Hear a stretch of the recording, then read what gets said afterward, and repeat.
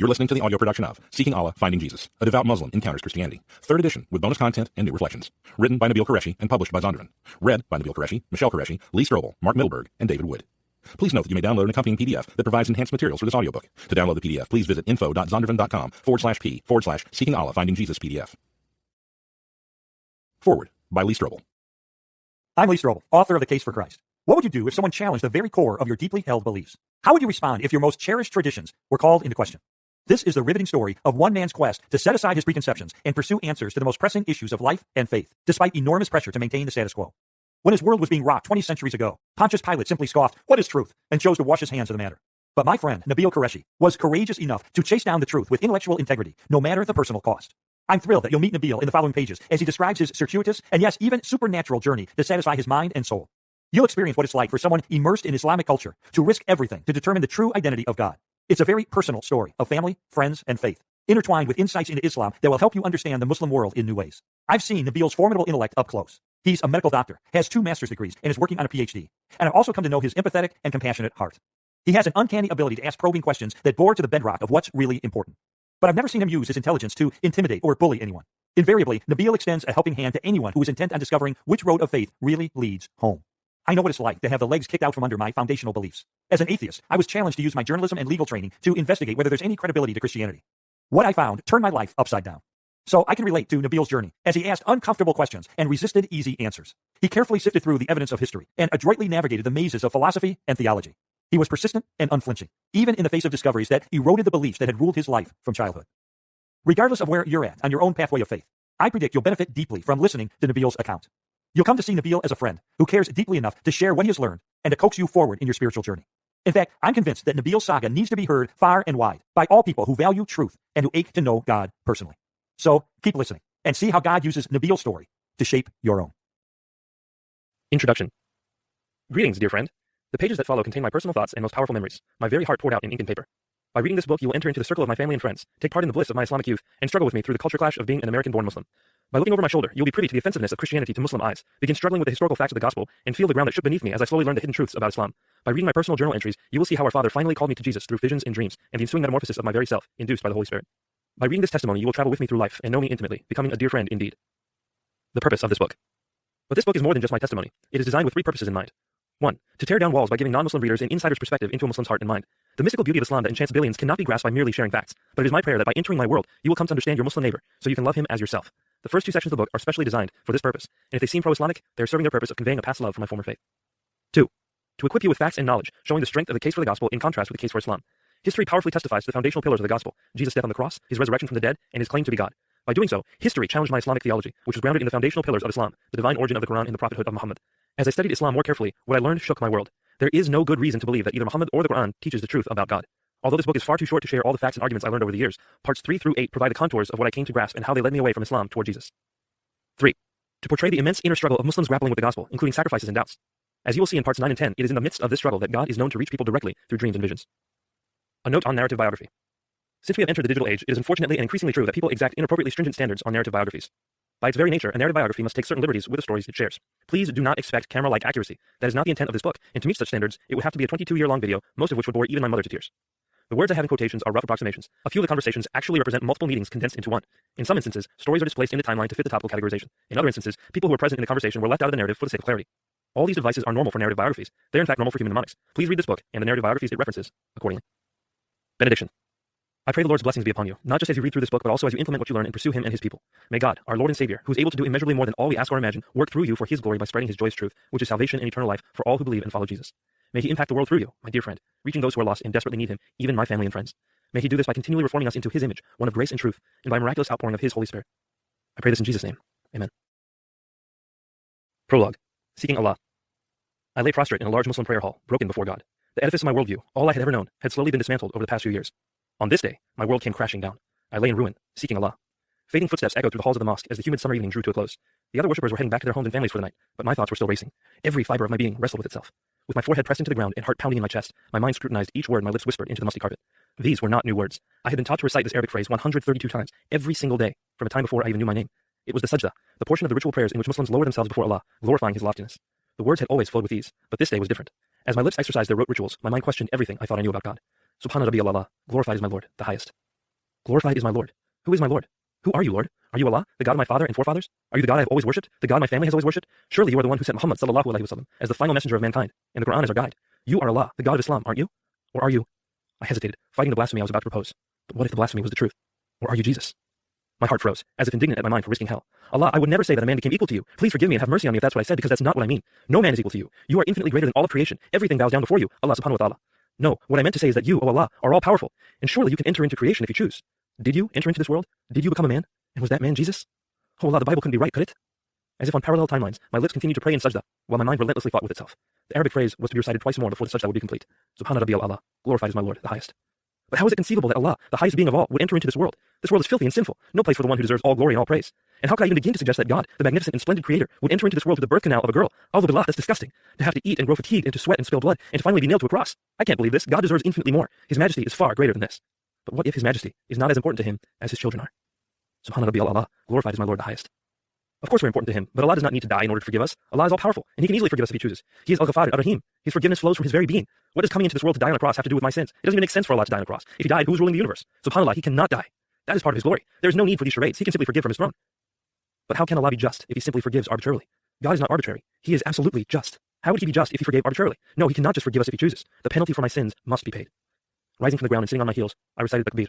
Allahu Akbar. God is great. God, I know that you are great in reality, but some of what the Holy Quran teaches is far from great. I'm having a very difficult time understanding Allah. Please have mercy on me. I don't mean to doubt you, and I ask you for your mercy on my lack of knowledge and understanding. Please, Allah, may this doubt not anger you. I must have misunderstood something, but there's no way you, being good and loving, would have given some of the commands found in the Quran. I have found so much violence and contempt in its pages, the pages of a book I have read and loved every day because it is your word. But maybe you're showing me that the Quran is not your word after all. So much of what I've been taught about it has turned out to be false. I was taught that it has never been changed, but hadith and history show that it has. I was taught that it has supernatural knowledge of science in the future, but when I asked you to help me see it with my own eyes, I could find none. So much that I thought I knew about the Quran simply isn't true. Is it really your book? Oh Allah, have mercy on me. Who are you?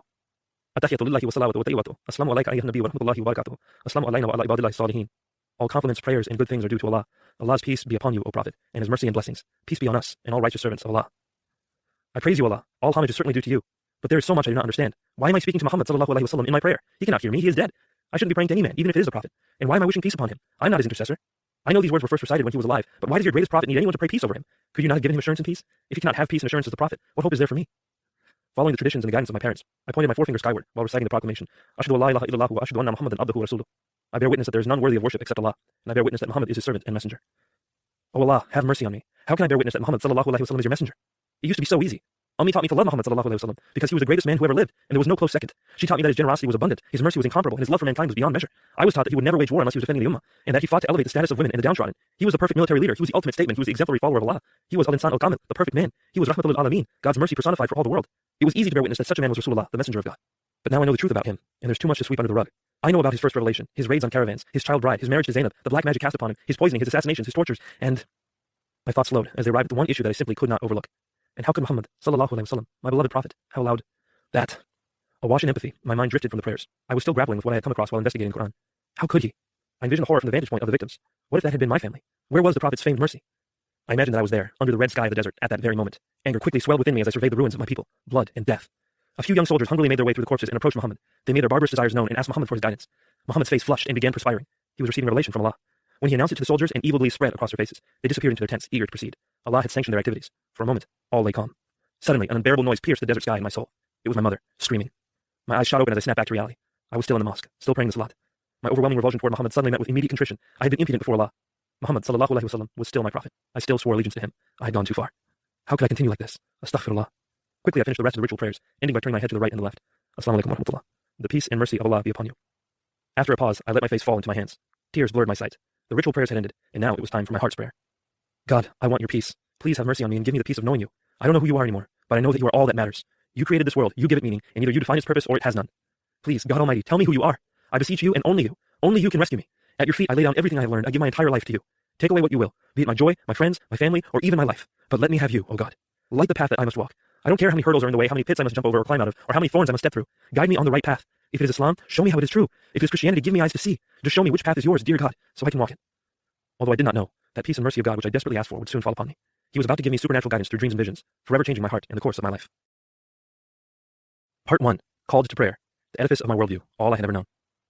Chapter 1. Prayers of my fathers. At dawn, across the Islamic world, sonorous voices usher the sun over the horizon. The core beliefs of Muslims are repeatedly proclaimed from rooftops and minarets, beginning with the Takbir. Allahu Akbar. Ashhadu an la ilaha illallah. Ashhadu anna Muhammad Rasulullah. Allah is great. I bear witness that there is no God but Allah. I bear witness that Muhammad is the messenger of Allah. It is the start of the adhan, the call to prayer. The call reminds Muslims to dedicate their lives to Allah the very moment they awaken. From memorized occasional prayers to elaborate daily rituals, devout Muslims are steeped in remembrance of Allah and performance of Islamic traditions. The adhan calls the Muslims, resonates within them, rallies them, and brings them together in unified prostration before Allah. To the alien observer, it might seem that the adhan is the very thing that rends the night sky, separating dark from day, infusing life into the Muslim lands and people. It is no surprise, then, that Muslims use the adhan not just to awaken one another for the day, but also to awaken one another into life. It is a hadith, a tradition of the Prophet Muhammad, that every Muslim child should hear the adhan at birth. When I was born, my father softly spoke the adhan into my ear, echoing the words that his father had whispered to him 28 years earlier. They were the first words ever spoken to me, in accordance with tradition. My family has always paid particular attention to following the hadith. We are Qureshi, after all, and the Qureshi are the tribe of Muhammad. When I was old enough to realize the prestige of our name, I asked my father if we inherited it from the Prophet. Abba, are we the real Qureshi, like Muhammad sallallahu alaihi wasallam? He said, Ji mera beta, Urdu for yes, my son. Muhammad sallallahu alaihi wasallam had no sons who survived childhood, but we are descendants of Hazrat Umar. Umar was one of the four Khalifas, the men that Sunnis consider the divinely guided successors of Muhammad. Our lineage was noble indeed. It's no wonder my family was proud of our heritage. When my father left Pakistan in the 1970s, love for his family and heritage were his motivation. He was driven to provide a better life for his parents and siblings. When he came to the United States, he joined the Navy at the instruction of his older brother. As a seaman, he sent money from every paycheck back home, even when it was all he had. It would be a few years before he briefly returned to Pakistan, once his marriage to my mother had been arranged. Ummi, my mother, had also lived a life devoted to her family and her religion. She was the daughter of a Muslim missionary. Her father, whom I call Nana Abu, had moved to Indonesia with her mother, Nanyami, shortly after their marriage to invite people to Islam. It was there that my mother was born, followed by her three sisters. With Nanyami working to help support the family and Nana Abu often absent on mission, my mother had a large role in raising her younger siblings and teaching them the way of Islam. At the age of 10, Ummi returned to Pakistan with her siblings and Nanyami. The community received her family with great respect for dutifully performing the call of missionaries. Since Nana Abu was still an active missionary in Indonesia and returned to Pakistan only on furlough, Ummi's caretaking role in the home intensified. Ultimately, she had 5 siblings to manage and care for, so although she graduated at the top of her undergraduate class and was offered a scholarship for medical school, she declined the offer. Nanyami needed the help at home, since she invested so much of her day volunteering as a secretary at the local Jamaat offices. Nanyami herself had spent virtually all her life sacrificing the way of Islam. Not only was she the wife of a missionary, but, like Ummi, she had also been the child of a missionary. She was born in Uganda, where her father served as a physician while calling people to Islam. Raised as a missionary child, transitioning into the role of missionary wife, and living her last able years serving the Jamaat, she had garnered great respect and prestige from the community. Through it all, Nanyami was perhaps Ummi's greatest role model, and Ummi wanted nothing more than to carry on the legacy through a family of her own. And so, though I did not know it at the time, the man who whispered the adhan into my ears was a self-sacrificial, loving man who bore the noble name of Qureshi. The woman who looked on was a daughter of missionaries, an experienced caretaker with an ardent desire to serve Islam. I was their second child, their firstborn son. They were calling me to prayer. Chapter 2. A Mother's Faith.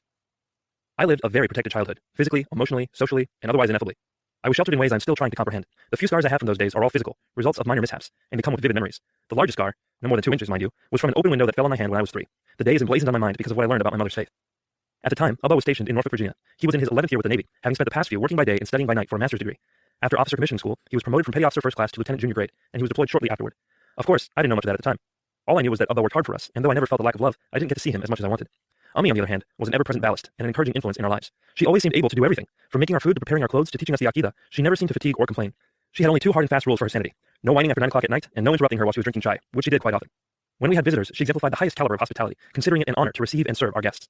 More food would be prepared than the visitors could hope to eat. The house would be cleaner than the day it was built, our clothes would be crisply pressed, and our calendar would be cleared for the day of the visit and the next, in case the guests chose to stay. It was normal for us when she deeply apologized for the lack of food and our unkempt appearances anyway. It was part of the protocol. The guests knew to assure Ummi that they had not had such wonderful food in years, that homes in heaven couldn't be much cleaner, and that her children were role models for theirs. At this, everyone would be quite content. The guests for being so honored, Ummi for being so praised, and we kids just for being mentioned in grown-up conversation. Sometimes the guests would stay with us for months at a time, Ummi's hospitality and diplomacy never waning. When I consider the array of people who stayed at our home, 2 of the most prominent are Nanyami and her older sister, whom we call Mama. Mama was a delightful woman, a big heart with a big laugh and a tiny body. She was always ready to play board games with me, unending in her patience for 3-year-olds and always willing to look the other way when I cheated. On the day of the mishap, Mama was at our home. She and Ummi were upstairs, and I was playing with my Hot Wheels, little toy cars that Ummi would buy me so I would stop annoying her in grocery stores. Baji, my older sister, and I had a mutual understanding. She would play with me and my Hot Wheels if I played with her and her My Little Pony collection. She'd choose the cars she wanted, and I'd pick the ponies I wanted. I chose my ponies brazenly, spending the rest of my time convincing Baji that I had picked the best one. She'd always pick a Lamborghini, and I'd spend the rest of my time convincing her that the Pontiac I was left with was better. Baji had just finished playing with my Hot Wheels and had gone to get the ponies while I continued playing with my Pontiac, racing it along the floor and in between the couches. I looked up and saw the window, the kind that slides open. On a whim, I decided it was time for the Pontiac to crash. I raced the car along the windowsill with a gust of finality and slammed it against the pane. To this day, I cannot recall the window actually coming down. I just remember the piercing pain, the immense amount of blood, and my scream for Ummi amid gasping sobs. And I recall what happened next. When Ummi came downstairs and saw the accident, she almost began to cry herself. But in the very next instant, she stayed her emotions. Being a Navy wife, she had learned to play the roles of both mother and father, and now was not the time for tears. She chose instead to act swiftly and give her fear to Allah. She raised the window, wrapped my hand in a towel, and deftly donned her burqa. Leaving Baji under Mama's care, Ummi lifted me into the car to take me to the clinic. The whole way there, Ummi recited dua. She offered dua from portions of the Quran, from sections of hadith she had memorized, and by impromptu prayers of her own. Her dependence on the sovereign care of Allah gave her strength, firmed her resolve, and allayed her fears. When we arrived at the clinic, I had a rude introduction to the concept of stitches. The doctor tried to dismiss Ummi so she would not have to watch, but I refused to be separated from her. As they stitched my hand, Ummi continued to pray audibly, indifferent to the questioning looks of the doctors and nurses. American Muslims were not common in those days, much less a naval officer's Muslim wife, who was wearing a full burqa and murmuring aloud in Arabic and Urdu. Her resolute du'as and her steadfast reliance upon Allah, even in the face of a screaming child and judging eyes, was a testimony of her faith that I have never forgotten. Throughout the rest of my childhood, she taught me many du'as from the Quran and hadith, and I guarded them close to my heart because I knew their power. I had seen them strengthen her in a time of fear and need, and that left a mark on me far deeper than any physical scar. Chapter 3. A community of 4. As I grew, I felt like my family and I never really fit in with the people around us. I have always felt disheartened thinking about it. Aside from the Islamic traditionalism, my life was a mix of 1980s cartoons, plastic toys, and temper tantrums. I should have fit in just fine with the other boys. Unfortunately, people are afraid of what they do not know, and my Muslim heritage was a deterrent for many would-be friends and their families. I was very lonely. What made it even worse was that the Navy moved my family fairly regularly. We never had time to develop any roots. Most of my early memories are snapshots of either moving out of a house, traveling to a new one, or settling in and learning to call a new place home. But these memories are still dear to me, and I vividly remember, for instance, our move when it was time to leave Virginia. As strangers took our furniture, I stood by the screen door on the front porch, crying. I cried inconsolably, not understanding who these men were or what I had done to deserve this fate, but Ummi was there to comfort me. True, she chuckled at times, and I do remember some teasing when my favorite chair was taken away by a stranger, but I also remember her consoling caress and her comforting voice. "Kya baat hai?" she asked, as she took my face into her hands and drew it close in embrace. "Kya baat hai, mera beta?" What's the matter, my son? They took the chair, the one with the strawberries. And is the chair more important to you than your Ummi? I'm still here, and so are Abba and Baji. Allah has given you everything. What more do you need, Bilu? Bilu was a nickname that only my parents used for me, and they used it specifically when they wanted to express their love. They rarely said, "I love you" directly. That is too crass for traditional Pakistani ears. Love is implicit and understood, expressed through provision by the parents and obeisance by children. That implicitness is one reason why a child's obedience is paramount in Muslim culture. In my teen years, Ummi would often reprimand my obstinacy by saying, "What good is it to tell me you love me when you don't do what I say?" Later still, when I was considering following Jesus, I knew I was contemplating the one choice that would be far and away the greatest disobedience. Not only would my parents feel betrayed, they would be utterly heartbroken. But at the sheltered age of 4, heartbreak and family strife were the farthest things from my mind. I just wanted my strawberry chair back. When everything was packed and we were ready for our journey, Abba gathered the family and said, "Let's pray." I raised my cupped hands to waist level, copying Ummi and Abba. We all prayed silently, asking Allah for a safe and swift journey. When we finally arrived at Abba's new duty station, we were in Dunoon, Scotland. Looking back, I still feel like Dunoon was my first real home. It wasn't that I built any friendships at school, or that I knew many boys in the neighborhood, even the strawberry chair went missing in the move. It was that I grew closer with my family and deeper in my faith during those years. I had my Ummi, Abba, and Baji. I did not need anything besides them. Chapter 4. The Perfect Book. By the time I arrived in Scotland, I had not yet learned English well. We always spoke Urdu at home, and if we were going to learn any script, it would be Arabic. The reason for this was simple. The Quran was written in Arabic, and it was imperative that Baji and I learn to recite it. Muslims believe that every single word of the Quran was dictated verbatim by Allah through the Archangel Gabriel to Muhammad. The Quran is therefore not only inspired at the level of meaning, but at the deeper level of the words themselves. For this reason, Muslims do not consider the Quran translatable. If it is rendered in any language other than Arabic, it is not Quran, but rather an interpretation of the Quran. A book can be a true Quran only if written in Arabic. This is why it is such an important belief for Muslims that the Quran has always been exactly the same, word for word, dot for dot. Imams and teachers regularly declare that the Quran was perfectly preserved, unchanged from the moment Muhammad heard it from Gabriel and dictated to his scribes. Of course, Muhammad had nothing to do with composing the Quran. He was simply the conduit of its revelation to mankind, and he dutifully preserved its exact form. Had he not, and had the words been even slightly altered, the Quran would be irretrievably lost. But such a tainting of the words was unfathomable. No one doubted the perfect transmission of the Quran. The words must be perfect. In fact, the emphasis on the words themselves leads many Muslims to neglect the meaning of those words. Muslims who recite the Quran regularly are regarded as pious, whereas Muslims who only contemplate the meaning of the Quran are regarded as learned. Piety is the greater honor, and most Muslims I knew growing up could recite many chapters of the Quran from memory, but rarely could they explain the meaning or context of those very verses. Ummi had it in mind to teach us both the recitation of the Quran and the translations, but recitation was first. Every day, as far back as I can remember, Ummi would put a traditional Muslim skull cap on my head, sit me down beside her, and teach me to read Arabic. We began with a book called Al-Qaida, the Guide. It taught us Arabic letters in their various forms with their respective sounds. Right after moving to Scotland, I graduated from the Qaida to the Quran. I remember that moment vividly because my momentary elation was curtailed by horror. After finishing the last page of the Qaida, Ummi reached next to her, picked up a Quran, and presented it to me. It was my Quran, the very first book I was ever given. Thrilled, I ran to Baji to show it to her. Baji was playing on the floor near Ummi and Abba's room, so I got down next to her and placed the Quran on the ground to show it to her. All of a sudden, I heard Ummi emit a heart-stopping scream while running in my direction. "Nabeel!" I was too shocked to respond. I had never heard her scream like that, nor had I ever seen her run. In a flash, she picked up the Quran. "Never put the Quran on the ground." "Okay. Always raise it high. Put it in the most honored place. Wash your hands before touching it, and only touch it with your right hand. This is not just any book. It is the word of Allah. Treat it with the respect he deserves." "Okay. Jao, go." She was deeply disturbed, and I did not hesitate to leave.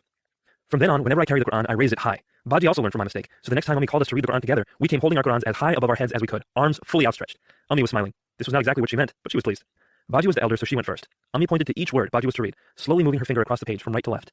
Baji was not so much reading the words as singing them. We were taught to read the Quran melodically, making the sound of the recitation as beautiful as possible.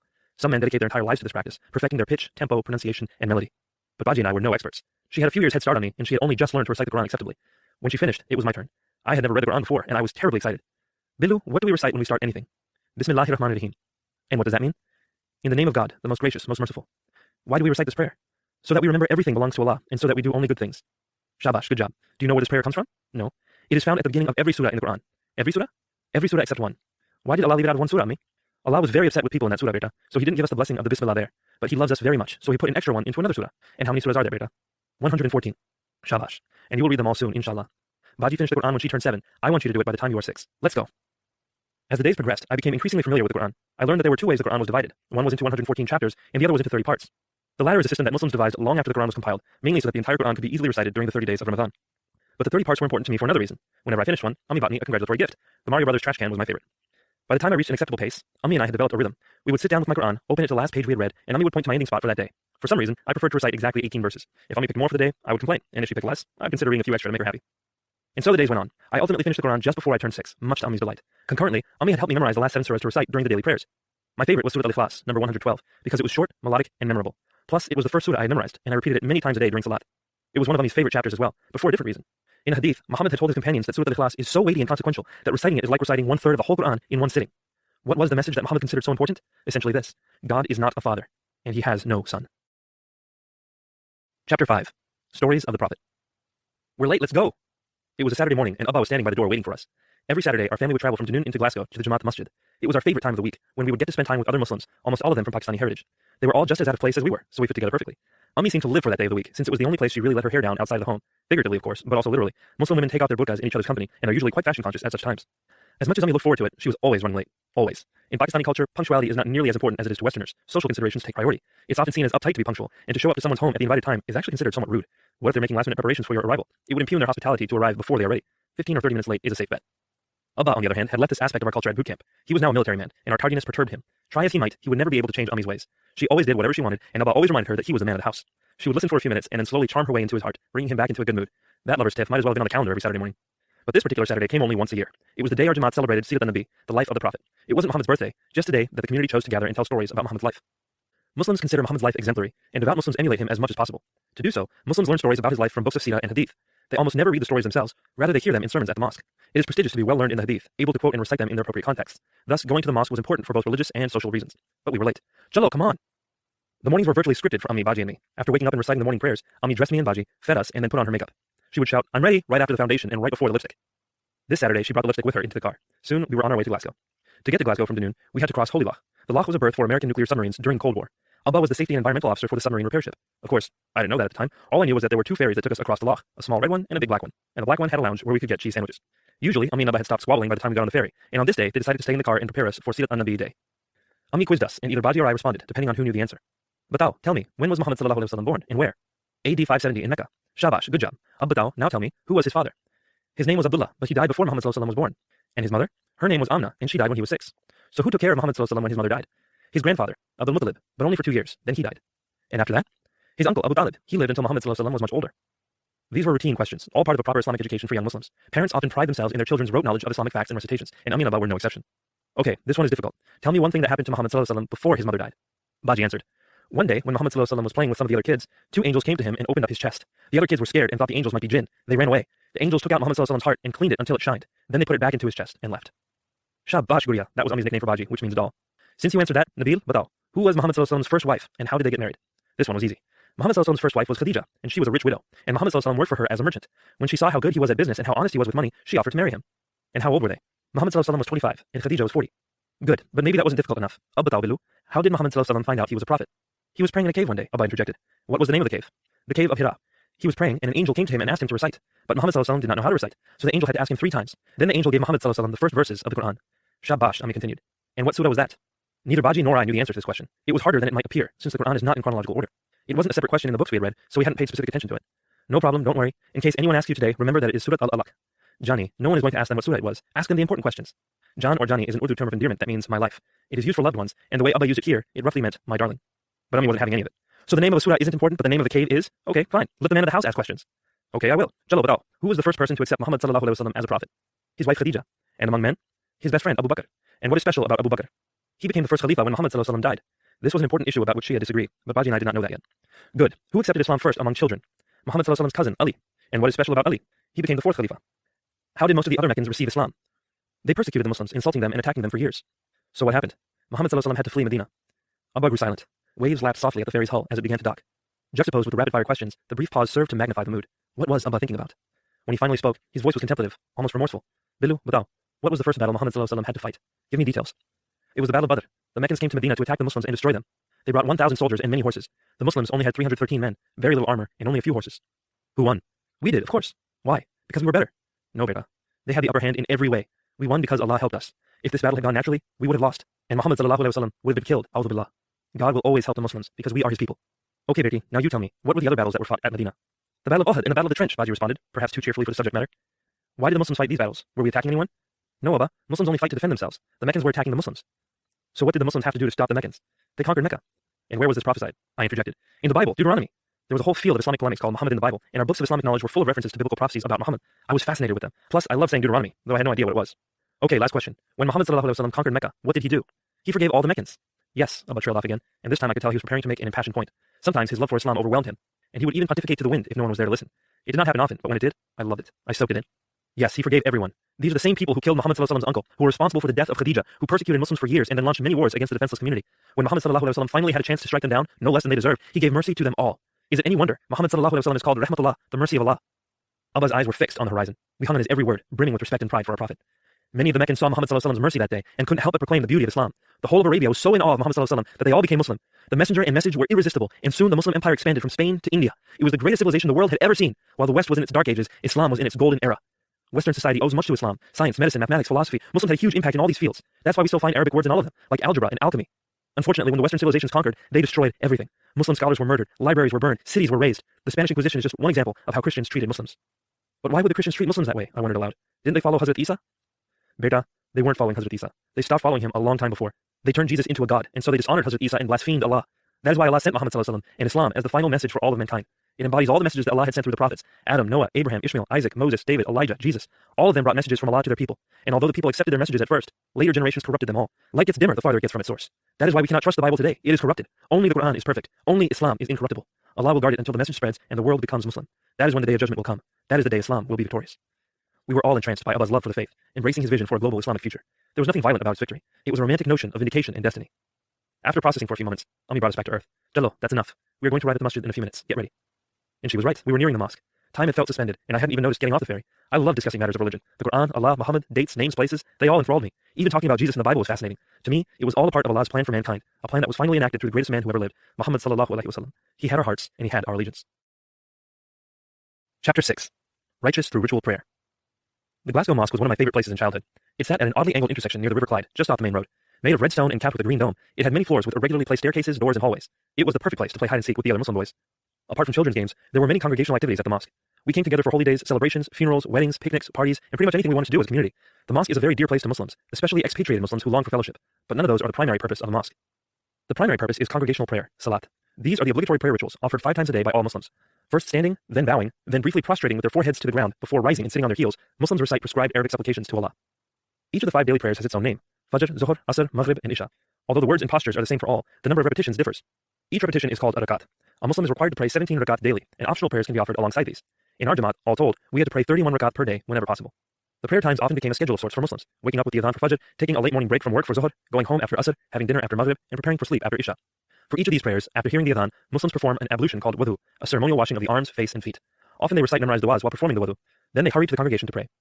Muslims all around the world pray roughly the same way. In fact, they all face the same point, toward the Kaaba, the Muslim holy shrine in Mecca, which looks like a black cube.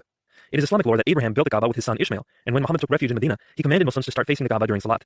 They have done so ever since, whether standing in a circle in the Grand Mosque, which houses the Kaaba, or in a line halfway around the world. In the West, you might see a zealous Muslim pull out a compass at prayer time to find the exact direction. I have even seen prayer rugs with compasses built into them. The prayer is led by one man, called the Imam.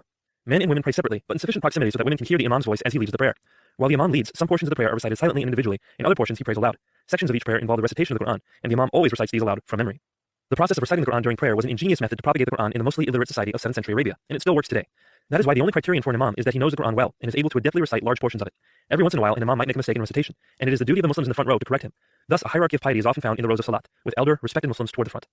With that minor exception, Muslims take pride in the equality found in Salat. From rich men to poor, statesmen to workmen, all men line up side by side and pray as one. It is a solemn event where no one speaks, no one crosses in front of those praying, and no one interrupts. No one except, of course, a 5-year-old brat from America. A few times, while running around the worshippers during Salat, someone would give me a swift spank to jar me out of my mischief. My parents were fine with this. It took a mosque to raise a Muslim child, and the members of our Jamaat trusted one another deeply. On one occasion during the Salat, I was restless and fidgety. Out of nowhere, I felt a swift spank on my behind. I turned around to see who it was, but there was no one behind me. I surmised it was my uncle, who was standing next to me, so after finishing the Salat, I tearfully accused him of the spanking. Without flinching, he pointed up to the sky and said, "No, it was Allah." My eyes went wide, and I thought, if only I turned around faster, I would have seen the hand of Allah. 20 years later, he confessed it was him, but in the meantime, I was honored to have been spanked by God himself. I always stood with due solemnity in Salat after that. Since the postures and words are memorized, there is nothing extemporaneous, indeed nothing personal, about Salat. For the vast majority of Muslims, it is simply an act of duty, not personal or heartfelt expression. True, one can dwell on the meaning of the words that he is reciting, and by doing so make it more personal, but rare is the worshipper who can do that for each of the 17 required rakat every single day. Even then, the words are exogenous to the worshipper, not the least because they are in a foreign language. This is true even for Arabic speakers. Arabs speak colloquial forms of Arabic that vary by region. If they want to learn a form of Arabic that approximates classical Arabic, they have to learn it at school. The language of the daily prayers is not personal to anyone. This may lead one to wonder why Muslims continue to pray 5 times a day. What is the point in reciting the same words 5 times a day, every day, when they don't mean anything personally? I wondered that myself when I was young, and when I asked Abba, he said, "Nabeel, before Allah, we are all dirty, and we need His cleansing." Now imagine you bathed 5 times a day. How clean you would be. The Salat is the spiritual bath that Allah has given Muslims to keep us pure and clean. That is why we pray 5 times a day. There is some variation in the prayers. On Fridays, the Islamic Sabbath day, the Imam gives a sermon and Muslims pray a modified version of the Zuhr prayer, called Jummah prayer. The word Jummah means congregated, and it can be prayed only with 3 people or more. So important is Jummah prayer that the word Friday in Arabic and Urdu is named after it. Ammi and Abba told us that if we missed 3 Jummah prayers in a row, we would have a black scar on our heart that could never be cleansed. Unfortunately, we could not go to the mosque on Fridays because of its distance from our home and because of Abba's schedule. Of course, we could also not go to the mosque for the 5 daily prayers either. So we usually prayed the daily salat in Jummah as a family at home. If ever Abba was deployed and there was no male relative staying at our home, I would lead Ammi and Baji in prayer. That started at a young age when Ammi felt I was mature enough. Although I enjoyed leading prayer, and although some of the imams in our Jamaat had melodious voices or commanding presences, Abba was always my favorite imam. His tempo, his voice, his melody, and his position in front of the rest of our family just seemed right to me. Even now, I can hear his voice reciting long portions of the Quran if I just close my eyes. That's why I know those portions, because I heard Abba repeat them so often. Salat solidified my father as my spiritual leader and indelibly chiseled the Quran into my heart. That is the power of Salat. Chapter 7. Diversity in Islam. The year 1989 was important for our Jamaat. It was the 100th anniversary of the Ahmadiyya sect of Islam, our sect, and people from all over the world were gathering in England to celebrate the centenary. Our family considered it Allah's special blessing that this momentous event occurred while we were stationed in the United Kingdom. We would be among tens of thousands of people in attendance. The celebration was held in the English countryside at Tilford, where massive marquees served as meeting halls and trodden grass as paths. There were tents for praying, serving food, broadcasting by satellite, and selling memorabilia. Diplomats and other honored guests had been invited from all across the world to attend the sessions, and many came, bearing messages of tolerance and multiculturalism. The female diplomats were the only women allowed in the men's area. The women's area duplicated almost all of the men's venues, but the two were separated. I was still young enough that I could get into the women's section without raising any eyebrows, and I often did. It was far livelier than the men's area. The women wore colorful clothing, laughed loudly, and talked incessantly, completely ignoring the speeches being televised from the men's section. There, the atmosphere was always solemn, and as a 6-year-old, solemn meant boring. During one of the main sessions, I intended to go from the women's meeting hall to the men's bazaar, where they were selling specially designed centenary badges. On my way over, an elderly man firmly grabbed my shoulder as I tried to pass him. That was never a good sign. He physically turned me around, placed his hand between my shoulder blades, and guided me to the men's main hall. He sat me down, very close to the front, and too close to himself. He did all this without saying a word, but he gave me a very stern look that said all he needed to say. Sit down and listen to the speech. To this day, I have no idea who he was, but I knew better than to disobey an elder at a Jamaat gathering, so I turned my attention to the speaker. The badge had to wait. The speaker was a missionary from Pakistan, whose accent made him exceedingly difficult to understand. His native tongue was Punjabi, a language related to Urdu and spoken in rural Pakistani villages. He was importing his Punjabi accent and inflections unabated into the English language. The result was not pleasant. Fortunately, his message was a staple of high-profile gatherings in our Jamaat that I had heard many times before. He was defending the fact that we were Muslims. The other Muslims say we are not Muslim, but who are they to cast us out of Islam? According to Anas ibn Malik, Muhammad sallallahu alaihi wasallam said, anyone who proclaims the Shahada is Muslim, and the Shahada is clear. There is no God but Allah, and Muhammad sallallahu alaihi wasallam is his messenger. Even today, all you have to do is recite the Shahada, and you will be accepted into the fold of Islam. He seemed to say this directly to the diplomats, who shifted in their seats. Every Muslim must recite the Shahada to become a Muslim, and that is all he must do to be Muslim, according to this beautiful hadith of our beloved Prophet Muhammad sallallahu alaihi wasallam. The missionary was becoming more and more animated by the moment. Years later, I found out that he had seen his loved ones suffer terrible persecution at the hands of other Muslims. Some members of his congregation had even been killed. His rhetoric was cathartic, fire expelled directly from his heart. Neglecting the Shahada makes you non-Muslim. Reciting the Shahada makes you Muslim, and we recite the Shahada. That's it. We are Muslim. But why do I bother to clarify this, as if we are teetering on the border of Islam? Do we reject any of our Islamic obligations? No. In rapid-fire fashion, the missionary enumerated the fundamental practices required of all Muslims, the 5 pillars of Islam. We recite the Shahada, we pray the Salat, we pay zakat to the poor, we fast during Ramadan, and we make pilgrimage to the Kaaba to perform Hajj. These are the things we are commanded to do by Allah in the Quran, and we do all of them. Who can deny that we are Muslim? And we explain this to them with clear proofs from the Quran and Hadith, but they want to find a way against us, so they change their objections. They say to us, you pretend to be Muslims with your actions, but you do not believe what Muhammad sallallahu alaihi wasallam taught. Tell me, what did he teach that we do not believe? The missionary transitioned from the fundamental practices to the fundamental beliefs, called the 6 articles of faith. We believe in the one God Allah. We believe in the unseen spiritual beings. We believe that Allah has sent prophets into this world. We believe that he gave sacred scriptures to his prophets. We believe that there will be a day of judgment, and we believe that Allah's decree is sovereign over the universe. What don't we believe? What we don't believe is falsehood. We don't believe, like the Shia do, that Allah made a mistake by allowing Abu Bakr to become Khalifa. We don't believe, like the Sunnis do, that we can murder people in the name of Allah, let alone murder other Muslims. These are egregious beliefs, and were we to believe them, our rejection from Islam would be justified. Ahmadi missionaries were not known for cautious treatment of sensitive matters in moments of passion. His word choice was provocative, but there was some truth in it. He was referring to the main division among Muslims, the division between Shia and Sunni. There are 3 major branches of Shia Islam, and together the Shia make up approximately 10 to 15% of the world's Muslims. They believe that authority in early Islam passed through Muhammad's bloodline, so that when Muhammad died, his male next of kin ought to have borne the mantle of Islamic leadership. That would have been Ali. However, when Muhammad died, there was no appointed successor. The Muslims elected Abu Bakr as the first Khalifa. For the most part, those that recognize Abu Bakr's caliphate follow one of the 4 schools of Sunni Islam, and they make up about 80% of the world's Muslims. The remaining 5 to 10% are those who fit comfortably in neither category. That's where we stood. Muhammad sallallahu alaihi wasallam proclaimed that if we recite the Shahada, we are Muslim. We do that. The Quran tells us we must perform the 5 pillars. We do that. Islam teaches us that we must believe the 6 articles of faith. We do that. So why do they call us kafir? They have the audacity to call us kafir because we do not interpret 2 words in the Quran the way that they do. 2 words. Khatam an-Nabiyyin, the seal of the prophets. In the minds of these violent and uneducated Muslims, disagreement over these 2 words justifies murdering their brothers in Islam. Astaghfirullah. The Imam was referring to the controversial claim made by the founder of our sect, Mirza Ghulam Ahmad, that he was a subordinate prophet under Muhammad. Most Muslims argue that Surah 33 verse 40 precludes any prophethood after Muhammad, thereby making Mirza Ghulam Ahmad a false prophet and his followers non-Muslim. Because of this, hundreds, if not thousands, of Ahmadi Muslims have been murdered in countries like Pakistan and Indonesia at the hands of Orthodox Muslims. They have taken the religion of peace and turned it into a religion of bloodshed and violence. But inshallah, Allah will restore Islam through Ahmadiyyat. He has already sent the Imam of our time, the promised Messiah, and his successors are divinely appointed Khalifas. Here was even more offense in Ahmad's claims. After claiming to be a prophet and running into the Khatam an-Nabiyyin argument, Ahmad partially defended himself by saying he was no new prophet at all. He argued that people of many faiths are waiting for the prophets to come back. Jews are waiting for Elijah, Hindus are waiting for Krishna, Buddhists are waiting for Buddha, and Christians are waiting for Jesus. Ahmad claimed to be all these figures wrapped up in one. To top it off, his successors claim to have established a new caliphate, a claim that is very offensive to Muslims around the world who are still waiting for a final caliphate. Who cannot wait Allah? He is the best of planners, and he will revitalize the world through Islam and Ahmadiyyat. This inevitability not even Satan can alter. When the missionary said this, sporadic yells were emitted throughout the congregation, all calling the same proclamation, Takbir! The thousands of men gathered in the tent responded in one accord, Allahu Akbar! The strongest voice went out and boomed again, Takbir! With emboldened passion, the entire host of men erupted, Allahu Akbar! Ahmadis tend not to clap in agreement, instead marshalling one another to praise Allah and invoke His blessings. The man who yelled, Takbir! Continued to rally the gathered Muslims, bellowing, Islam! Which was received by Zindabad! Long may it live! Islam! Zindabad! Ahmadiyyat! Zindabad! Time seemed to hang in the air as the unknown voice thundered call after call, leading an army of Muslims in praising Allah. That the army was made up of pacifist Muslims would do nothing to allay the trepidation of an uninitiated observer. The roar of thousands was heart-stopping. With nothing further to add, the missionary thanked the assembly and concluded the speech. Considering it today, I realize that the issue of orthodoxy and heresy is multifaceted and complicated. It is true that many Muslims call each other non-Muslim at the slightest provocation. The label of infidel is all too readily doled out over minor disagreements. I doubt whether any of the dozens of sects in Islam have ever escaped the accusation of heresy. That said, the founder of Ahmadiyyat has made some very bold claims, offensive to many parties. Claiming to be the second coming of Jesus offends both Christians and Muslims. Demanding the veneration due to a prophet is no small claim for Muslims, and it is not difficult to see why some of the orthodox consider Ahmadiyyat a cult. But to me, many things weigh in favor of Ahmadis being Muslims. As the missionary said, Ahmadis adhere to the central doctrines and practices of Islam. Based on their daily lives and applied beliefs, Ahmadis are virtually indistinguishable from Sunnis. Along a similar vein, when I was an Ahmadi, I saw myself tied to Islam far more than Ahmadiyyat. But perhaps most important, Muhammad would himself consider Ahmadis Muslims. Do not excommunicate anyone who declares that there is no God but Allah. The lesson to be learned is that there is much division in Islam. The best determination of whether a man is Muslim is if he exclusively declares that Allah is God and Muhammad is Allah's messenger. Beyond this point, there is great diversity in Islam. Chapter 8. The Path of Sharia. When it comes to Sharia, the diversity in Islam can lead to widely disparate views. Sharia is not a field that the average Muslim knows well. When I first heard the term, I was at an ijtima, a tournament that our Jamaat held once a year. The tournament events were both religious and physical in nature. The religious competitions included Quran memorization, Quran recitation, Adhan performance, Islamic poetry recitation, speech competitions, Hadith memorization, and even general religious knowledge tests. I'm not too sure what the physical competitions included because Ummi had me tied up with the religious ones, especially the speech competition. Ummi was very thorough in preparing me for my speech. Not only did she write the whole script, she trained me to deliver it. During the nights before the competition, after Isha Salat, Ummi would have me stand up and do practice runs. She stood behind me while I was speaking, and moved my arms and hands at the appropriate times to make emphatic gestures, as if I were her marionette. She directed me where to pause for dramatic effect, when to turn my head, and how to raise my tempo and volume for maximum impact. I found out later that she had been the captain of her debate team in Pakistan, which explained the course of her conversations with Abba. On the day of the Ijtima, I competed in the 6 to 8-year-old bracket. The topic of my speech was, always tell the truth, no matter what the consequences may be. I won an award for my speech, along with a few other awards. Ummi and Abba also competed, but the adult competitions always seemed much more lighthearted than the youth sessions. The tournament as a whole seemed centered on propagating Islam to the younger generation. To this end, the adult events were staggered and finished after the youth competitions so that the young participants could be in attendance. I decided to sit in on the men's extemporaneous speech competition. The prompts in this competition tested a wide array of topics, such as, outline the history of the Ahmadi Jamaat, what must we do to raise our children in the Islamic way, and how do we know Jesus is not the Son of God? A man that I called Uncle Faizan, a fluent English speaker in his early 40s, drew the prompt, explain Sharia, including its sources and application. He stood up and began his speech by greeting the audience with a formal salutation. Respected Imam, revered elders, honored guests, and dear brothers, Assalamu alaikum wa rahmatullahi wa barakatuhu. The room responded in unison, wa alaikum salam. Glancing down at his prompt, Uncle Faizan began. The topic I've been given today is Sharia. Sharia is Islamic law. The word Sharia means the path, as in the correct path we must walk according to Allah's will. The elders who were judging the event looked impressed. For non-Arab Muslims, being able to accurately define Arabic terms was always worth bonus points, tournament or not. Emboldened by their reaction, he continued. There is no book of Sharia. We must derive the law from a hierarchy of sources using a process of jurisprudence called fiqh. The first and greatest source is the Quran. Nothing can supersede the Quran because it is the word of Allah. But the Quran is not comprehensive. As Muslims, there is much we must do and believe that is not found in the Quran. For this, we go to the second source, Hadith. Some of us in the crowd were taken aback by the blunt comment that the Quran was insufficient.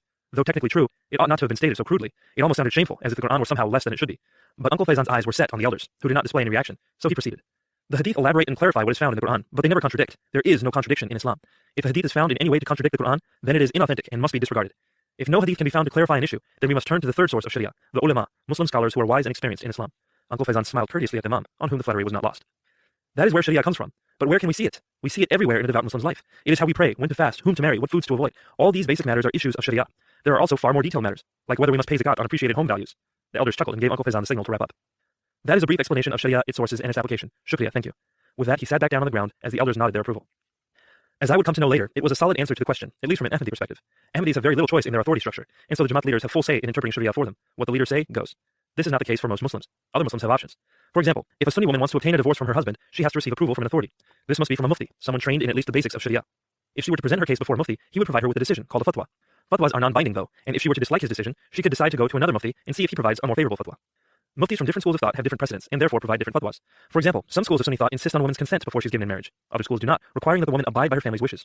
Since no one is bound to any specific school, some women choose schools of thought based on the fatwas they prefer. Even though this practice of fatwa shopping is discouraged by Sunni scholars, it serves as a perfect example of the kind of things Ahmadis cannot do because of their very strict authority structure.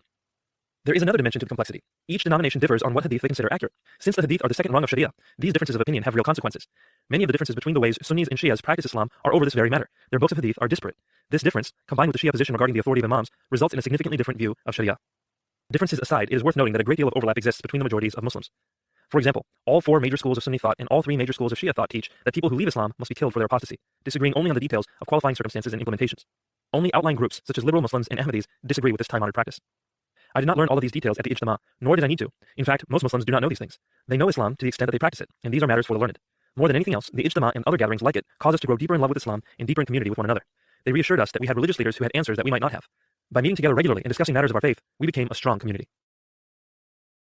Chapter 9. Dreams of the Faithful. It was after a similar gathering one night when we were driving back from Glasgow to Dunoon that Ummi and Abba were obviously worried about something. Our family had lost track of time, and the ferries over Holy Loch had stopped running for the night. To make it back home, we had to drive around the loch, which took no less than 2.5 hours. But that had happened a few times in the past, and Ummi and Abba had never been worried before.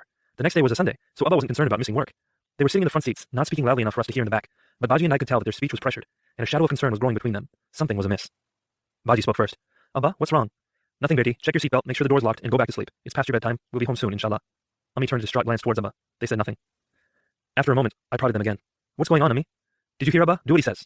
Whatever it was, Ummi and Abba were not about to share it with us, and there was no way we could fall asleep now. But we didn't want to get in trouble either, so Baji and I pretended to be asleep. After a few more tense minutes, Ummi had made up her mind about something. She turned to Abba and said, Does it still look the same to you? Yes, it looks the same. Actually, it looks even more like it. Then let's turn around. Let's go back. Jalal, this is enough. This seemed to be all the prodding Abba needed. He turned the car around and started heading back toward Glasgow. Still, Baji and I knew not to ask any questions. The tension was fading, but the mood hadn't improved. Should I find a hotel? Abba asked. No, we can stay at the Malik's home. They will understand. If Ummi could have said one thing to instantly transform my fear into joy, that was it. The Maliks were the one family from the masjid that we were especially close to. I called Mr. and Mrs. Malik uncle and auntie, not just because that is standard terminology in Pakistani culture for elders, but also because they were like a second set of parents to me. Whether I was carrying myself with the utmost propriety or plumbing the depths of my mischief, they received me with warmth and love. Uncle and auntie had 5 children who were our good friends. The oldest son in their family was 13, and he was my childhood role model. I was thrilled at the prospect of spending time with him. For the time being, the unnatural ride home was forgotten. What made this turn of events even more exciting was that this would be my first time spending the night at a friend's house. Unless we were traveling or visiting family, we rarely spent the night anywhere but our own home. Sleepovers were unheard of, not only because you needed friends for that, but because Ummi was uncomfortable with the idea of leaving us beyond her supervision overnight. We spent the night utterly elated, playing board games and watching movies. When our parents went to sleep, my friends decided to pop a new scary movie into the VCR, Predator. Now when I said I lived a sheltered childhood, I meant it. A few moments into the film, I was utterly terrified. Even my friends' teasing could not coax me back to the television. I went to my bed and tried to fall asleep.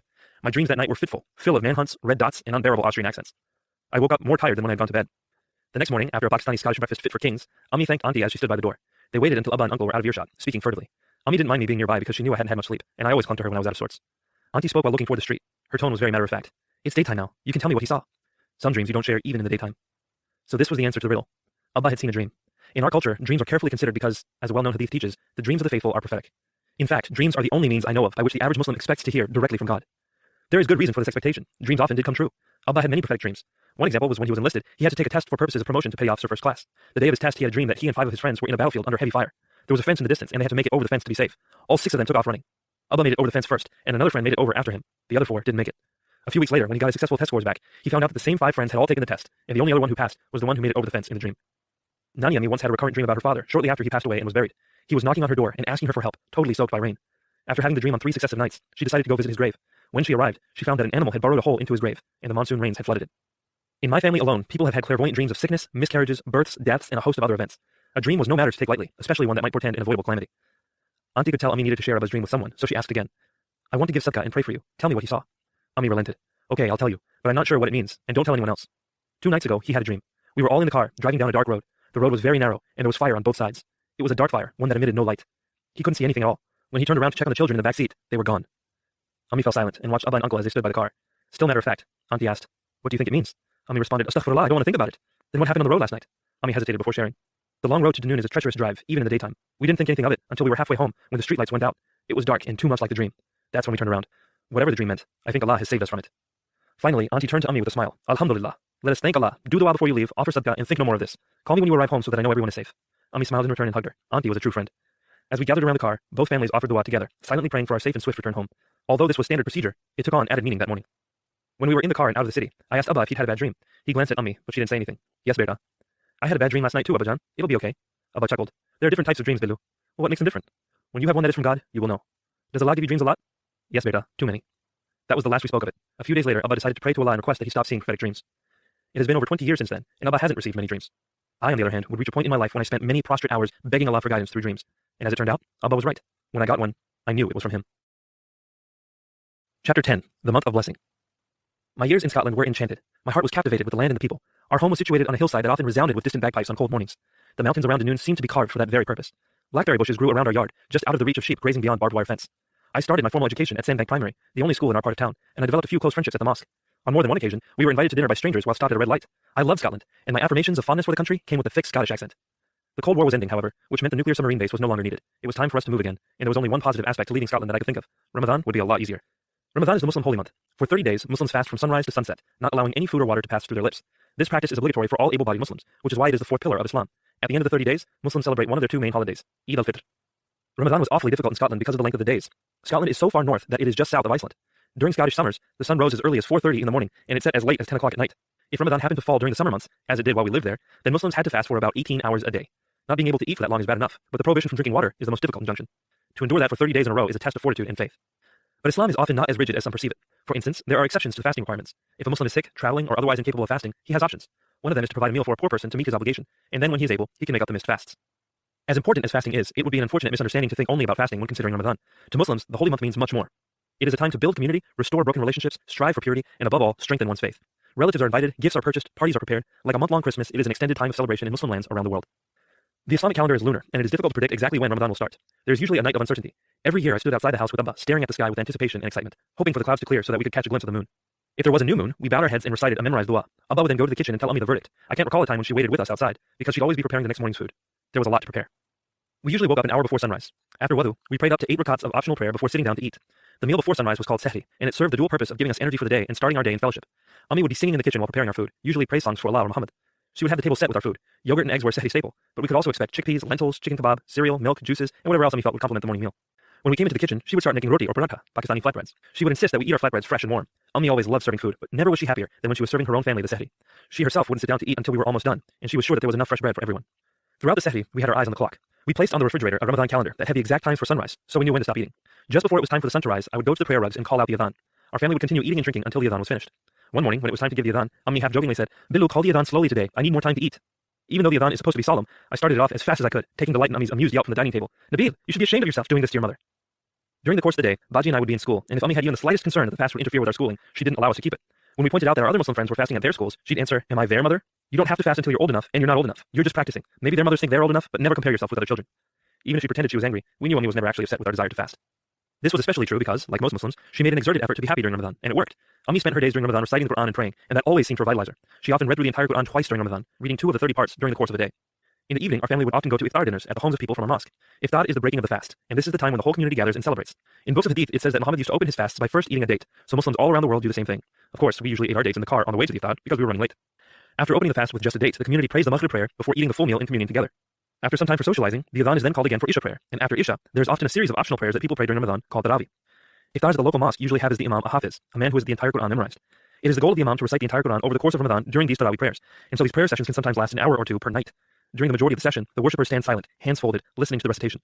When Tarawih is over, everyone goes home, planning to wake again in just a few hours. In many places, Muslims go to a different home for iftar every night of Ramadan. It is generally the host's job to provide the meal, and that means that there will be more food than everyone can eat. The irony of Ramadan is that, after binging on buffets every morning and every evening, people usually gain weight during the month of fasting. It wasn't until after we moved away from Scotland that I was allowed to start fasting regularly during Ramadan. We left Scotland in 1990 for a submarine base in Groton, Connecticut. There was no community mosque in Groton, and it never felt like home for me. I didn't make any good friends, and the most noteworthy occurrence was the tragedy of losing my Scottish accent. Scotland was where I learned all about being Muslim, and where I had fallen in love with my Islamic faith. We moved again 3 years later, this time back to Virginia. Abba was about to become Lieutenant Commander Qureshi, and he was never to be moved by the military again. Virginia Beach is where I made lasting friendships, where I came of age, and where I decided the direction of my future. It is where I first felt the sting of my Islamic culture clashing with my American environment. It is where I ultimately decided to leave Islam, and everything I knew. Part 2. An Ambassador for Islam. Surely, you are the one who sent Muhammad as the final messenger for mankind, and the Quran as our guide. Chapter 11. Third Culture. In 7th grade, I finally made lasting friends. David, Ben, and Rick were like brothers to me, and we did everything together. Ummi reluctantly realized that I was getting older, and she gradually let me spend more and more time outside of our home. Usually, I was out for some kind of extracurricular activity, and sometimes she let me go to a friend's house for a few hours. But before I launched into my teenage years, Ummi had a serious talk with me. Late one evening, just after our family finished praying the Isha Salat, Ummi stopped me before I left the prayer rugs. "Nabeel, stay here for a moment." Immediately, I sensed that this was not going to be a normal conversation. "What is it, Ummi?" "Beta, I wish there were some Muslim boys in your school, so you wouldn't be alone representing Islam, and so you would have some true companionship. But that was not Allah's will. Always remember this. No matter where you are or what you are doing, you are an ambassador for Islam. You will always be an ambassador for Islam." I listened with care, drawn in by her sincerity and intensity. When people see your face, they will think, he is a Muslim boy. It doesn't matter what you do. You could be the valedictorian, and they will think, look at the Muslim valedictorian. You could be the president of the United States, and they will think, look at the Muslim president. In the West, Islam is foreign to people, and many of them are opposed to it. They will always see you first and foremost as a Muslim. That is your identity, and you must embrace it. Ummi did not often speak like this. Her words imbued me with a sense of responsibility. I concentrated hard on her words, wrinkling my brows. She embraced me and held me close. "Bilu, don't worry. This is a good thing. It is a blessing and an opportunity for you to represent Islam and to help people understand its beauty. Become the valedictorian so people will think, wow, Islam produces good students." Become the president so people will think Islam makes good leaders. But even if you become a janitor, be the very best. I nodded in affirmation, despite my doubts that she would be okay with a janitorial career. Shabash, beta. Whatever you do, be the most respectful, honest, and dignified one doing it, so that people will praise Islam. Treat your teachers with the utmost respect. Treat them like you would treat me. When I visit them, I want to hear them tell me that you are the most respectful student in the class. Drinking is not allowed in Islam, but you must also never curse and never spend time alone with girls. Be such a virtuous person that no one can ever point a finger of blame at you. In their hearts, they will praise you because they will know you are honorable, or they will dislike you because they dislike themselves. Either way, they will know that Islam has made you the good person you are. And that is what I did. At school, I shared my Islamic beliefs with people who would listen. I stood up for the things that mattered to me, and I worked hard to uphold my morals and reputation. I knew people in my grade who were drinking, doing drugs, and having sex, even though we were only 7th graders. Thankfully, none of my friends were engaged in these activities, and it was not too hard for me to continue representing Islam the way I always had. But things were changing. Adolescent years are difficult for everyone. Teens develop their own identities and gradually break away from the ones that their parents have built for them. Each circumstance presents its own set of challenges. The challenge in our family, both for Baji and me, was that the direction of pull was not just toward a different personality, but toward an entirely different paradigm. We were left straddling a chasm, with our feet firmly planted in neither culture. The first change I noticed was at family gatherings. Almost all of my siblings lived in the Northeast, and we met many times a year. As I came into my teenage years, my parents, aunts, and uncles expected me to act like a good Pakistani teenager, and I wanted to be a good Pakistani teenager for them. The problem was that I'd never been intimately acquainted with a good Pakistani teenager, so I didn't know what one acted like. That wasn't something Ami could teach me. I ended up trying to emulate my older male cousins and my younger uncle in their manner of speech, but apparently, I lacked some of the finesse required to walk the line between witty and rude in Pakistani culture. That was something I could do in American culture just fine, in fact, charmingly so. I began getting in trouble with my parents fairly frequently on our way back from family trips for being disrespectful. I also realized that I asked far too many questions for my relatives' tastes. In our culture, elders are simply to be obeyed. Obedience is what shows them that you respect them, and in certain contexts, love them. Questions are often seen as a challenge to authority. In school, though, our teachers taught us critical thinking, and that it was good to question everything. My mind was being shaped to think critically, but that shape did not fit into our culture. This is not to say I didn't have unsavory character traits of my own. I certainly did. I was a prideful and self-serving youth, and that got me into plenty of trouble too. Good parents help shape and guide their children beyond these flaws, as mine tried to. But some of what my parents saw as impertinence was actually a culture clash. I was cut out of a different cultural cloth than they were. They thought I was a fine Pakistani linen, but I was more of an Asian American cotton blend. The same was unfortunately true at school. I was far too Pakistani to fit in well with my American friends. There was always a barrier, no matter how much we did together or how close we became. I will never forget the last week of middle school, when there was an end-of-the-year school celebration. We were receiving our senior superlatives, and I was given the superlative, most likely to invent the pocket computer and then leave it in his pants on wash day. The evening was good fun, until it was time to take pictures. When my friend Ben wanted a picture with his best friends, he asked to take it with just David and Rick. It was like an icy knife through my heart. It actually still hurts to think about that incident, but it wasn't his fault. I just couldn't fit in perfectly anywhere. No one understood that, not even I. I was no longer of traditional Pakistani culture, and I was no longer of American culture. I had a third culture, and no one met me there. Chapter 12. Muslims in the West. Lying flat on my stomach, I peered between railings at a secret meeting on the floor below. Our family had gathered earlier that day for my grandfather's funeral services. Emotions ran high, but an additional unstated tension had been present throughout the day. Though the adults had sent me and my cousins to bed, I had snuck out. I needed answers. An older cousin sat at the end of my uncle's living room, her face in her palms, the elders positioned around her in a semicircle. The atmosphere was thick with concern and melancholy. No one spoke. Finally, my grandmother softly broke the silence. Are you still pure? Like lightning, my cousin's mother interjected, Of course she is. But all eyes were trained on my cousin. Slowly, without lifting her face from her hands, she nodded. Ami began to berate my cousin in a tone that I had heard her use only on Baji, though in matters far less severe. If you are pure, then forget him. Move on and get married to a good Ahmadi Muslim before our reputation is tarnished any further. Or at least a non-Ahmadi Muslim. But a Hindu? Astaghfirullah. Through tears and fingers crossed over her face, my cousin whimpered, But I love him. One aunt snickered and spoke under her breath. I can't believe her mind could be so dysfunctional. Turning to my cousin, she chided, You don't know what love is. Don't become Americanized. Listen to your elders. There was another break in the conversation, and the silence intensified the emotions. The men in the room did not speak. Their presence served simply to validate the gravity of the discussion and to anchor the women's emotions. After a few moments, my cousin's mother added, Your grandfather was a missionary. Can you imagine how he must have felt when he found out his own offspring dishonored our heritage, dishonored Islam? We don't have to imagine, my grandmother suggested, looking directly at my cousin. It is because of what you have done that he isn't here anymore. This was the only personal accusation I ever heard my grandmother make. It was spoken out of an Eastern sense of tough love, but to this day it haunts my cousin. She was not the only one, though, who collided over these matters with the extended family. The culture clash of immigrant parents with their Western-born children is especially common during the emotionally stormy teenage years, and it serves to illustrate a vital fact. Muslim immigrants from the East are starkly different from their Muslim children born in the West. People from Eastern Islamic cultures generally assess truth through lines of authority, not individual reasoning. Of course, individuals do engage in critical reasoning in the East, but on average it is relatively less valued and less prevalent than it is in the West. Leaders have done the critical reasoning, and leaders know best. Receiving input from multiple sources and then critically examining the data to distill the truth is an exercise for specialists, not the common man. This phenomenon creates stark dichotomies in the minds of Muslims raised in these cultures. An entity is either a source of authority or it isn't. It is either trustworthy or suspect. It is either good or it is bad. Shades of gray are far less common among authority-based cultures. For the most part, Eastern teachers have taught the Muslims that the West is Christian, that its culture is promiscuous, and that the people oppose Islam. So the average Muslim immigrant expects people in the West to be promiscuous Christians and enemies of Islam. When they come to America, their cultural differences and preconceptions often cause them to remain isolated from Westerners. Like Ummi, many develop relationships only with other expatriates from their country, so their perspectives are never corrected. What is worse, some Muslims do receive poor treatment from Westerners and Christians, and this only serves to bolster their notions that all Westerners and Christians are the same way. On the rare occasion that someone does invite a Muslim to his or her home, differences in culture and hospitality may make the Muslim feel uncomfortable, and the host must be willing to ask, learn, and adapt to overcome this. There are simply too many barriers for Muslim immigrants to understand Christians in the West by sheer circumstance. Only the exceptional blend of love, humility, hospitality, and persistence can overcome these barriers, and not enough people make the effort. That explains why our families fight hard to keep us from becoming Americanized. The term has nothing to do with nationality. It had everything to do with their perception of the culture. To be Americanized was to be disobedient to your elders, to dress less conservatively, and to spend more time with your friends than your family. Cursing, drinking, and dating were simply unfathomable.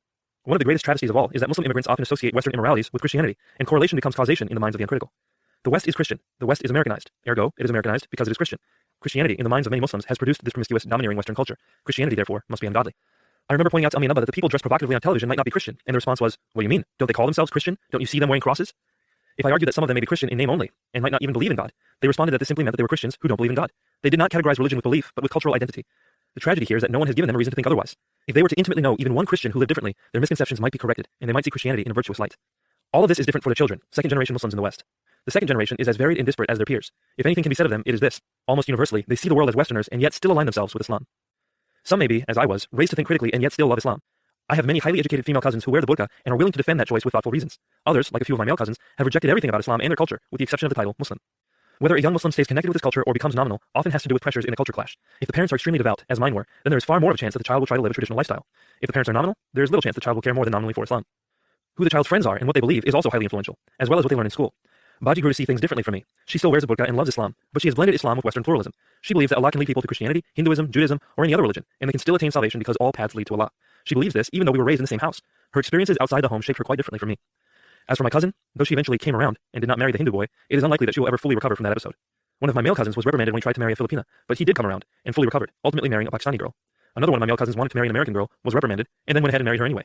All of these second-generation American Muslims are my relatives. They all trace their lineage back to the same town in Pakistan, they were raised in the same Jamaat, and they are roughly the same age. Yet they all see the world and process it extremely differently. Perhaps most significant of all, none of them see the world as their parents do, not even close. Yet they all call themselves Muslim and identify themselves with their parents' faith. What then does it mean to be a Muslim in the West? It can mean anything. If you really want to know what someone is like and what they believe, you have to get to know them and ask them personally.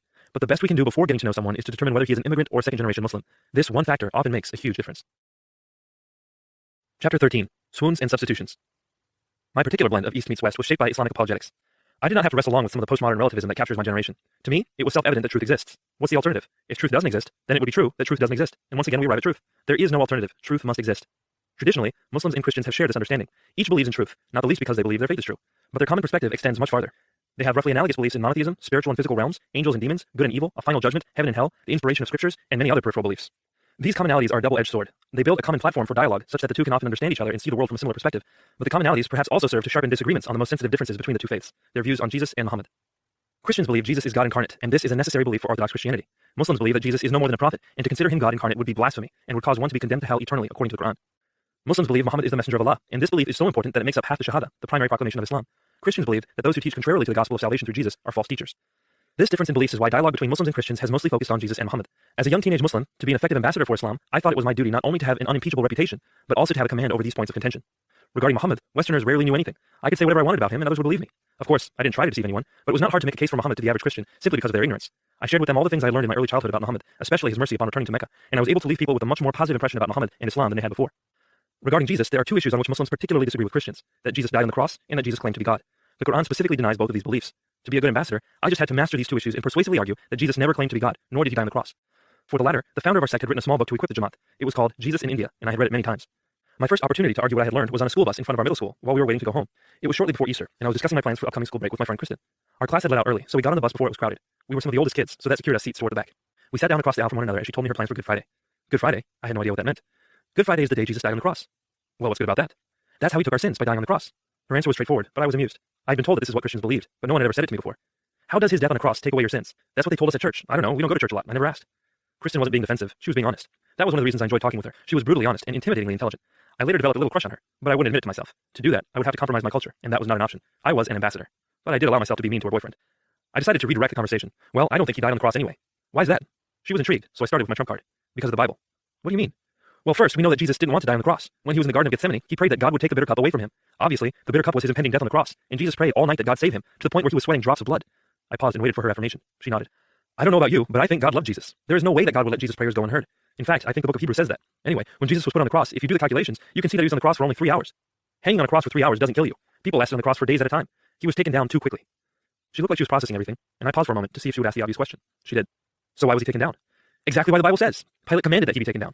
Pilate's wife had seen a dream and begged her husband that he not allow Jesus to be killed. She must have been able to persuade her husband to save him after the Jews were convinced that he was crucified.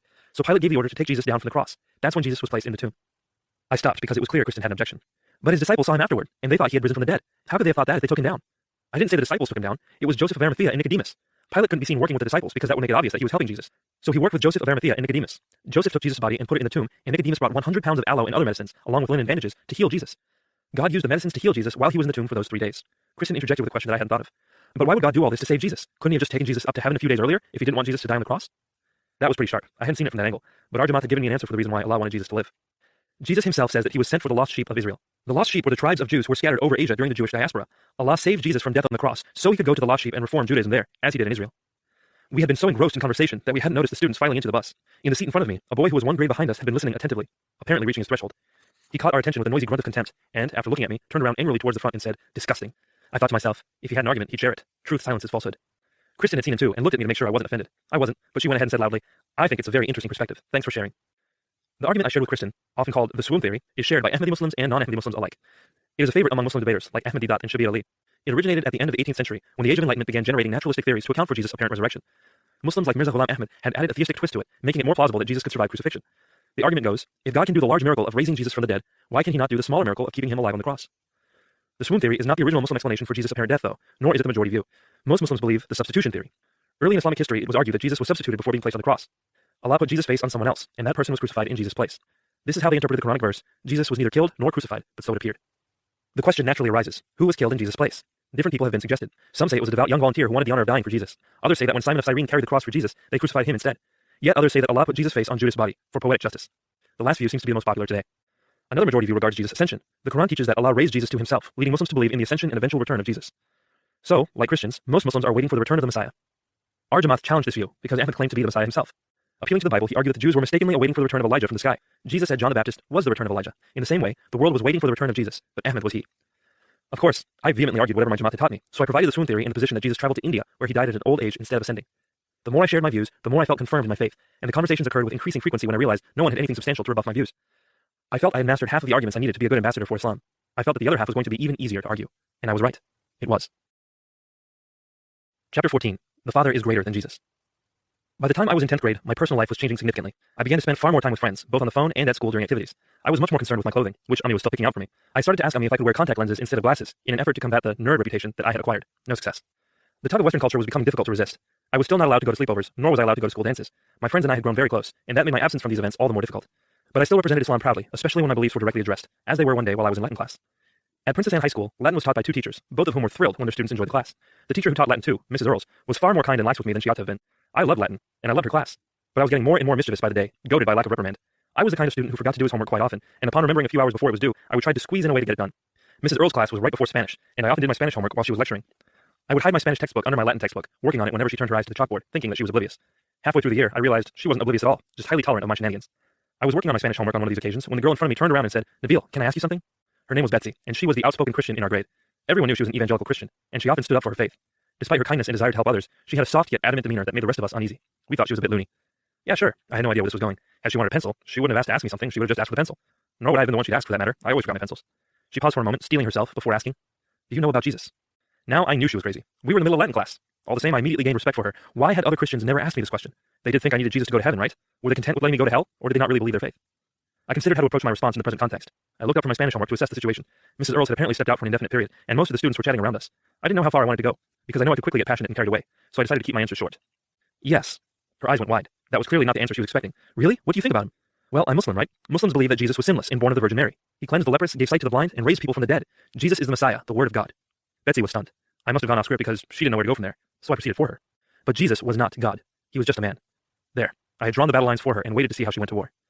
Wow, you know a lot more about Jesus than I thought. That's great. I believe a lot of the same things, but I don't agree completely. Would you mind if I shared my view? She responded softly yet adamantly, employing the very sneaky maneuver of being herself. Sure, go ahead. This was getting interesting. Well, I don't know if you know, but I'm a Christian. Yeah, I thought so. I smiled, thinking to myself, the whole world knows you're Christian, Betsy. She beamed, genuinely happy that I knew she was a Christian. We believe that Jesus is the Son of God, and that's very important to us. Because he was the Son of God, he had no sin, and was able to take our sins upon himself. Now, I had many problems with that statement, but I had already drawn the battle lines, so I stuck with the issue of Jesus' deity. I decided to take a concessionary approach. Betsy, I don't think the Bible we have today is the Word of God. It's been changed too many times throughout history. But for now, let's just say I did think so. Where does Jesus say, "I am God"? Betsy thought for a moment. She didn't seem too troubled, but it was clear to me she couldn't remember him saying it. After an uncomfortable moment passed, which she seemed totally comfortable with, she said, "In John's Gospel, Jesus says, 'The Father and I are one.'" This was the one I expected her to go for, and I was ready. Yeah, but also in John, Jesus prays for his disciples to be one, just as he is one with the Father. So he clarifies exactly what he means by one. He means unified in spirit and will. If he meant one, as in one being, would he be praying for his disciples to be one in the same way? He's not praying for the disciples to all become one being, is he? That's a good point, she said thoughtfully. Good point. I was in the process of dismantling her worldview, and she was being congenial? Did this girl ever get agitated? Well, I can't think of it right now, but I'm sure it's there. I can look it up and get back to you. I'd love for you to, Betsy, but you won't find anything. Jesus never said he was God, I argued. He made the opposite quite clear to us. He felt the pangs of hunger, thirst, loneliness, and temptation. He cried and he bled. He didn't call himself the Son of God, he called himself the Son of Man. He was very obviously human. Betsy was nodding along. Yes, I agree. Jesus is a man, and he is God too. How can someone be man and God? Man is mortal, God is immortal. Man is limited, God is infinite. Man is weak, God is omnipotent. To be man is to not be God, and to be God is to not be man. This seemed to give her some pause. She was off balance, so I decided to push a bit harder. When Jesus went to Galilee, Mark's gospel tells us he could do no miracles. Not that he chose not to, but that he couldn't. Can God not do miracles? When a woman in the crowd touched him, he had no idea who it was. Would God not know something that simple? After pausing to let her process, I continued. When a man called him good, he said that he is not good. Only God is good. He draws a distinction between himself and God. He does it again when he said he didn't know when the world will end, and that only God knows. He's making it very clear that he is not God. Betsy said nothing. She had not thought of this before. I decided it was time for the coup de grace. Betsy, in case there is any question, in the Gospel of John, Jesus said, "The Father is greater than I." And I agree with Jesus. God is greater than he is. I think you ought to agree with him too. Betsy didn't know what to say. I waited. Well, I don't know what to say. She was sticking with her signature maneuver. I'll tell you what. I'm going to look into these things. In the meantime, I'd like to invite you to a play at our church that I'm a part of. Would you like to come? Sure, sounds like fun. But I don't have a driver's license yet. Mind if my dad comes along? Of course not. Bring as many people as you'd like. Here's the information. Let me know what day you're coming when you get a chance. Betsy handed me a flyer for the event and smiled. I saw something behind the eyes of her smile that I hadn't seen in her before. She was agitated. I smiled back. Chapter 15. Heaven's Gates and Hell's Flames. I was very excited to be invited to a church. I had been to one before, a Catholic church, and I remember that day as an exciting Latin-infused blur. Honestly, it was so confusing that I could not figure out why I had been invited. I recall that some of my friends were there, including Ben and his family, but they weren't Catholic either. At one point, while our row was standing, everyone started walking to the front to get something from the priest. I didn't know what to do, so I started going with them. Ben's mom grabbed my arm and sat me back down into my seat. Startled, I looked over at her, and she was emphatically shaking her head, no. The priest, who had been rather solemn until then, was trying to hold back a laugh. No one had told me Protestant churches were any different, so I was expecting something similar. To me, the sanctuary of First Baptist Norfolk looked like an auditorium of sorts. I guessed that all the church stuff happened elsewhere, but I couldn't see where. I sat with Abba in the balcony, toward the back. Even though neither of us knew what the play was about, Abba was glad I had accepted the invitation. He said it would have been rude not to, and that it was a good way to keep the door of conversation open with Betsy. He was proud of me for sharing my beliefs, and he was hoping to help me process the play we were about to see. The play was called Heaven's Gates and Hell's Flames, and it turned out to be a performance of the Christian salvation message. It was during the play that I learned Christians call this message the gospel. I had thought that the word gospel only referred to the 4 books about Jesus. Throughout the play, the message came across loud and clear. Accept Jesus as your Lord, and you will go to heaven. Otherwise, you will go to hell. Different scenarios were performed, each one ending with someone's death and his reception into heaven or damnation to hell, based solely on whether he had accepted Jesus. The imagery in the play was not subtle. When someone was sent to hell, red and yellow lights flashed through the room. A thunderous cacophony played over the loudspeakers, and Satan came rampaging through the set, dragging the sinner off stage. On the other hand, if someone had accepted Jesus, he would be ushered by radiant angels into a bright door, ecstatic with joy. In the final scenario, a man was driving a car, and his passenger was talking to him about Jesus. The man said he had done many bad things and ignored God his whole life. The passenger was able to convince the driver that he was a sinner and needed Jesus, so the driver prayed a prayer. No sooner had he prayed than a terrible accident occurred. Both men died, dramatically depicted by turning off the lights. When the lights came back on, beautiful music was playing, and the driver was escorted into heaven. I'm not sure if it was intentional, but it was ingenious to end the play with that scene right before we all got in our cars to drive home. We started our follow-up discussion as soon as we put on our seatbelts. Nabeel, what did you think of the play? I think it was silly, Abba. They were obviously trying to play on people's fears and emotions. Yes, I agree, Beta, but sometimes that's not bad. We should be frightened of hell, and we should be frightened of Allah's wrath. I was nonplussed. So you think the play was good? Abba laughed. I didn't say that. I think there was something much worse than their attempts to scare people. Well, the message is all wrong, I started, collecting my thoughts. What they're teaching people is that they can do whatever they want to their whole lives, and all they have to do is say a prayer and they'll go to heaven. Abba nodded. Right, and what's wrong with that? What's the purpose of religion? The purpose of religion is to make good people and a good society. If people can do whatever they want, they will indulge their sinful desires and society will fall apart. They have a blank check to sin. Even Hitler could go to heaven just by accepting Jesus. Abba prompted me on, and that's why America is the way it is. Christians teach that there is no accountability for their deeds. Good, Beta, very good. So when your friend at school asks you what you thought, make sure you share that with her. But don't leave her with just that. You need to sweep away falsehood with the truth. What is the truth about judgment? Allah judges us based on our choices in this world. Everything we do is recorded by angels, one on our right shoulder recording our good deeds, and one on our left shoulder recording our bad deeds. When we stand before Allah, our deeds will be read aloud. No one will be able to intercede for us, not our family, not Jesus, not even Muhammad sallallahu alaihi wasallam. Allah will weigh our good deeds and our bad, and if our good deeds are greater than our bad deeds, Allah will give us paradise. What about Christians, Bilu? Can Christians go to heaven? Yes, the Quran says that if Christians and Jews believe in one God and do good deeds, they can go to heaven. I was referring to a Quranic verse that is a point of controversy among Muslims. Some Muslims argue that this verse was abrogated by a later Quranic verse that says, if someone comes to Allah with a religion other than Islam, it will not be accepted from him. Other Muslims, our Jamaat among them, reconcile the two verses by arguing that Islam here does not refer to the faith system, but to the broader meaning of the word peace. The latter interpretation is obviously more tenuous, but only if one believes in the doctrine of abrogation. Surah 2, verse 116, and Surah 16, verse 101 of the Quran both apparently teach that Allah can cancel older sections of the Quran with newer ones. Traditionally, Muslims developed a field of Quranic exegesis called the abrogator and the abrogated, in which they strove to determine the criteria and history of Quranic abrogation. Some Muslim scholars taught that up to 500 verses of the Quran no longer apply because later verses abrogated them. Other Muslim scholars taught that as few as 5 verses were abrogated. Regardless of the exact number, most orthodox sects of Islam believe in the doctrine of abrogation. A few Muslims dissent on this view, and the Ahmadi Jamaat is among them. These Muslims argue that if any part of the Quran could be cancelled, then it would not be the eternal word of God. They resort instead to harmonization of apparently abrogated verses, like the tenuous interpretation above. The difficulty for this view, though, is that the hadith are full of accounts of abrogation. But I didn't know these things at the time. All I knew is what our Jamaat taught about salvation, and that anyone who believed in one God could go to heaven, as at least one verse of the Quran clearly stated. And how many gods do Christians believe in, Bilu? Some believe in one, and some believe in 3. Yes, and the Quran says it would be better for them if they stopped saying 3. That is why I'm glad you're having these conversations with your friends. They at least need to hear that there is only one God. If you can bring them to Islam and Ahmadiyyat, that would be even better. Before wrapping up our conversation on salvation, he quickly added, but don't spend too much time with this girl. Girls are dangerous for you, especially at this age. You are like a fire, and they are like oil. Even if you are not attracted to each other, after time, just being close to each other causes you to start burning. That is how you were made. Okay, but gosh, I got it. Can we talk about something else? Ami and Abba were only too willing to give me the fire and oil talk. It served to remind me that when the time was right, we would come together as a family and discuss whom I would like to marry. If I had a girl in mind, my parents would then talk to her parents and try to arrange the marriage. If not, my parents would find a suitable wife. I would not date anyone at all, let alone a Western girl. To do so would be to depart from tradition. Chapter 16. Treasured Traditions. Tradition is the outward structure of Islam, the body animated by the soul of Islamic teaching. It seeped into us through immersion in the Muslim lifestyle. Every single day was imbued with tradition. I strived to pray the salat 5 times a day, recited many detailed du'as, followed intricate instruction for ceremonial washings, and regularly looked to Muhammad's example for guidance. More than 1 billion Muslims joined me in adherence to traditions, whether praying about whom to marry, determining the appropriate length of a beard, or deciding whether to wear gold. But these traditions did not come from the Quran. They are found in hadith. From marital rights to martial restrictions, commercial laws to civil suits, the vast majority of Sharia and the Islamic way of life is derived from the hadith. There is no overestimating the importance of hadith in the Islamic world. As Baji and I grew older, Ami and Abba considered it very important that we learn hadith and their precepts. They often recited from hadith collections, urging us to memorize the Arabic and understand its meaning. The first time they asked us to memorize hadith was immediately after Maghrib prayer one evening, while our family was still on the prayer rugs. Beta, we want you to memorize this short hadith. Hazrat Umar narrates that Muhammad ﷺ said, deeds are judged by their intentions. After we recited the Arabic a few times, Ami and Abba were satisfied that we had it memorized. They asked us if we had any questions. I had a few. Abba, what book of hadith does this one come from? This one comes from Sahih Bukhari. What can you tell us about Sahih Bukhari? It is the most trustworthy book of hadith, compiled by Imam Bukhari. The hadith were not collected into books until a long time after Muhammad ﷺ's death. Many false hadiths had been fabricated, and it was difficult to determine which ones were accurate. Imam Bukhari sifted through 500,000 hadith and picked out the 5,000 most accurate. Ami followed up asking, and how did he do that? When Imam Bukhari heard a hadith, he assessed whether the person telling the hadith was trustworthy or not. If he had a bad reputation, if he had ever gotten in trouble, or even if he treated animals poorly, Imam Bukhari ignored that hadith. If he found the person trustworthy, he would ask him from whom he heard the hadith, and who that person heard it from, and who that person heard it from, all the way back to Muhammad. Imam Bukhari assessed the reputation of each individual in the chain, and if they were all trustworthy, then Imam Bukhari recorded the hadith in his book. The chain of transmission was called the isnad, and it was immeasurably important to classical Muslim scholars. Islam arose as an authority-based society. When they asked the question, is this hadith authentic? They answered by deferring to the authorities who transmitted it. Without the isnad, the hadith was considered worthless. Muslims put less stock into Sira literature than hadith, specifically because Sira does not record isnad. Ami continued, very good. Bertie, what is the next most trustworthy book of hadith? I don't know, Ami. Baji was now 18 years old and in college. She did not enjoy these detailed questions like she once had, but Ami wouldn't let her off that easy. Yes, you do. Jello, just answer this one, and that will be it. What is next after Sahih Bukhari? Sahih Muslim? Shabash. Nabeel, do you know any others? I know Sunan Abu Dawood, and I know that there are 6 that we consider authentic, and the rest are a mix of reliable and unreliable hadith. The 6 are called Sahih Sitta, and the first 3 are Sahih Bukhari, Sahih Muslim, and Sunan Abu Dawood. Abba continued the list for me. And the other 3 are Sunan Tirmidhi, Sunan Ibn Majah, and Sunan Nisai. These are the best 6 books of hadith, but among them, Sahih Bukhari and Sahih Muslim are the most trustworthy. Ami quickly added, but even the most accurate ones are the word of Muhammad ﷺ, not the word of Allah. We must not equate the hadith to the Quran. I pushed on this clarification. But if Muhammad ﷺ said it, don't we have to obey him? Abba interjected, of course, but still, Muhammad ﷺ is not God. The Quran is the only uncorrupted, perfect book in the world. The books of hadith are more like the Bible because they are the works of men. There is divine truth in them, but we have to be careful of corruption. We always have to check the truths we get from other sources against the Quran. Jallo, that's enough for tonight. Don't forget the hadith you learned today. We'll ask you to recite it tomorrow.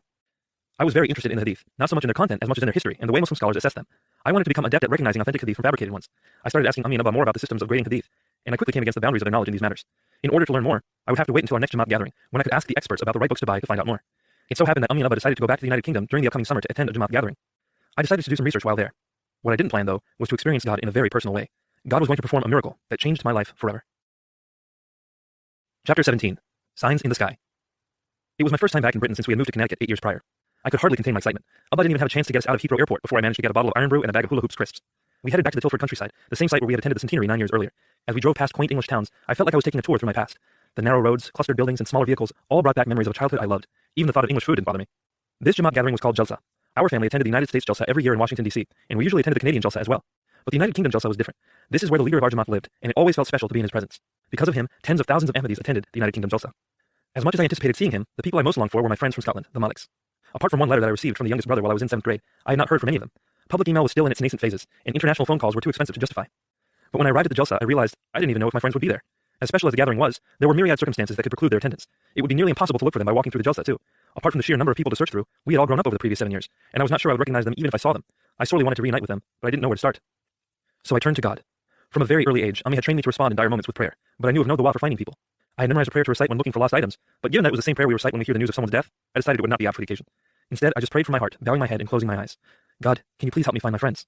I had nothing else to say, so I said nothing else. When I opened my eyes, what I saw stunned me stock still.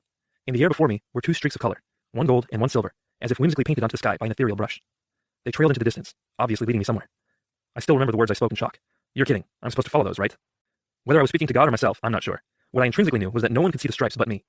They were not so much in the sky as they were in my perception of the sky. They were neither a mile away, nor a foot away, nor anywhere in between. They just were, and they were waiting for me. The Jalsa was crowded, and everyone was outside the tents because there was no speech currently in session. I followed the streaks into swarms of people, sifting my way through the crowd as if in a Pakistani bazaar. And in fact, the streaks swirled over the Jalsa marketplace, the same area where I wanted to go for a badge almost a decade prior. This time, I was not interrupted by a surly senior citizen. Instead, the streaks funneled downward, dissipating over a space next to a clothing tent. When I weeded my way to the clearing, I saw 2 men standing there, chatting and trying on skull caps. It took me a moment, but I recognized them. They were the older Malik brothers. I ran to them and grasped them. When they recognized me, we rejoiced together. They were incredulous at my height, incessantly repeating, "You are just a wee boy." And so they dragged me through the Jalsa, reintroducing me to everyone from Glasgow whom I once knew. We were overjoyed. For the time being, the streaks in the sky were forgotten. Later that evening, as I considered the day's events while lying in bed, I could not get past the gold and silver streaks. To me, there was nothing else for it. They meant God must exist. Of course, I already believed that God existed. I had seen answered prayers, prophetic dreams, and rational argumentation pointing toward the existence of God, but there was always room for doubt. Perhaps the answered prayers were coincidence, or maybe the prophetic dreams were exaggerated over time to fit reality, or it was possible that there were flaws in the logic of the arguments. Sure, I was 99% certain that God existed, but that shadow of doubt was always there. But now, there was no remotely plausible alternative. How else could I explain what happened that day? I had no idea where my friends were, and when I prayed, I was supernaturally led to them. I began to consider alternative explanations. Maybe I had imagined the streaks? No, that couldn't work because I went straight to my friends. Maybe I subconsciously knew where my friends were. No, that was impossible. I didn't know if they were even at the Jalsa, let alone at the exact spot in the marketplace. Perhaps, while I lived in Scotland, I developed extrasensory connections with my friends that remained dormant until I called on them that afternoon, whereupon our psychic bonds were able to manifest themselves in my visual sensorium. Honestly, that was the best naturalistic explanation I could come up with, but not only did it skirt the boundaries of naturalism, it totally blew past the boundaries of plausibility. No, I told myself, there is no alternative. God is real, and he hears my prayers, even the little ones like wanting to know where my friends are. That day, I no longer just believed that God was real, I knew God was real, and I knew God cared for me. The timing could not have been better. When I returned to Princess Anne for my junior year, one of my mandatory classes was Theory of Knowledge, and it served as an introductory course to general philosophy and epistemology. Our textbook was called Man is the Measure, and one of the first discussions we had in class was, how can we know whether God exists? The discussions were deep and shook the faith of many theists in the class. Although our conversations focused on objective argumentation, as they should have, I came to realize that subjective knowledge can be far more powerful. I would never be able to convince anyone that I actually saw the streaks in the sky, or that they actually led me to my friends. But I did not need to. It was a sign for me, and I went from being 99% sure that God exists to 100% certain. 4 years later, when my world started falling apart, that 1% made all the difference. Chapter 18. Honor and Authority. Theory of Knowledge was one of the many classes that I had with my best friend, David. We had grown closer and closer since 7th grade, and by the time we were upperclassmen, we were inseparable. We had 6 of our 7 classes together, became co-captains of the academic trivia team, and entered into the forensics team as a duo. David and I won 5th place in the state competition our junior year, surprising everyone because we were both rookies. During senior year, we won the state championship. David and I had a few discussions about religion and the existence of God. He and I did not see eye to eye, and it was clear that our upbringing had a lot to do with it. He was hesitant to move past agnosticism, and my starting point was Islam. The discussions in Theory of Knowledge seemed to bolster his hesitance, and although it did not shake my conviction in God's existence, it did bring some critical differences between Eastern and Western cultures into sharp relief. When my parents taught me to examine my beliefs, I was essentially expected to build a defense for what they had taught me. In Theory of Knowledge, we were ostensibly doing the same, examining our beliefs, but in practice, it was the exact opposite. We were critically probing our beliefs, challenging them, testing them for weak points, pliability, and boundaries. Some students were even replacing them. This difference between Eastern and Western education can be traced to the disparity that divides Muslim immigrants from their children. Islamic cultures tend to establish people of high status as authorities, whereas the authority in Western culture is reason itself. These alternative seats of authority permeate the mind, determining the moral outlook of whole societies. When authority is derived from position rather than reason, the act of questioning leadership is dangerous because it has the potential to upset the system. Dissension is reprimanded and obedience is rewarded. Correct and incorrect courses of action are assessed socially, not individually. A person's virtue is thus determined by how well he meets social expectations, not by an individual determination of right and wrong. Thus, positional authority yields a society that determines right and wrong based on honor and shame. On the other hand, when authority is derived from reason, questions are welcome because critical examination sharpens the very basis of authority. Each person is expected to critically examine his own course of action. Correct and incorrect courses of action are assessed individually. A person's virtue is determined by whether he does what he knows to be right or wrong. Thus, rational authority creates a society that determines right and wrong based on innocence and guilt. Much of the West's inability to understand the East stems from the paradigmatic schism between honor-shame cultures and innocence-guilt cultures. Of course, the matter is quite complex, and elements of both paradigms are present in the East and the West, but the honor-shame spectrum is the operative paradigm that drives the East, and it is hard for Westerners to understand. This reliance on positional authority explains some characteristics in parts of the Muslim world that confound many Westerners, such as the continued practices of honor killings, child brides of 6 or younger, and blood feuds. For one reason or another, the prevailing sources of social authority in these regions deem these customs acceptable, perhaps even preferable. No amount of sheer reason is going to change these practices, nor will externally imposed prohibitions. The change will have to be social, internal, and organic. But honor killings and blood feuds are generally not struggles for children raised as second-generation Western Muslims. We wrestle with the honor-shame principle that tells us, it's okay as long as you don't get caught. If there is no dishonor, it's not wrong. I saw this principle play out many times while I was growing up, though I'm obliged to share only innocuous accounts. The most innocent one I can think of has to do with free refills. Many of my Muslim friends thought it perfectly acceptable to order water from fast food restaurants and then go to the dispenser and fill up on soda. We rarely blinked an eye at this, and I myself did it regularly. But at a Taco Bell in Virginia one day, one of my friends was caught getting Mountain Dew Code Red instead of water. A young employee had glanced over the counter and seen my friend filling up on soda. Without much tact, he pushed my friend's hand away from the fountain drinks and said loudly, "You ordered water, you can't get soda." At this, many people turned to see the commotion, and my friend immediately blushed. It was obvious the employee was correct, since the cups for water were transparent and the cups for soda were opaque. The employee caught him literally red-handed. The soda was clearly visible to all. For my friend, this was the moment that made his actions a poor choice. He had suffered dishonor in front of many. Stealing the soda was not an issue for him before being caught. In fact, it was still not the issue after being caught. As strange as it might sound to Westerners, it was more dishonorable for him to be called out by a minimum wage employee than to be caught stealing soda. So he denied it, asserting firmly, "I am getting water." He filled the rest of his cup with water and walked away from the counter as if it were perfectly normal for water to be a deep, bubbly pink. On another occasion, one of my cousins was receiving some lighthearted ridicule from the rest of my family for having been caught committing minor insurance fraud. To help alleviate the shame, my cousin turned it into a funny story for us all. He started by telling us that, as he was getting quotes for auto insurance, he found he would save a lot of money if he lied and told the insurance companies he was married. So he made up a long backstory about meeting his wife, what she did for a living, and even the mnemonic he used to remember her birthday. He planned to tell the agent that he unfortunately did not have any papers since she was still in Pakistan. When he had invented enough details, he called the company, convinced them he was married, and secured a lower rate. Only one other family member and I chided him for this, and we were both American-born. The elders laughed and told us to lighten up, asserting that the insurance companies had enough money as it was. My cousin boisterously agreed. As the story went, over a year later, he had a fender bender and needed to make a roadside claim. While sharing details of the accident on the phone, the insurance agent asked him if he was with his wife. His mind on the accident, he responded that he did not have a wife. Unfazed, the agent asked him if he had ever been married, and my cousin replied, no. Shortly thereafter, my cousin received an adjusted insurance rate well over twice what he had been paying. By the time the story was through, the family was roaring with laughter. For having told such a good story, he was able to transform the shame of being caught lying into the honor of being a good storyteller. Actually doing the right thing didn't even enter into the equation, and neither did guilt. These are relatively harmless examples of how an honor-shame culture might see things differently from a Western culture of guilt and innocence. Of course, there is a highly developed notion of morality in Islam, so we must take care not to oversimplify the matter and assume that Muslims do whatever they wish if they believe they will not be caught. All the same, it is safe to say that guilt is less of a determining factor in the East than is shame. Coming back to second-generation Muslim Westerners, it might now be easier to see just how difficult it can be to straddle these two cultures. When engaged in something less than socially acceptable, the young Muslim will be tempted to hide it and will begin to struggle with internal guilt. The natural Eastern tendency to hide shameful truths exacerbates the Western tendency to feel guilty. For me, this became a major problem as I progressed through high school. All my friends knew that I was a Muslim and that I was not allowed to date. I had done my best to be an ambassador for my culture by telling others I was happy about the idea of an arranged marriage, and it truly didn't bother me until I started developing a real interest in girls. In my senior year, I developed a crush on a girl who also confessed she was interested in me. By anyone's standards in the West, it was a very innocent relationship, holding hands and speaking romantic words. But still, I kept it secret because it went against my Eastern standards, and I felt very guilty. I called it off after a matter of weeks, even though I still had feelings for her. Not long after, she started dating my best friend, David. My feelings for her were unabated, and after a while, I felt very guilty for having a crush on my best friend's girlfriend. I confessed to David that I had had a secret relationship with her before they started dating, and that I still had feelings for her. None of my best friends understood why I had hid this from them, least of all David. From his perspective, I had utterly betrayed him by not being open with him and for harboring feelings for his girlfriend. There was a falling out between David and me just days before graduation, with everyone on one side and me on the other. Once again, I was friendless, but this time I was deeply hurt and utterly confused. What had happened? Why did I always end up alone? I knew I had done something wrong, but was it so wrong that I deserved to lose all of my friends? I went to no graduation parties, I was no longer invited to any of the pre-college trips we had planned, and I was unable to reunite with everyone when they returned home for breaks. Had I understood the way I was acting at the time, I might have done things differently. Had they understood me, they might have been less hurt by my secrets. Had we only known, I might still have my childhood friends today. Some believe that cultural differences between East and West do not exist, that people all see the world the same way. Others consider the Eastern and Western paradigms as a curiosity to consider. But for me, and for others like me, the schism between East and West shapes the very course of our lives. Because of it, I had no friends in my early childhood, and because of it, I was launched into adulthood alone once more. Thankfully, the worst of the pain lasted only the summer. I started college a few months later, in August of 2001, looking forward to the prospect of reinventing myself and finding new friends. But just 3 weeks into college, a new crisis hit, and this one affected our entire nation. The world would never be the same again. Chapter 19. The Religion of Peace. It was the beginning of my 4th week at Old Dominion University. Baji and I both attended ODU for the same reason. It was the best school close to home, and Abba would not let us go any further. We often went to school together, but on Tuesday mornings, Baji would come after me to avoid waiting in traffic. I had to be at my anatomy lab by 8 o'clock. That Tuesday morning started like any other. I finished in the anatomy lab at 10:30 and headed toward Web Center, the student union at ODU. I was free until the afternoon, when the forensics team met for practice. I had joined the team the first week of school and was excited to see if I could carry my high school success into college. As I strolled through the entrance of the student union, the captain of the forensics team strode out hurriedly. I had no idea anything was amiss, so I asked, "What's going on?" Without stopping, she said, "The second tower just came down." Confused, I saw a crowd by the televisions in the lounge behind her, so I made my way there. The news stations were playing and replaying footage of the north and south towers of the World Trade Center collapsing. Over and over, they played the images of a plane crashing into one of the towers, and each tower successively crumbling. It felt like a scene out of a movie, but we were transfixed by a very real horror. No one moved, and no one spoke. After a few moments, my phone rang. It was Abba, his voice uncharacteristically pressured. "Nabeel, where are you? Why haven't you been picking up your phone?" "I'm at school, Abba. I didn't have reception in the anatomy lab." "Come home now. Is Baji with you?" "No, is she okay?" "She's not picking up her phone either. Find her and come home right away." Still reeling from the previous few minutes, I tried to fit the pieces together. "Abba, what's wrong? Why do I have to come home?" Surprised, Abba asked, "Don't you know? There's been an attack." "Yes, but why does that mean I have to come home?" "Nabeel, they're blaming Muslims. People will be emotional, and they could take it out on you or Baji. It's your job to find her. Make sure she's safe and come home." "But Abba, Abba wasted no more time. "Nabeel, do as I say. I have to call Baji. Keep your phone close." With that, he hung up. I looked around at the people watching the televisions. Were these people my enemies? Could they really want to hurt me? Slowly, the danger shifted from being on the television to being all around me. I was now a part of this macabre movie, and I had a role to play. I left quickly and called Baji. To my great relief, she picked up. "Assalamu alaikum." "Baji, do you know what's going on? Where are you?" "Yes, I'm in my car. I'm going home." "Why weren't you picking up your phone when Abba called?" "I was at 7-Eleven watching the TV, and a policeman pulled me aside. He told me it might not be safe to stay out because I'm wearing a burqa. He offered to escort me back to my car, and now I'm going home." "Really? That was nice of him. Okay, drive safely. I'll see you at home soon." For the rest of the day, we stayed glued to the television. Abba made arrangements to take a week off, and he told us to do the same. We left the home only to buy American flags, which were quickly selling out. We displayed flags prominently on each car and in our yard, and we kept a few in the garage just in case. We wanted people to know that we weren't the enemy, no matter what they were hearing on the news. This was not paranoia on my father's part. During Operation Desert Storm, members of my family had been targeted and victimized. Nani was refused service at a gas station in New York because she wore a burqa. Nani, my sweet little grandmother. A distant aunt of ours had been assaulted in a parking lot, punched in the stomach while getting groceries. Indeed, not long after the September 11th attacks, the mosque that sat at the outskirts of ODU was vandalized, all of its windows broken. I knew the people who paid to repair the mosque. They were good, hard-working people. As the days progressed, it became clear that the hijackers were indeed Muslim, and that this attack on our nation had been carried out in the name of Islam. But what Islam was this? It was clearly not the Islam I knew. True, I used to hear of Muslims in distant lands committing atrocities in the name of Allah, but those accounts were too remote to create any cognitive dissonance. This hit much closer to home. This hit us in our hearts. Over the following weeks, news stations mercilessly looped footage of the crumbling towers. Again and again and again, I witnessed thousands of innocents being massacred in the name of my God. It finally became too much. I had to learn the truth about my faith once and for all. I had to figure out how to reconcile my Islam, a religion of peace, with the Islam on television, a religion of terror.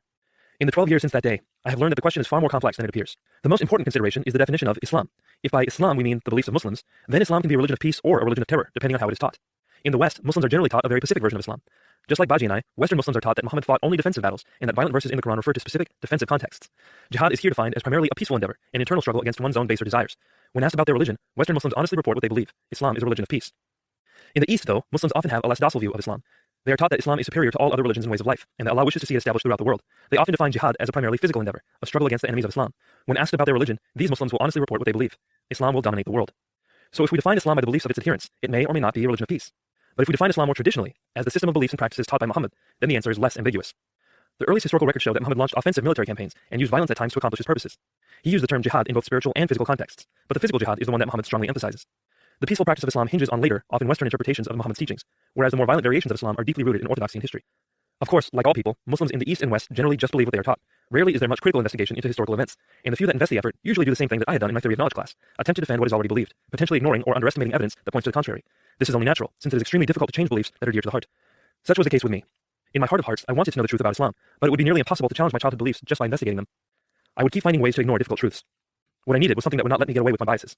I needed something that would mercilessly loop my bad arguments before my eyes, again and again and again, until I could avoid them no longer. I needed a friend, an intelligent, uncompromising, non-Muslim friend who would be willing to challenge me. Of course, not only would he have to be bold and stubborn enough to deal with the likes of me, but I would have to like and trust him enough to dialogue with him about the things that mattered to me most. Little did I know, God had already introduced us, and I was already on a path that would change my life forever. Part 3. Testing the New Testament. Oh Allah, the Bible couldn't be right, could it? Chapter 20. Becoming Brothers. There's a simple reason I never listened to street preachers. They didn't seem to care about me. It wasn't that they were annoying. I found their passion admirable, and I appreciated people who stood up for what they believed. Rather, it was that they treated me like an object of their agenda. Did they have any idea how their message would impact my life? Do they even care? Sure, there are street preachers who share their message while still greeting people kindly, getting to know others' troubles, and praying over personal pains, but I never saw them. What I saw were men who would stand on street corners accosting the public with their beliefs. No doubt they reached a few, but they repelled many more. Unfortunately, I found that many Christians think of evangelism the same way, foisting Christian beliefs on strangers in chance encounters. The problem with this approach is that the gospel requires a radical life change, and not many people are about to listen to strangers, telling them to change the way they live. What do they know about others' lives? On the other hand, if a true friend shares the exact same message with heartfelt sincerity, speaking to specific circumstances and struggles, then the message is heard loud and clear. Effective evangelism requires relationships. There are very few exceptions. In my case, I knew of no Christian who truly cared about me, no one who had been a part of my life through thick and thin. I had plenty of Christian acquaintances, and I'm sure they would have been my friends if I had become a Christian, but that kind of friendship is conditional. There were none that I knew who cared about me unconditionally. Since no Christian cared about me, I did not care about their message. But that was about to change. It took a few weeks after 9/11 for life to regain a semblance of normalcy. Baji and I started attending classes again, Abba was back at work, and Ummi felt safe enough to run errands. Although Islam was still in the hot seat on the news, and a general mistrust of Muslims still hung in the air, the wave of emotional attacks was not as bad as we expected. True, our community mosque was vandalized, and we frequently heard of anti-Muslim sentiments, but we knew of no physical attacks against Muslims. We felt safe to return to our lives, and not a moment too soon. The first forensics tournament of the year was upon us. Unlike the tournaments in high school, collegiate forensics tournaments were multi-day affairs, often in other states. Our team's first tournament was slated for Westchester, Pennsylvania. On the day of our departure, Ummi decided to drive me to ODU so she could see me off. When we arrived at the Baton Arts and Letters building, one of the other students on the forensics team came out to greet us. I had spoken with him a few times at practice, but we were still getting to know each other. He rushed over to us and started helping with my bags while introducing himself to Ummi. Hi, Mrs. Qureshi, I'm David Wood. Ummi was glad to meet someone from the team before sending me off to who knows where. Hello, David. Very nice to meet you. Are you going with Nabeel on this trip? Yeah, he told me he might be concerned, but we'll take good care of him, don't worry. Nothing David could have said would have made Ummi any happier. Nabeel, I can tell this is a good boy. Stay close to him. Achami, I will. Keep your phone on you, okay, Nabeel? Call me when you get to your hotel so I know you're safe, and so you can give me your hotel room number. Achami, I will. I'll be okay, don't worry. Telling Ummi not to worry was like telling her not to breathe, so she just ignored me. And don't forget to call Abba too, so he knows you're okay. Achami. Ummi then looked to David. Remind Nabeel to call us. He's very forgetful. David couldn't hide his smile. Oh, I'll make sure of it. Ummi was finally satisfied. Thank you, David. I'm so glad I got to meet one of Nabeel's friends. After the trip, you should come over to our house for a meal. I'll cook you real Pakistani food. There was no hesitation in David's voice. You don't have to say that twice. Thanks, Mrs. Qureshi. Okay, boys, have fun. Be good, Nabeel. Call me. And don't forget to pray the salat. Ummi took my face in both her hands and kissed me on the cheek, just as she used to do when I was 4 years old, except now, I was the one bending over. David was almost beside himself with repressed glee, expecting me to be embarrassed by Ummi's show of affection. But this was normal for our family, and I rather enjoyed receiving this much love from her. As she started to get back in her car, she called out the traditional Pakistani valediction. Khuda hafiz, beta. May God protect you. Khuda hafiz, Ummi. Love you. As she drove out of the parking lot, David just stared at me, a comical smile painted on his face. What? Oh, nothing. She does know you'll be gone for just 3 days, right? Yeah, but I don't leave home very often. I picked up some bags and started walking into the building to meet our team. Uh-huh. David picked up the rest of the bags and followed, his silly smile unrelenting. Hey, you know what? It's been a while since you talked to your mother. You really should call her. I stopped and glared at David, and then turned around and looked at the main road. Ummi was still there, waiting at a red light to take a left turn. She was watching us walk into the building. Out of playful spite, I turned back to David and said, you know what? I will. Thanks, David, for your heartfelt concern about my relationship with my mother. I pulled out my cell phone and called Ummi. David chuckled to himself. And so our friendship was off to a flying start, skipping right past the niceties and straight into brotherly teasing. In the days to come, many would comment that David and I were foils of one another. We were both exactly the same height, 6 feet 3 inches, but I had dark skin and black hair, while David had light skin and blonde hair. I was a slender 175 pounds, while David easily had 40 pounds of muscle over me. I was very meticulous with my appearance and image, while David preferred jeans and t-shirts. I had a pampered childhood, while David came out of trailer parks in a gritty past. But what I did not know about David was to be the starkest contrast of all. David was a Christian with strong convictions, who had spent the previous 5 years of his life studying the Bible and learning to follow Jesus. Even though the gospel was his passion, he did not bombard me with his beliefs straight away. The discussions arose much more naturally, after we became friends, and in the context of a life lived together. In fact, I was the one who brought it up. Chapter 21. Opening my eyes. The trip up to Westchester was a blast. All the teammates were getting to know one another, practicing their forensics pieces, sharing life stories, and just laughing together. It was a very eye-opening experience for me, since it was my first time becoming intimately acquainted with people who had widely divergent lifestyles and thoughts. One girl on the team advocated legalizing drugs. One of the boys lived with his girlfriend, and another boy lived with his boyfriend. Welcome to college, I thought. We stopped for dinner at an Italian restaurant in Maryland. After the staff arranged a table large enough for all of us, they sat us down next to the kitchen where we had a clear view of all the cooks. David and I spent the past few hours getting to know more about each other. We decided to sit together over dinner and split a pizza. David can read people pretty well, and he quickly realized that I do not get offended by playful comments. Far from it, I always appreciate when people let down their guard with me and speak completely unfiltered. Political correctness is for acquaintances, not friends. So as we read through the menu, he turned to me with mock concern and said, Nabeel, since you're probably feeling homesick, I was looking for a pizza that might cheer you up. But they only have a Mediterranean pizza, not Middle Eastern pizza. Unfazed, I replied, but lucky for you, they do have a white pizza. My guess is that it'll be bland and tasteless. You'll love it. David laughed. You're on. I hope this place is authentic. There's a way to test that, you know? Oh yeah? Yeah, watch this. With that, David turned to the kitchen and yelled, Hey, Tony! Immediately, 3 of the cooks looked over at us and we started laughing hysterically. David, next time you pull a stunt like that, wait until after they've made our food. So the night continued in lighthearted frivolity. When we finally made it to the hotel, our coach told us there were 2 rooms to be shared among the 4 guys on the trip. It was a no-brainer for us, and before long, David and I were getting settled. The rest of the team wanted to go out and celebrate. Most members liked to go drinking or dancing at a nearby bar, while some of the others were looking for a suitable place to smoke various things. I had never engaged in any of these activities, and I was not looking to start. David also decided against joining them, which intrigued me. I wondered what made him different from the rest of the team, more like me. I did not have to wait long to find out. While I was unpacking, David sat down in an armchair in the corner of the room and kicked up his feet. He pulled out his Bible and started reading. It's difficult to express just how flabbergasted I was by this. Never in my life had I seen anyone read a Bible in his free time. In fact, I hadn't even heard of this happening. True, I knew Christians revered the Bible, but I figured they all knew in their hearts that it had been changed over time, and there was no point in reading it. So in the same moment I found out David was a Christian, I also concluded that he must be especially deluded. Since there was no barrier between us, I just asked him. So David, I began, still unpacking my clothes, are you a hardcore Christian? David looked amused. Yeah, I guess I am. You do realize the Bible has been corrupted, right? Oh yeah? Yeah, it's been changed over time. Everyone knows that. David looked unconvinced, but genuinely interested in what I had to say. How's that? Well, it's obvious. For one, just look at how many Bibles there are. You've got the King James Version, the New International Version, the Revised Standard Version, the New American Standard Bible, the English Standard Version, and who knows how many others. If I want to know exactly what God said, how am I supposed to know which Bible to go to? They're all different. Okay. Is that the only reason you think the Bible isn't trustworthy? David's calm and controlled response was surprising. People were usually caught more off guard. No, there's tons of reasons. All right, well, I'm listening. Breaking away from my suitcase, I collected my thoughts. There have been times when Christians take out whole sections of the Bible that they don't want anymore, and they add stuff that they wish were there. Oh yeah? Like what? I don't know the exact references, but I know that they added the Trinity into the Bible. Later, when they were called out, they removed it. Oh, I know what you're talking about. You're talking about 1 John 5. I had no idea what 1 John 5 meant, but I practically jumped him for admitting flaw. So, you've known all along. I know what you're referring to, but I don't think you're seeing it right. How am I not seeing it right? It's not that Christians are just adding and removing things, as if there's some grand conspiracy with people controlling the text of the Bible. I mean, let's just imagine for 1 second that someone did want to add stuff. Do you think you could just change all the Bibles in the world? Well, maybe not all, I admitted, approaching my bed and sitting across from David, but enough. Enough to what? Enough to effectively change the text. He looked unimpressed. Nabeel, are you telling me that Christians the world over would just let someone change their holy texts, and that this massive change would not be recorded anywhere in history? Come on. Well, not the world over, but I can imagine someone getting away with it in a specific region. So you agree then, that if there were an interpolation in a specific region, we would find copies of the Bible without that interpolation elsewhere in the world? Yeah, I guess so. Well, there you have it, he said with an air of finality. That explains the multiple versions of the Bible, and the issue with 1 John 5. What? I felt as if I'd been playing a game of chess with David, and he had unexpectedly declared checkmate. The fact that there are manuscripts of the Bible all over the world means we can compare them and see where changes have been introduced. It's a field of biblical study called textual criticism. If anything is changed, like the verse about the Trinity in 1 John 5, then we can easily find the alteration by comparing it to the other manuscripts. That explains the major differences between various versions of the Bible. But don't get the wrong idea. There are only a handful of major differences between them. What about all the minor differences? Well, those are just stylistic differences in translation for the most part. There are different translations of the Quran, aren't there? Yeah, but they're all using the Arabic text to translate, not foreign language transmissions. Well, it's the same with the Bible. Most of the differences between Bible versions are just matters of translation, not the underlying Hebrew or Greek. I let all this new information sink in, and I looked at David in a new light. Where did he get all this information? Why hadn't I learned this before? I found it all hard to believe. In the end, my incredulity won out. David, I don't believe you. I've got to see this for myself. He laughed. Good. You'd be letting me down if you didn't look into it further. But if you're going to do this right, you better bring it. I got up and started walking back toward my suitcase. Oh, don't worry. It's been brought. After I finished unpacking, we focused on final preparations for the tournament. All the while, I kept thinking about our conversation. I was still fully convinced that the Bible was corrupt, but I had to deal with more advanced arguments than I had previously heard. I was excited to return home and dive more deeply into these matters. Chapter 22. Textual Evolution. Before long, we were back at school, catching up on classes. David was a double major in biology and philosophy, and I was pre-med. It turned out we were in a few of the same classes, chemistry and evolutionary biology. Sometimes being in classes together was a good thing. David and I studied chemistry together regularly with the mutual understanding that it was all-out war. We were trying to outdo one another. After every exam, our professor posted the grades outside the lecture hall, and David and I would clamber over one another to see them. Because of our friendly competition, David and I always had the highest grades in the class. Other times, being in classes together was not a good thing. In evolutionary biology, David and I could hardly pay attention. The teacher made no attempt to hide her atheism, and we were both distracted by her side comments. Being strong theists, we found most atheist arguments petty and unconvincing. Whenever our professor said something with an atheist bent, we would turn to one another and make jokes about it, or about her. We were college kids, after all. On a particular day, after a brief pro-atheism tirade, she returned to teaching us about taxonomy, the classification of all living things into kingdom, phylum, class, order, family, genus, and species. I leaned over to David and whispered, after much observation, I concluded that her hair has a life of its own. I'm trying to figure out what phylum I put it in. David responded with a serious tone. That's a tough call, Nabeel. It appears to have developed self-defense mechanisms reminiscent to those of scorpions. What do you think? Very astute, David. I would have said it looks more like moss or a lichen, but now that you mention it, it could very well be a sentient being. The next few moments were spent stifling laughter, and this kind of impertinent banter ultimately led me to drop the evolution course. We just couldn't focus when we were there together. As I went through college, I learned that evolutionary theory had actually crept into many fields: biology, sociology, anthropology, communications, psychology, and even religious theory. Indeed, there were notes of evolutionary theory in the arguments I used against the Bible. I asserted that the Bible had been changed over time, altered in transmission by those in power according to their aims. Later, I would come to argue an evolutionary model for the Gospels, that the earliest Gospel, Mark, had a much more human view of Jesus than the later Gospels, and that Jesus' divinity in the Gospels gradually evolved. But for now, David and I were focused on the first point, the textual integrity of the Bible, specifically the New Testament. Like most Muslims, I was not concerned with the Old Testament nearly as much as I was with the New Testament. The way I saw it, the Old Testament mostly agreed with the Quran. It named many of the same prophets, it showed prophets going to war against polytheists, and it did not say anything about the Trinity. The New Testament is what really offends Muslim beliefs, so this is what we discussed. It was after chemistry class one day that David and I continued our discussion about the New Testament. Alright, David, I've been looking into textual criticism some more, and I found problems. What do you have? Looks like I was right about whole sections of the Bible being interpolations. Bible scholars are saying that the end of Mark is not original, and neither is the story in John about the woman caught in adultery. You know, the story where Jesus says, let he who is without sin cast the first stone. Yeah, I know that story, and you're right, they're not original to the text. What's your point? I was surprised he so readily conceded this point. You don't see this as a problem? I mean, whole portions of the Bible are not actually God's word. I know what you're getting at, but no, this isn't a problem. Don't you see? The very fact that we can identify these additions means that we can detect alterations. True, but regardless of whether you can detect it, it means the Bible was altered.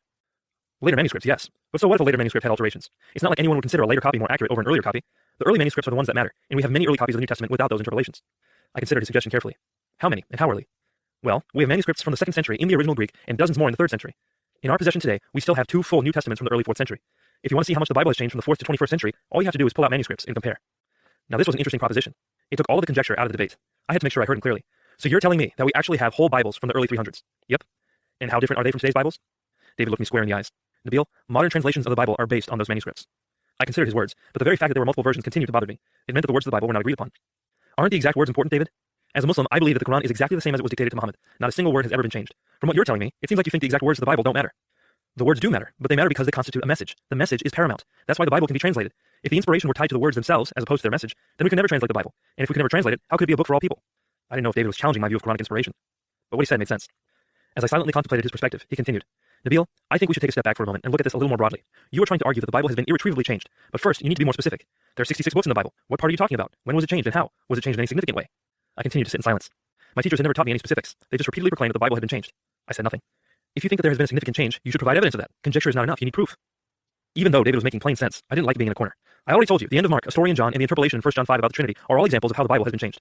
And I told you, virtually no scholar considers those segments as parts of the Bible anymore. You need to show me a major change in something we actually consider a part of the Bible. I continued to fight. Well, if there are other parts like those 3 that we just haven't found yet? That's conjecture again, Nabeel. What if does not constitute much of an argument? What's the claim? Where's the evidence? If there are no specifics, there's no argument. It was clear I was flailing. David leaned back and made his concluding point. When the books of the New Testament were written, they proliferated quickly. They were copied many times, with copies being sent far off to other Christians so they could read them as well. After reading them, those Christians often copied the books before sending them on. How exactly can this kind of proliferation of texts, without any central control, be uniformly and undetectably altered? How can someone corrupt the words? No one had control over Christendom until hundreds of years after Christ. We have dozens of manuscripts from before that time, and they are the same as today's Bibles. There's just no conceivable model for the New Testament to have been changed in any significant sense. No model that's consistent with the facts of history. I relented for the moment. All right, let me sit on this for a while. David hadn't changed my mind because I knew in my very core the Bible had been altered. Yet for some reason, I couldn't figure out how. In the meantime, I decided to try a different approach, denying that the Bible was ever trustworthy in the first place. Chapter 23. Revisiting reliability. It wasn't long before David was at our house, taking me up on her offer. When I opened the front door for him, he made a beeline for the fridge, which amused Ummi tremendously. She found it endearing. But had he used his nose first, he would not have bothered with the fridge. Ummi loved cooking for guests, and as was her custom, she had a feast waiting for us on the table. She had prepared lamb korma, goat biryani, chicken makhani, beef nahari, and much more. I'm sure there must have been vegetables on the table, but I always ignored those. When we sat down to eat, David looked happily confused. We were starting with the nahari, a rich beef curry, but there was no silverware on the table. I showed David how to eat with roti, using my fingers to tear the flatbread and scoop up chunks of food. David gingerly followed suit. He made it through the meal without any mishaps, which made me wonder if God was with him after all. Soon we were in the living room, lazing on sofas and basking in the afterglow of our feast. David was lying on his back, staring at the ceiling. Though he had come over to study chemistry, I realized his guard was down, and this was the perfect time to push on the reliability of the New Testament. For the sake of argument, I postulated for my chase. Let's just say that I agree the New Testament hasn't been changed. Hallelujah, he mumbled, not moving a muscle. Even if it hasn't been changed, that doesn't automatically make it trustworthy. In other words, how do I know that what it says is accurate? David turned to me in mock surprise. But Nabeel, how can you ask such a thing? Doesn't the Quran say the Injil is the word of Allah? It was clear that David had been studying Islam so he could understand me better, and he was right. My position was not common among Muslims, who often believe that the Gospels of the New Testament are the Injil. I'm not convinced the Quran was talking about the Gospels in the New Testament. Maybe it was referring to another book given to Jesus, one that we don't have anymore. I was proposing a view that I had heard espoused by Muslim debaters. David considered this. Well, I'll address your question, but I wonder if you're searching for ways to doubt the New Testament. The only Gospels that even come close to being from Jesus' time are the Gospels of the New Testament. Wait, I interjected. David was making a bold claim, and I wanted to make sure we were clear. Are you saying that the Gospels of the New Testament are earlier than all other accounts of Jesus' life? Yes, all the other accounts of Jesus' life came much later.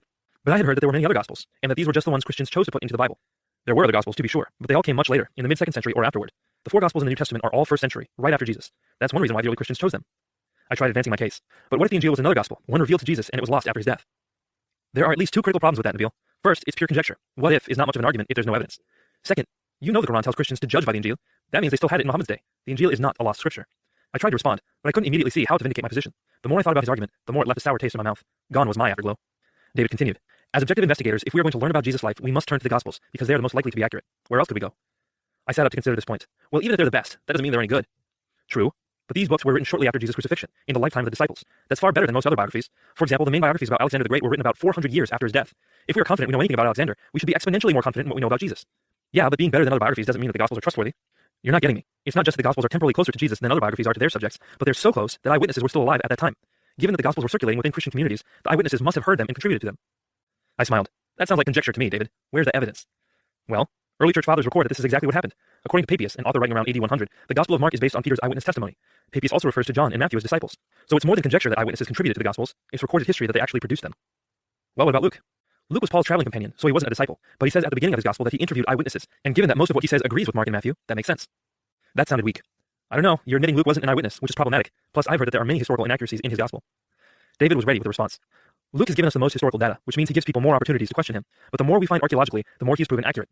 For example, some scholars used to conclude that Luke chapter 3 verse 1 inaccurately named Lysanias the Tetrarch of Abilene. They argue that Lysanias existed 50 years prior, and that Luke mistakenly said he lived during Jesus' time. Christian scholars argued that there very well might have been a second Lysanias, but the skeptical scholars deemed that to be apologetic speculation.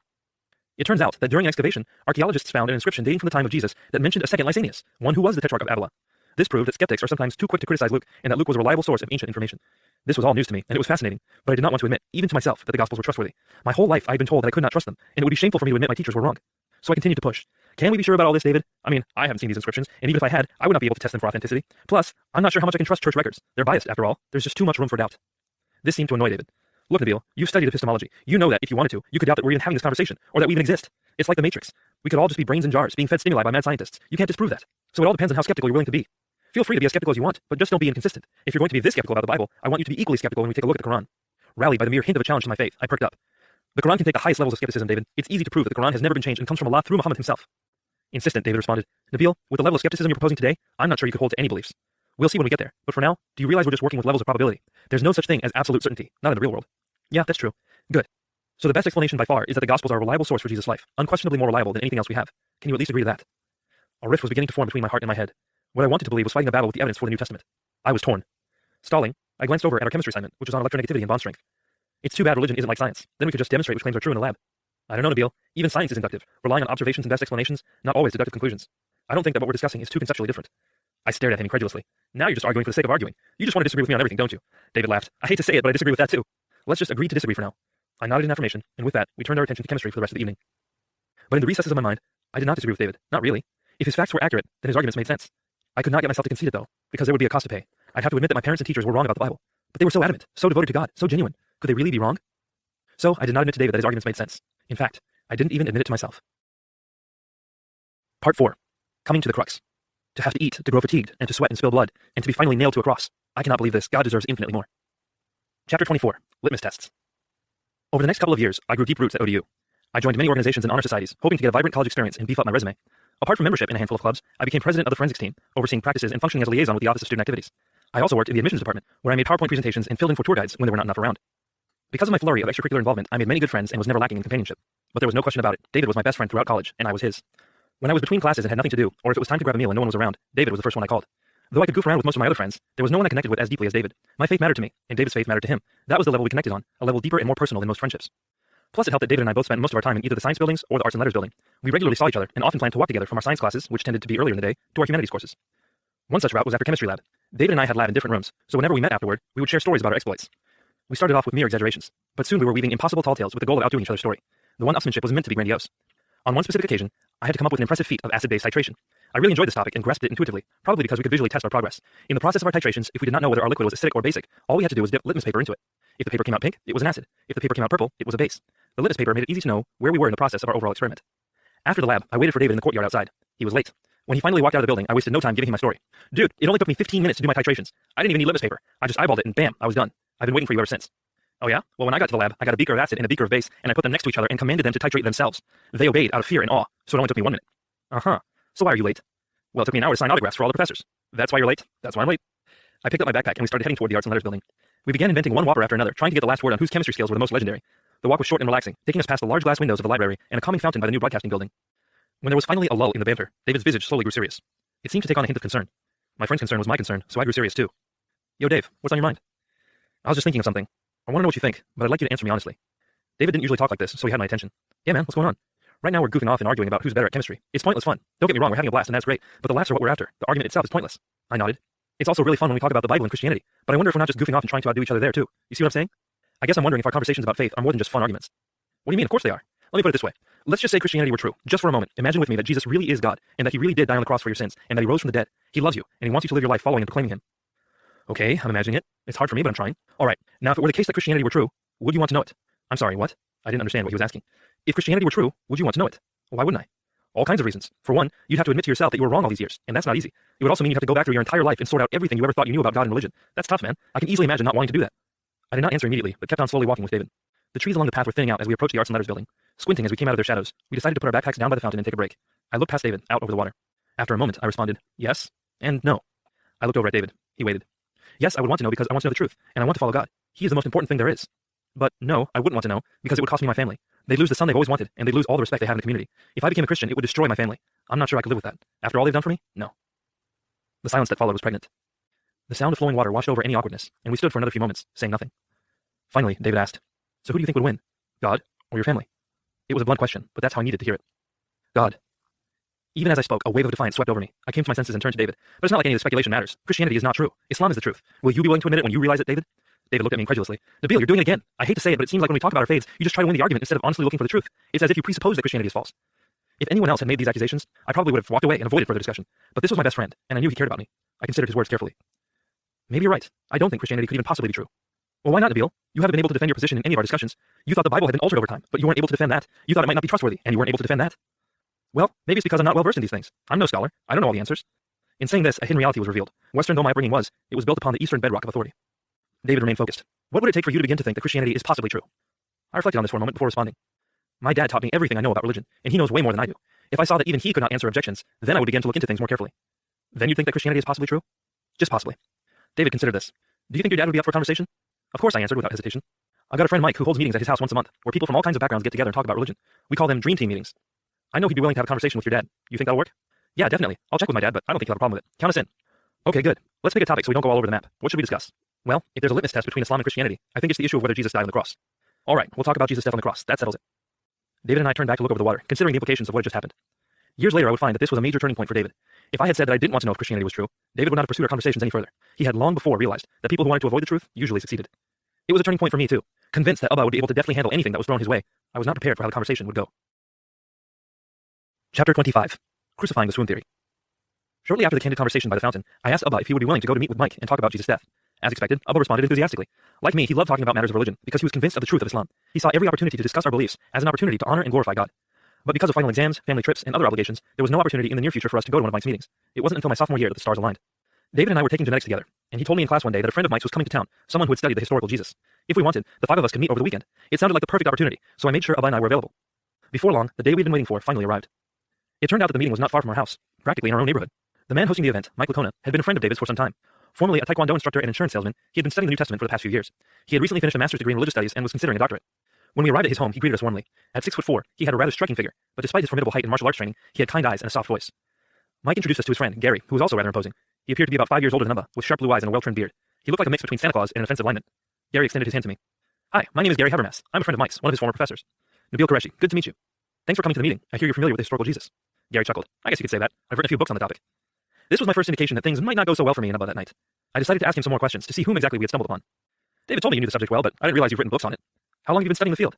Well, my dissertation was on the historicity of Jesus' resurrection. I wrote it in 1976, and I've been studying the historical Jesus ever since, so that's over 26 years. Smiling and nodding, I decided to let Abba do most of the talking for the evening. The five of us continued getting to know one another as we seated ourselves in Mike's living room. Mike sat with his back to the window and Gary at his left. I sat in a recliner facing Mike with Abba to my right. David sat farther away from us, in an armchair toward the corner of the room. He reined us in when it was time to begin. Well, I'll quickly give some background and then hand it over to Nabeel and his dad. We wanted to talk about the crucifixion of Jesus. Nabeel and Mr. Qureshi believe Jesus did not die on the cross, whereas the rest of us know that's just not true. Gary's mouth dropped, and I just shook my head. But Abba had met David a few times and knew he was a bit cheeky, so he chuckled, and Mike lightheartedly chided David. Now play nice, David. All right. But you guys think Jesus was crucified, right? Crucified but not killed on the cross? Abba responded, that's right. Mike stepped in. Well, why don't we just start there? Tell us why you think that. With that, Abba and I had the floor. Abba did the lion's share of the talking, mostly arguing the case found in Mirza Ghulam Ahmed's book, Jesus in India. It was the same case I had shared with my friend Kristen years earlier on the school bus, except Abba wove in supplementary arguments. Mike and Gary listened attentively, asking questions only for the sake of clarification. They did not disrupt Abba or interject with refutations, much to David's chagrin. After about half an hour, there was a subtle shift in the mood of the room. Mike and Gary were looking for an opportunity to start responding. When Abba mentioned the Shroud of Turin, Gary piped up. Wait, you think the Shroud of Turin is real? You think Jesus' image is on that shroud? Abba doubled back and considered his claim more carefully. Yes, I do. Why? What do you think? Well, I think there's a lot of good reason to agree with you, but I'm surprised that you think it's Jesus. It's pretty clear the man in the shroud is dead. The Imams in our Jamaat proclaim the authenticity of the shroud, but they argue that Jesus was alive when the shroud was placed on him. Having heard some of their arguments, Abba replied, but blood coagulates when a man dies, and the man in the shroud has blood flow. You're right, but the blood flow on the shroud demonstrates a separation of serum and clotted blood, which only happens after death. You also see evidence of rigor mortis, another indication the body is dead. Not being overly familiar with the details of the shroud, Abba decided to stick with the gospel accounts. But even in the Bible, it says that when Jesus' side was pierced, blood and water gushed out. That means that his heart was still pumping. Otherwise, how would blood gush out? Gary shook his head. If his heart was still pumping, what was the water? What the author of the gospel calls water is either the serum after it had separated, or it was fluid from around the heart. Either way, Jesus had to be dead in order for there to be blood and water. Mike had a New Testament in hand and added, the Greek word you're translating as gushed out is the same word for simply coming out. It doesn't mean the heart was pumping. Besides, if you're going to quote John, you've got a bigger problem. John says explicitly that Jesus was dead. See? Chapter 19, verse 33. He was already dead. Abba asked Mike to show him the Bible, and Mike pointed out the verse. It was in Greek, so it couldn't help Abba too much. But Abba continued to look at it, switching back and forth between Mike's Greek New Testament and his own King James. After giving him a moment, Gary spoke up again. I don't think a man could survive the kind of spear wound dealt to Jesus. The very reason they stabbed him in the chest was to make sure he was dead. The spear would have gone into Jesus' heart, killing him instantly. But the Bible didn't say it went into his heart, Abba pressed, just that it pierced his side. Plus, he was only on the cross for a few hours. He could easily survive that. Well, I wouldn't be so sure. There's an entire history of the practice of crucifixion, and I can assure you of this. It wasn't gentle enough to survive. As far as we know, no one in history ever survived a full Roman crucifixion. The Romans designed it to be a humiliating, torturous, surefire method of execution. Are you familiar with the flogging process and the rest of the crucifixion? Abba shook his head. They used what's called a flagrum, a whip that was designed to rip skin off the body and cause excessive bleeding. After just a few lashes, the victim's skin began to come off in ribbons and their muscles tore. After a few more lashes, the muscle became like pulp. Arteries and veins were laid bare. Sometimes the flagrum would reach around the abdomen and the abdominal wall would give way, causing the victim's intestines to spill out. Obviously, many people died during the flogging alone. This was all news to me, and I was horrified. I knew the Bible said Jesus was flogged, but it gave no details. If this was truly the kind of torture Jesus underwent, I was going to have a harder time defending the idea that Jesus survived the cross. But Gary was not done. After the flogging, victims were nailed through their arms to a crossbeam. The nails would go right through the median nerve, causing extreme pain and incapacitating the hands. A 7-inch nail would be driven through both feet, and the crucifixion victim would be made to hang from his arms, a position that makes it nearly impossible to breathe. He would have to use his little remaining energy to push against the nail in his feet so he could breathe out. He could breathe in as he sagged back down, but he would have to push back up before breathing out again. When all his energy was drained and he could not push up any longer, he would die of asphyxiation. Mike quickly added, which is why they broke the legs of the robbers next to Jesus. Without their knees, they couldn't breathe out, so they died. Gary continued. And that made it pretty easy for the guards to tell when someone was dead. All they had to do was see if the victim stopped pushing up. But the guards developed ways to ensure the victims really were dead. Other than breaking the knees, sometimes they'd crush the victim's head, sometimes they would feed the body to dogs, or, as in the case of Jesus, sometimes they would pierce the victim's heart. With each point, I felt their position becoming more and more problematic, but Abba was not through. Jesus prayed for the bitter cup to be taken away from him in the Garden of Gethsemane. Clearly, he did not want to die. Would God not honor that? Mike answered, yes, but he also said to God, let your will be done, not mine. So on the human level of experiencing pain, of course Jesus did not want to be crucified. But on a deeper level, Jesus wanted God's will to be done, and so he was willing to be crucified. He made this clear when he turned back to Jerusalem much earlier in his ministry, prophesying his death and willingly walking toward it. Gary added, and that's something I wanted to clarify about your position. It looks like you quote the Gospels to help build your case, but that you do not take verses into account that might oppose your view. For example, you quoted the dream that Pilate's wife had, even though it appears only once in one of the Gospels. But you ignore the times Jesus prophesies his death, even though that occurs multiple times in each Gospel. Why is that? Abba answered honestly, because it's not possible that Jesus died on the cross. He was beloved of God, and he cried out to be saved. If there are verses that say he prophesied his death on the cross, those verses must have been added by Christians. I felt my face flush. From my earlier conversations with David, I knew that arguing against the textual integrity of the New Testament was difficult, but that is not what I found embarrassing. Rather, it was clear to me that Abba was cherry-picking verses to defend his views. I decided to speak up. Abba, I think that they're saying that unless we have good reason to discredit a specific verse, it might be inconsistent to use ones we like and ignore the ones we don't like. Abba turned to me, utterly stunned that I would contravene his authority. He looked betrayed, and I regretted my words. From that point on, he did not say much. I took over the remainder of the conversation, which turned out to be rather brief. Okay, I hear your case, guys, but I also see there's room for doubt. Are there scholars that agree with Abba and me that Jesus did not die on the cross? Mike responded. Well, in the 1700s, some scholars started suggesting that Jesus did not die on the cross, but the theory was short-lived. David Strauss, a highly respected non-Christian scholar, argued a key point. Not only was Jesus' survival of the cross highly implausible, it would have nipped the Christian movement in the bud. You see, the disciples went from being afraid of associating with Jesus in the Garden of Gethsemane to being willing to die for proclaiming him the risen Lord. If Jesus had just barely survived the crucifixion, he would have come to them broken and on the verge of dying. That is not the kind of appearance that would inspire a total transformation and a disregard for death. That boldness was the ethos of the early Christian movement, and without it, there would be no Christianity. Gary added, these are just some of the reasons why virtually no scholar in the field denies Jesus' death on the cross. In fact, the opposite is true. Most scholars agree that they can be more assured of Jesus' death by crucifixion than of anything else in his life. I pushed. You're talking about Christian scholars, right? Christian, non-Christian, you name it. And like I said, there are other reasons, all compelling. For example, there are multiple non-Christian sources from the 1st century after Jesus who testified to Jesus' death on the cross. And there are many more Christian sources that confirm it. Plus, there's no tradition to the contrary, not for a long time. But to answer your question, I'm talking about virtually everyone. Mike added the last word. Scholars are virtually unanimous. The death of Jesus on the cross is among the surest facts of history. I let these words sink in. Soon, Abba indicated that it was time to leave. I wanted to stay and talk some more, but Abba was firm. The silence during the ride home served to echo Mike's concluding words. It seemed to me that if I wanted to hold on to an Islamic view of Jesus' crucifixion, whether through the substitution theory or the theistic swoon theory, I would have to discard history. The Quran required me to close my eyes to the evidence and believe solely on faith. Here were the results of our litmus test, and there were no shades of gray. The Christian claim aligned with the evidence 100%. But what was worse? I had seen Abba refuted. For one reason or another, he had elected to ignore an obvious truth during our conversation, and that did not sit well with me at all.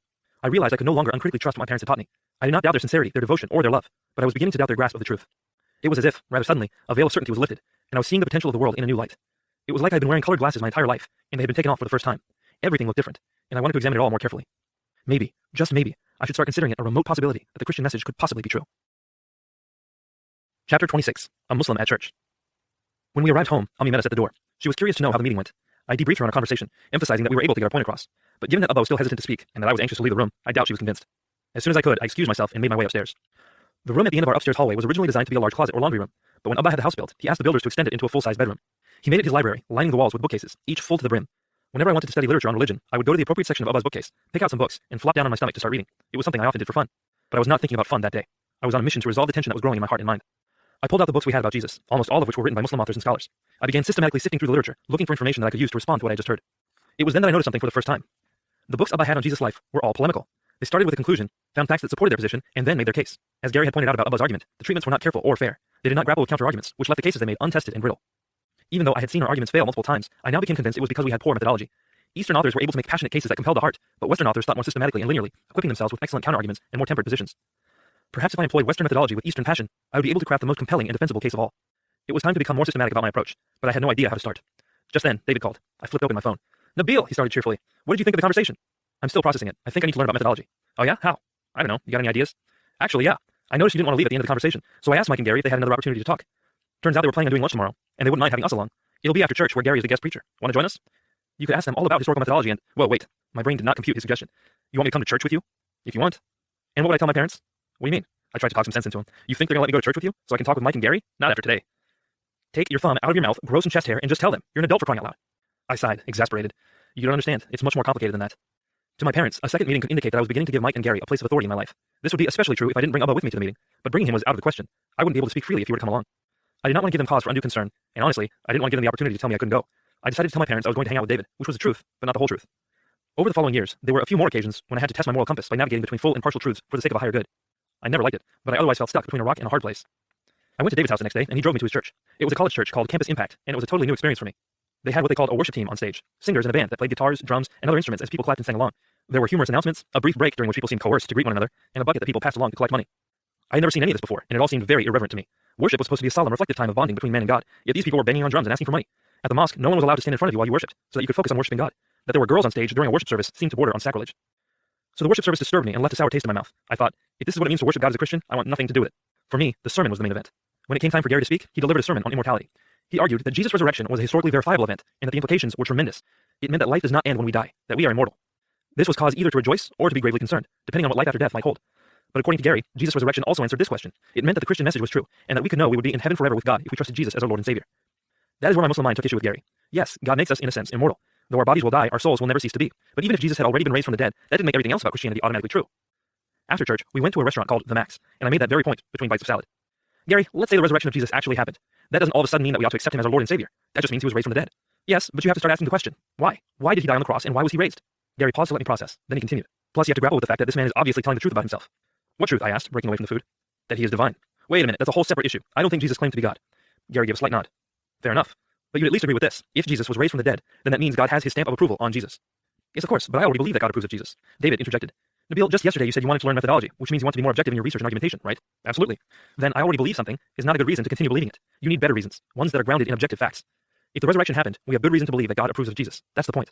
I turned back to Gary. Okay, I get it. But so what? What does that mean for me? Even though the question was directed at Gary, David continued. It means you should look and see if Jesus really did claim to be God. Okay, I want to do that, but how? And that's my main question here. How can I investigate this stuff more or less objectively? How should I go about this methodologically?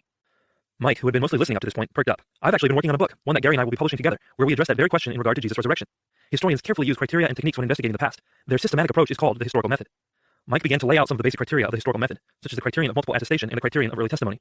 What I began to notice was that the historical method is mostly about being fair, careful, and using common sense. Wrapping up the discussion, Mike had one final point. Nabeel, the most important thing is that you have to be consistent when you do your research. Read both sides of an argument. Don't agree with any theory before you test a few. See which argument addresses the most facts and issues, how well it addresses them, and how important those facts and issues are to the overall argument. Ultimately, that's how we find the best explanation of the past. This term intrigued me. The best explanation? I asked. Yes, that's what studying history is all about. There will always be competing theories, and no theory about the past is ever perfect. But there is often a best explanation, and sometimes it far exceeds all the others. In the case of the events surrounding Jesus' death, the best explanation is that he rose from the dead, and this far exceeds all other theories.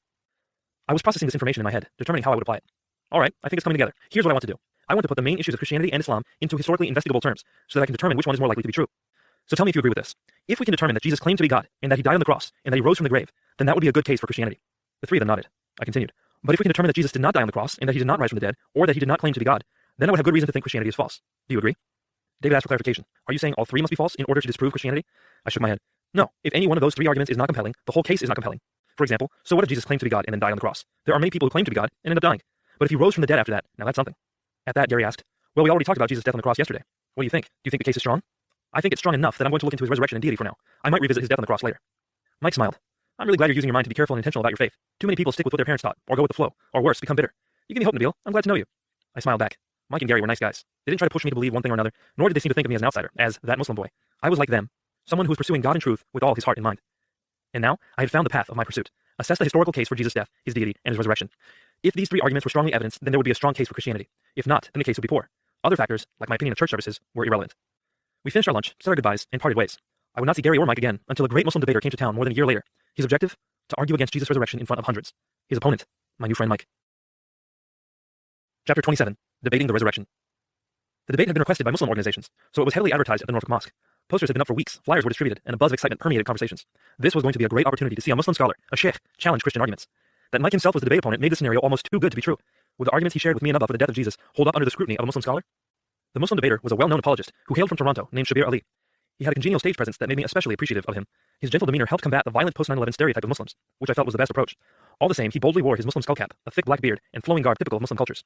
Even though he was not Ahmadi, he espoused some Ahmadi arguments, making him the perfect debater in my estimation. David had the privilege of chauffeuring Shabir around town before the debate. Shabir asked David if they could watch Mel Gibson's new movie, The Passion of the Christ, so the two of them watched it together before David brought him to the venue for that evening's debate at Regent University. Since Shabir had to freshen up, David arrived extra early and reserved the best seats in the house. Gary was back in town for the debate, and I bumped into him in the foyer before the event started. Soon, with David on my left, Gary on my right, and 700 spectators surrounding us, the debate was underway. Mike was an engaging speaker, and he started by sharing that he went through a period of time where he tested his beliefs, not simply accepting what his parents believed, but rather seeking to find the truth about life and God. The information he was about to present was what persuaded him that Christianity was true. This teaser had me at the edge of my seat, because I was right there with him, at that very phase in my life. He continued his opening statement by emphasizing the importance of the resurrection. The reason Jesus' resurrection is so important is because the truth of Christianity hinges on this event. Jesus' atoning death and resurrection have been bedrock doctrines of Christianity since its inception. Therefore, if Jesus did not rise from the dead, the foundation collapses, and Christianity is false. On the other hand, if Jesus did rise from the dead, then there is good reason to believe Christianity is true. That's why this evening's debate is much, much more than an academic discussion. The eternal destiny of our souls may very well hinge on what we do with Jesus and his resurrection. I thought to myself, you're right, Mike. Christianity hinges on the resurrection, and there are souls in the balance. Your case better be compelling. Two things were undeniable about Mike's argument. It was historically grounded, and it was concise. He laid out his argument clearly. Tonight, I want to present 3 facts for you that are strongly evidenced and granted by a large majority of scholars. Combined, the best explanation for these 3 facts is that Jesus rose from the dead. Fact number 1. Jesus' death by crucifixion. That Jesus was crucified and died through the process is granted by virtually 100% of scholars who study the subject. As he would do after stating each fact, Mike provided evidence. For the fact that Jesus died by crucifixion, he delved into the arguments that he and Gary had shared with me some 18 months prior, including the excruciating process of flogging and the multiple attestations of Jesus' death by crucifixion. He added that the expert opinion of modern medical professionals was that Jesus must have died, given the historical process of crucifixion. Having argued sufficiently for the first fact, Mike proceeded to the next. Fact number 2, the empty tomb. An impressive 75% of scholars who study the subject acknowledge the empty tomb. Mike explained that there were multiple reasons to believe Jesus' tomb was empty a few days after his crucifixion. First, the Christian movement was founded on the principle that Jesus had been raised and was no longer dead. Christianity began in Jerusalem, and if Jesus' body had still been in the tomb, the Jewish authorities in Jerusalem could easily have ended Christianity by parading Jesus' body throughout the city. That they didn't do it lends weight to the position that the tomb was empty. Another reason to conclude the tomb was empty was the Jewish concept of resurrection. Most Jews believed in a bodily resurrection, that the very body that died and was buried would be raised on the day of resurrection and transformed into an immortal body. It would seem that if the disciples were proclaiming Jesus' resurrection, they envisioned his very body having been raised, and that implies the empty tomb. The final reason has to do with the position of the Jewish leadership. When asked about Jesus, they said that the disciples had stolen the body, implicitly agreeing that the tomb was empty. To sum up this point, Mike quoted William Wand, a former professor from Oxford University. All the strictly historical evidence we have is in favor of the empty tomb, and those scholars who reject it ought to recognize that they do so on some other ground than that of scientific history. That brought Mike to his final piece of evidence. Fact number 3, testimony to the resurrection of Jesus. On a number of occasions, we see that the disciples of Jesus believed that he had been resurrected and appeared to them. Not only the disciples testified to this, but foes of Jesus as well. Mike referenced multiple early sources to defend this point. He argued that the early church was built on the teaching that Jesus was risen, and the fact that the disciples were willing to die for their belief that Jesus rose from the dead. In fact, not only were the disciples willing to die for this belief, but so were a couple of people who had been opposed to Jesus' message during his life, namely Paul and James. This point seemed problematic to me. So what if people were willing to die for their belief that Jesus appeared? That doesn't mean he did. But Mike anticipated this and clarified that, at the very least, it meant they truly believed he had appeared to them, and they weren't lying about their beliefs. His point was pithy. Liars make poor martyrs. Finally, after presenting the 3 facts, Mike made his argument. Let's go ahead and build a case now based on those 3 facts. We've seen that these facts are strongly evidenced historically, and that they're granted by an impressive majority of scholars, if not virtually every scholar who studies the subject, including skeptical ones. We can see Jesus' resurrection easily explains all of these facts without any strain. In the absence of any plausible alternate theories to account for these facts, Jesus' resurrection can be accepted with confidence as the event that occurred. In other words, Mike was arguing that Jesus' resurrection was the best explanation of the known facts, and other theories required investigators to strain, twist, or ignore the facts. I leaned back in my seat and considered the argument. There seemed to be something wrong about this. Could it be so simple? I considered alternative explanations. What if the people who thought they saw the risen Jesus had just hallucinated? Well, the tomb wouldn't be empty, would it? Plus, how likely is it that so many people would hallucinate the same thing on multiple occasions? Mike quoted 1 Corinthians chapter 15 during the debate, which said 500 people saw Jesus risen at the same time. Was there such a thing as mass hallucinations? Plus, that still doesn't explain why enemies of Jesus like Paul would have seen the risen Jesus. He would have had no reason to hallucinate Jesus' return. Well, what if it wasn't Jesus they saw, but someone else? I considered this for a moment, but it also didn't work. As before, the tomb would not be empty. Plus, was it really possible that the disciples would confuse someone else with Jesus? They had been with Jesus for 1,000 days or more. It was not a good explanation. What if Jesus didn't die on the cross? That was the Amity position, and Mike and Gary had refuted all those arguments. But when Shabir began his opening statement, it was clear he was going to argue that position. A surge of excitement overcame me. Would this celebrated champion vindicate our position after all? Shabir began speaking, and it was immediately obvious that he was quite comfortable on stage and well acquainted with the information. The fact that I'm a Muslim may be a bias that precludes me from appreciating the evidence for the resurrection of Jesus. I want to first acknowledge that, then put it aside and look clearly at the facts.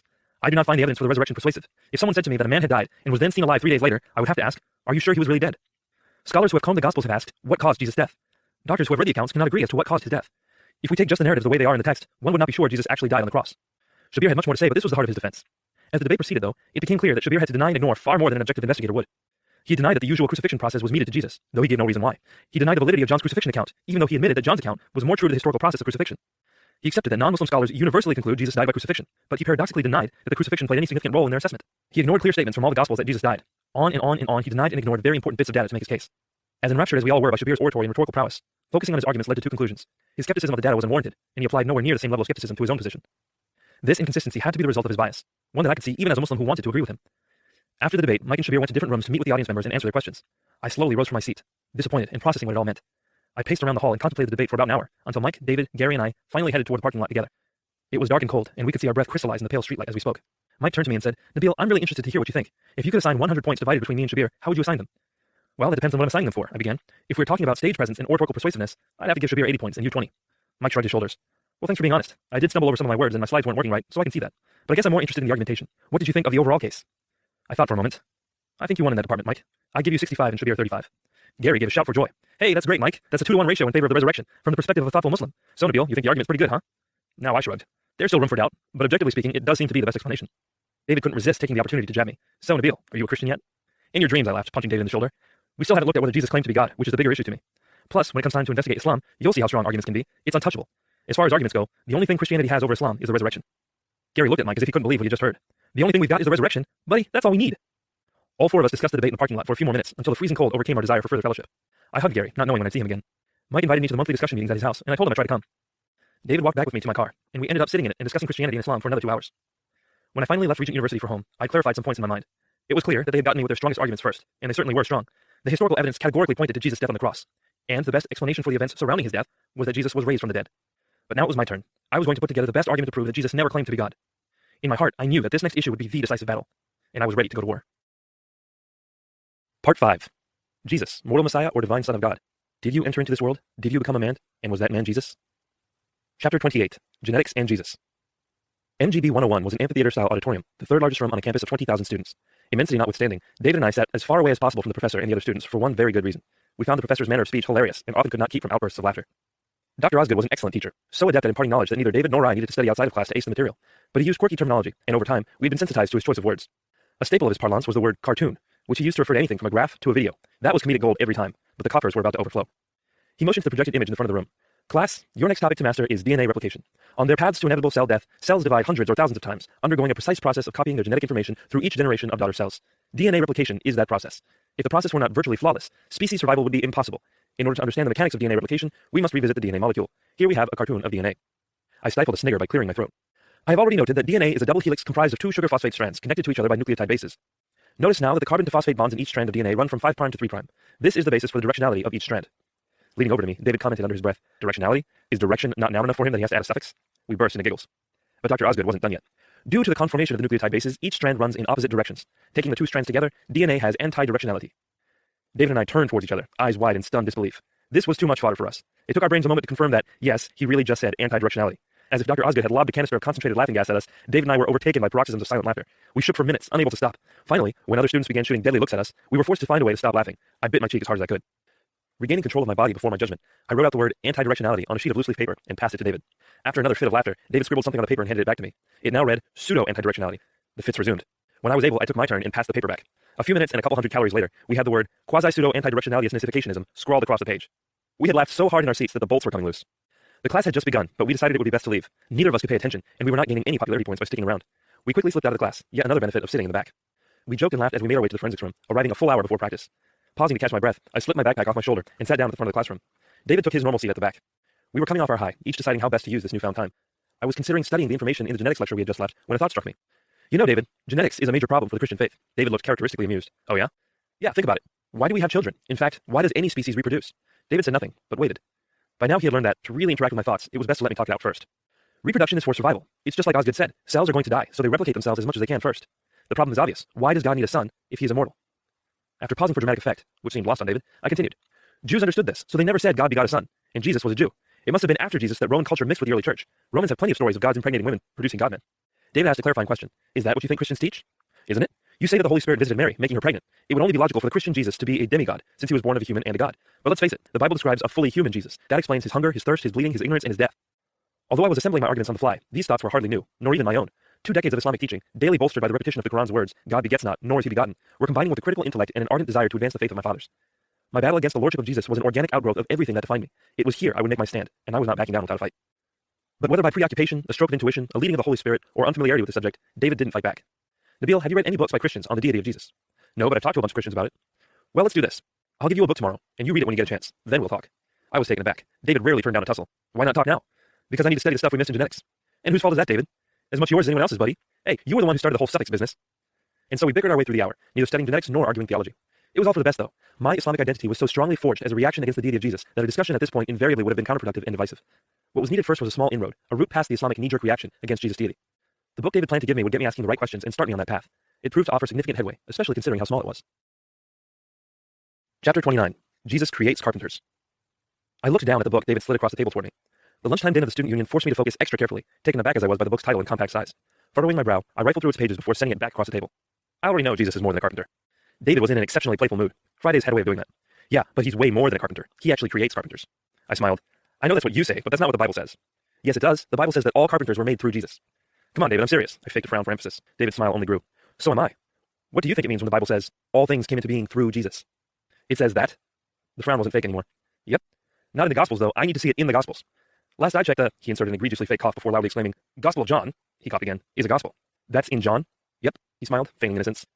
This ran counter to everything Muslim teachers taught about Jesus in the Bible. Was it possible that a gospel actually said Jesus was the creator? Why hadn't I heard this before? None of the Christians I'd spoken with had mentioned this, and I challenged so many. Come to think of it, had anyone other than David told me this, I would not have believed it, assuming instead that he was fabricating things. But I knew David well, and he would not go that route with me.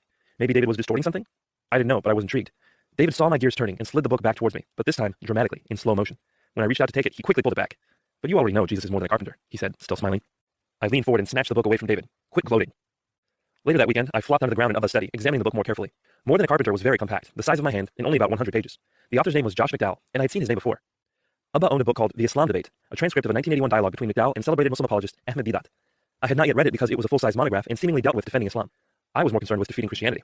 But here was a book on Christianity by Josh McDowell, a booklet really, so small it was begging me to read it. I dived in, checking all McDowell's Bible references for accuracy.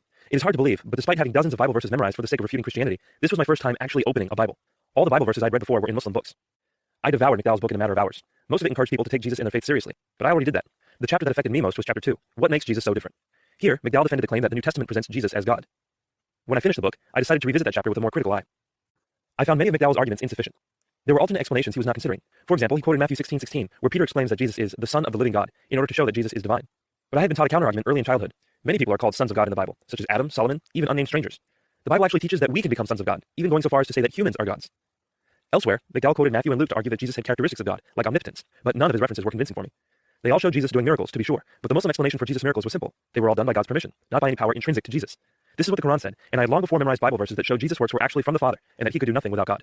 As a Muslim trained to counter Christianity, I found nothing new in most of McDowell's statements, and I had long been adept at turning these arguments back at Christians. But McDowell did succeed in convincing me that even if there were verses in John's Gospel that I could use to refute the deity of Jesus, there were others that painted Jesus in an undeniably divine light. For example, Jesus said, all will honor the Son just as they honor the Father. In addition, a disciple addressed Jesus as God, only to be praised by Jesus. I had not heard these quotations before, and they did not fit into my mindset.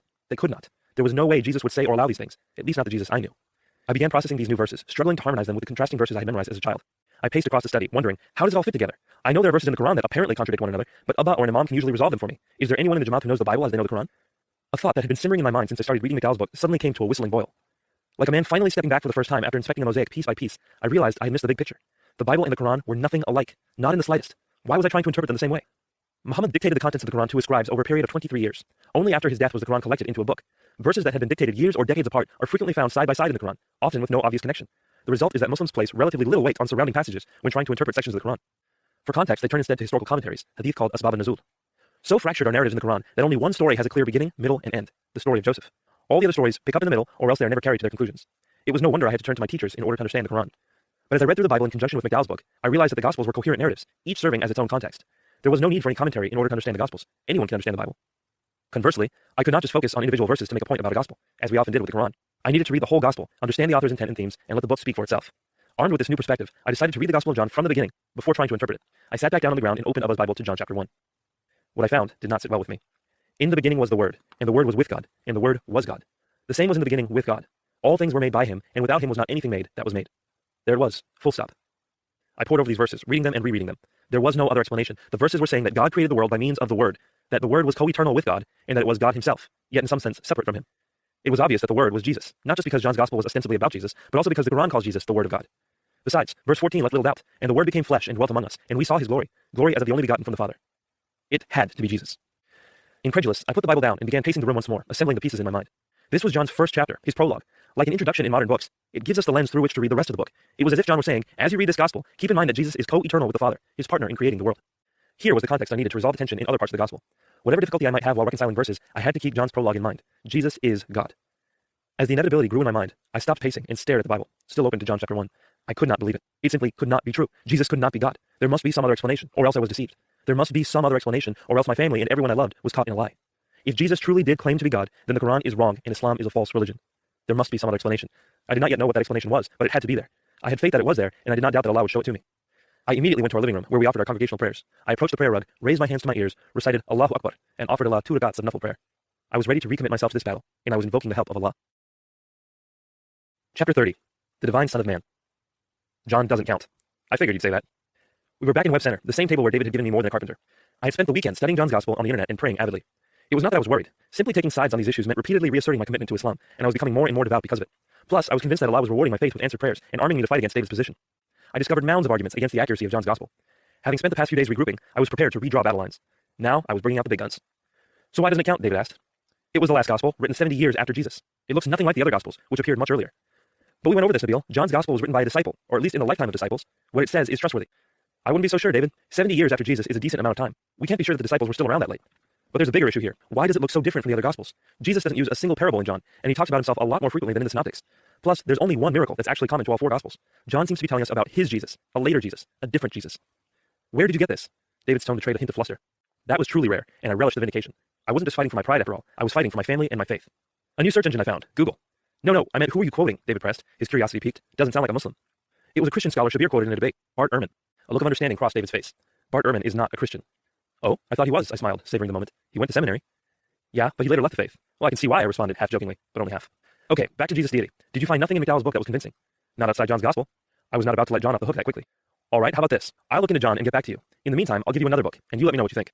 Sounds good, but you've got to do better than more than a carpenter, David. Maybe pick something bigger next time? David laughed. You asked for it. A couple days later, I was back on the floor of a study, staring at a golden tome. It was called The New Evidence That Demands a Verdict, and though this book was also written by McDowell, it was in an entirely different class. It was 800 pages of lecture notes that McDowell had collected over his years researching Christian origins. I was undaunted. My recent victory over David's argument from John's Gospel had given me a newfound confidence. I was more certain than ever that Allah was on my side, that no arguments against him would prevail, and that the deity of Jesus was an innovation relegated to later Christianity. If Jesus truly claimed to be God, we could expect his claim to be found in the earliest Gospel, not just the last one.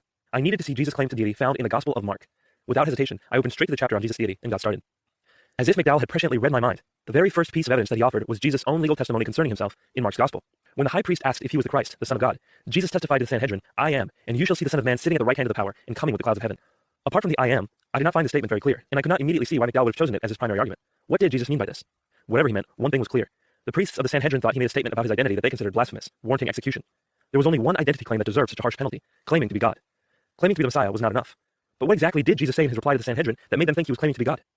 McDowell quoted a New Testament scholar, Craig Blomberg, who explained, this reply combines allusions to Daniel chapter 7 verse 13 and Psalm 110 verse 1. In this context, Son of Man means far more than a simple human being. Jesus is describing himself as the one like a Son of Man coming with the clouds of heaven who approached the Ancient of Days and was led into his presence and given authority and power over all humanity, leading to universal worship and everlasting dominion. This claim to be far more than a mere mortal is probably what elicited the verdict of blasphemy from the Jewish high court. I was perplexed. Was Blomberg saying that the title Son of Man was a claim to be God? That was impossible. I thought back to a khutbah I had heard at a mosque in Washington, D.C., where the imam stood at the head of the prayer hall, proclaiming, Jesus repeatedly denied being God. He always called himself the Son of Man to drive the point home. He is a human. He never calls himself the Son of God. That is why we know the few times he is called a Son of God by others, it does not mean he is a literal Son of God. Jesus is the Son of Man. He is human. Could it be that the term Son of Man actually meant something more? I had to read Daniel chapter 7 for myself. I grabbed Abba's Bible off the shelf, looked up Daniel in the table of contents, and flipped to Daniel chapter 7. There indeed, just as Blomberg had said, was a prophetic vision of one like a Son of Man who was worshipped for all eternity by men of every language. This Son of Man was given authority and sovereign power over an everlasting kingdom. My mind raced. What could this mean? I recalled that Blomberg said Jesus' response also referred to Psalm 110. Perhaps that could clarify things for me? I looked up Psalm 110 and read the first verse. The Lord said to my Lord, sit at my right hand until I make your enemies a footstool for your feet. But what did that mean? How does the Lord say something to the Lord? Who is God inviting to sit at his right hand? I took my search online and began looking up as much information as I could about Daniel chapter 7 and Psalm 110. After a few hours, it was clear. Daniel chapter 7 spoke of a Son of Man that shared sovereignty in heaven with God, being worshipped by all men with a reverence due only to God. Psalm 110 spoke of another Lord, someone who would sit on God's throne alongside God and serve as his heir. In Mark chapter 14, verse 62, Jesus claimed to be the divine Son of Man and the sovereign heir of the Father's throne. He was boldly claiming to be God. But how could this be? Perhaps this portion of Mark, like the Gospel of John, did not accurately reflect what Jesus claimed. I fervently searched the internet for a way out, but there was none. Jesus called himself the Son of Man more than 80 times in the 4 Gospels. That he really used the term was undeniable. His position as the one sitting at the right hand of the power was deeply embedded in church doctrine, even at the earliest layer. If these were divine claims, Jesus' deity was laced throughout the Gospels and earliest church history. At nightfall, I reluctantly turned off the computer, put McDowell's book away, and just let this new information simmer. I was at an impasse. I could not get myself to admit that the earliest gospel, and in fact every gospel thereafter, was built around the framework of Jesus' deity. But neither could I deny it. On the one hand, the cost was too high, and on the other, the evidence was too strong. Mercifully, and despite the title of the book, the evidence did not demand a verdict, at least not right away. I did not need to consciously address the incongruity between the evidence and my beliefs.